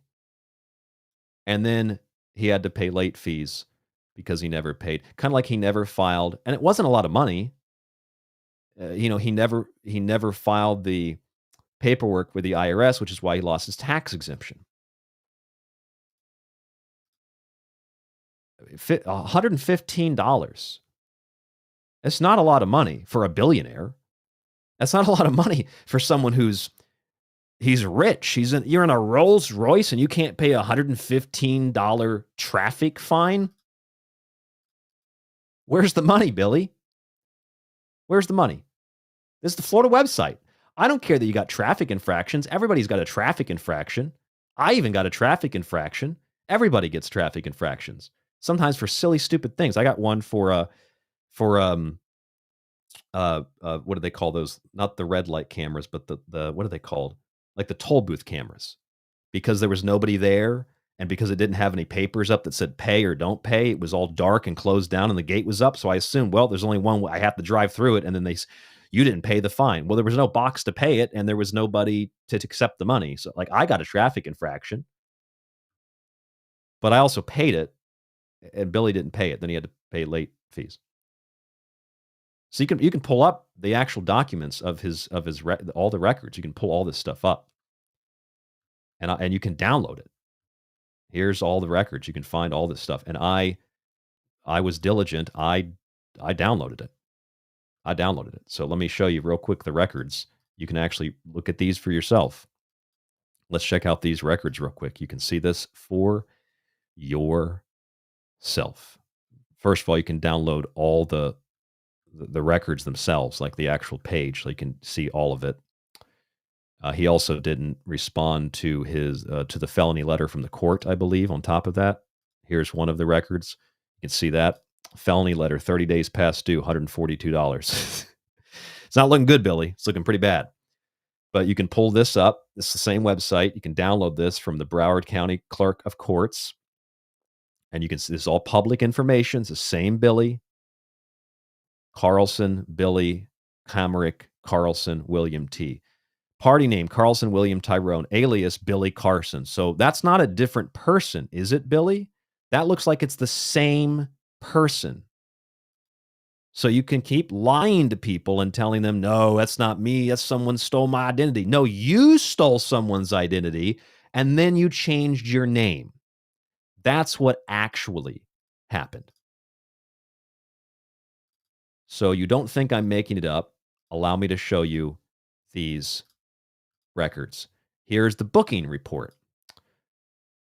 William Tyrone Carlson. I didn't make this up. It's arresting officer. Same one I showed you. Sunrise. Fraud, utter false instrument. That's charge 1. Charge 2, possession of blank, fictitious, unlawfully issued driver's license. That's charge 2. Charge 3, those are felonies. Charge number 3, possession, another fictitious, unlawfully issued driver's license. That's 2 third-degree felony counts for that, and another one for distribution, or rather, not distribution, excuse me, fraud and utter false instrument, possession of that. And then he used it on top of that, didn't just have possession of it. Here's the actual document. Above defendant committed the crimes of unauthorized possession of driver's license and uttering a forged instrument to wit. Above defendant entered Chase Bank, gives the address of the bank. With the intention of opening an account, defendant issued the bank employees a fictitious Florida driver's license and Visa credit card with the name Charles Rubin on them. This is what the arresting officer says, I checked the driver's license through teletype, which revealed that there was no record of this license. It was a completely fake license. Here's the complaint affidavit. Same thing I showed you before, so that screenshot wasn't made up. This is actually from the court. Read the defendant Miranda rights or Miranda warning via card, which he waived and admitted that the license was fictitious. Defendant advised, good for you, Billy, at least you admitted that. Defendant advised that he purchased the license off the street in Miami That's the same place he was raised, right? So this would be one hell of a coincidence if there's another Billy Carson, aka William Tyrone Carlson, who lived in Miami and who lives in the same area where Billy's businesses are, who is described in the same way as Billy, the same, like about 200 pounds. He's tall. I've met him. He's about 6'3", black hair, brown eyes, and dark skin. And by the way, he was 42 years old. This is important. He was 42 years old in 2013. You want to do the math on that? That would mean that he is what now? If he was 42 years old in 2013, that's 12 years. He's about 54 now. Yet he's telling people he's actually much older, but he looks really young. I think that's how it went. Wait, he's like, I'm actually like 60, 70 something, but I look really young because I've been taking all this gold and silver that I'm selling on my website. 42 years old in 2013. That's the age that he was admitted. Date of birth, 1971. I'll tell you what, it can't get any clearer than that. Must be a different Billy Carson, though. Another Billy Carson. Think about that. It's another Billy Carson in Miami, or where he's from Miami, in Florida, in the area where Billy has all of his businesses. And this guy's name is also Billy Carson, who also goes by William Tyrone Carlson, or rather now flip it. His name is William Tyrone Carlson, but his alias is Billy Carson. And this other guy who stole Billy's identity also has a license plate that says Anunnaki. Billy, do you think that people who listen to you are freaking retarded? Because I've listened to you, I'm not retarded, and I can find this on the Florida website.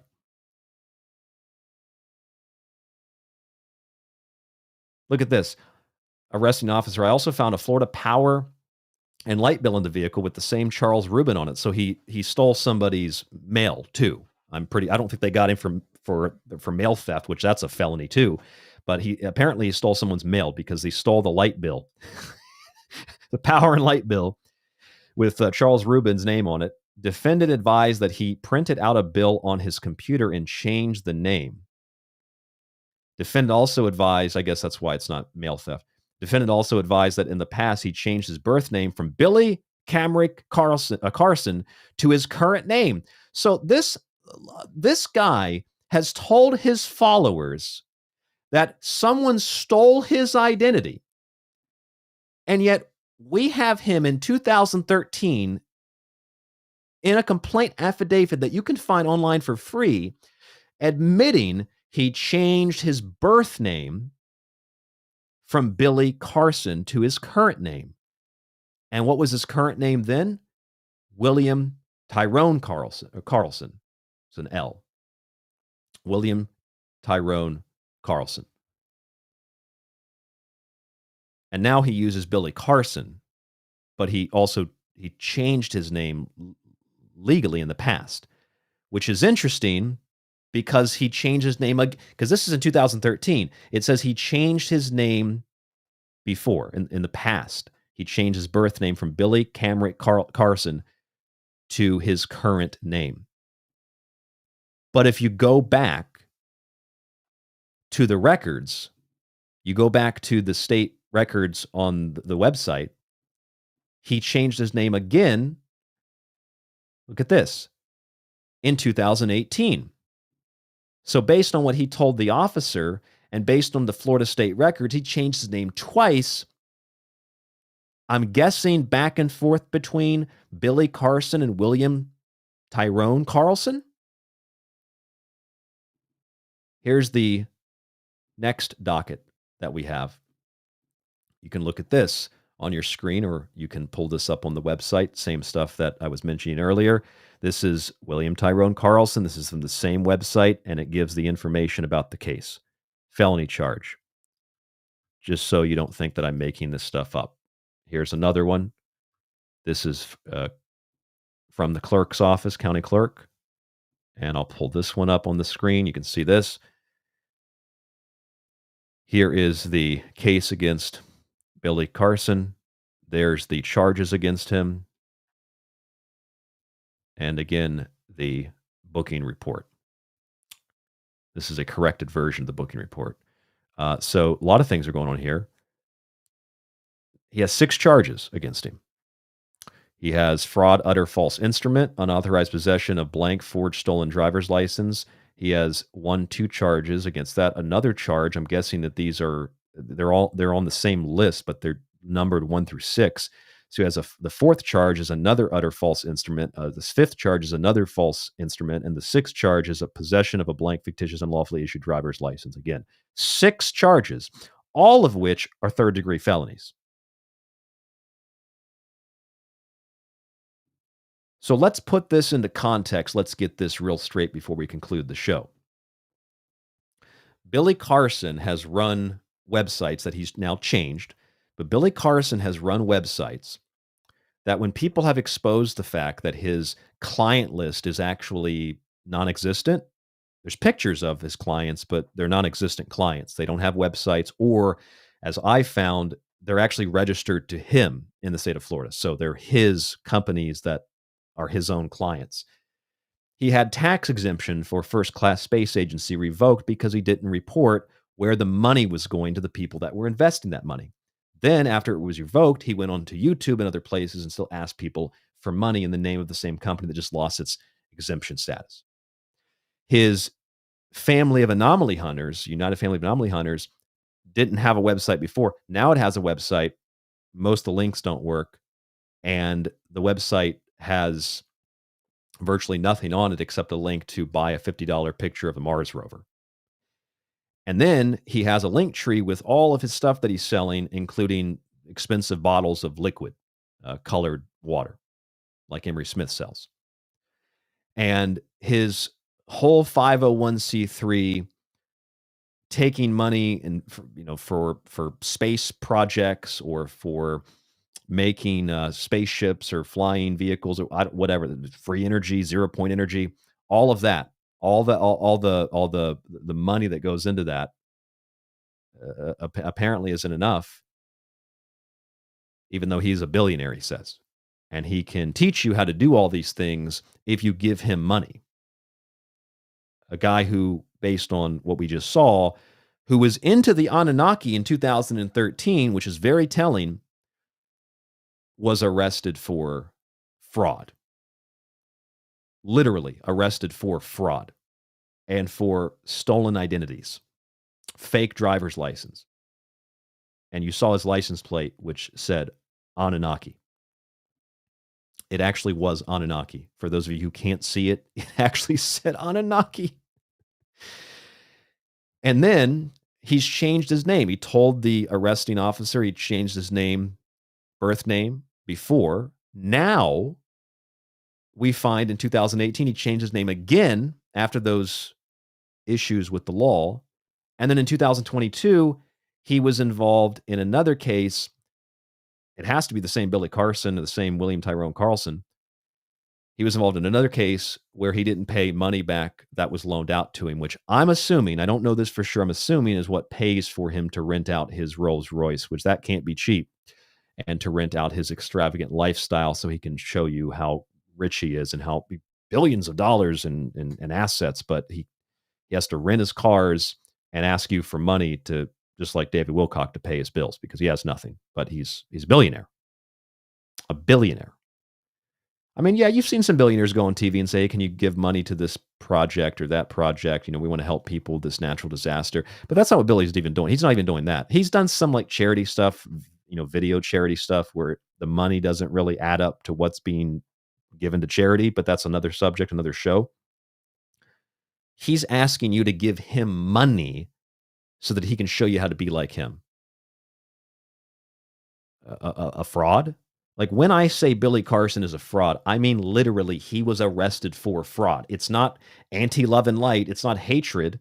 It's literally that he was arrested for fraud. And the thing is to circle around. If someone says, well, that was the past. Everybody's done stuff they're ashamed. Everybody's just done stuff they're not, it's not something they want to put on their resume. Well, he literally put it on his resume. He literally put his companies that are not active or lost their tax exemption and have shady histories as his greatest achievements.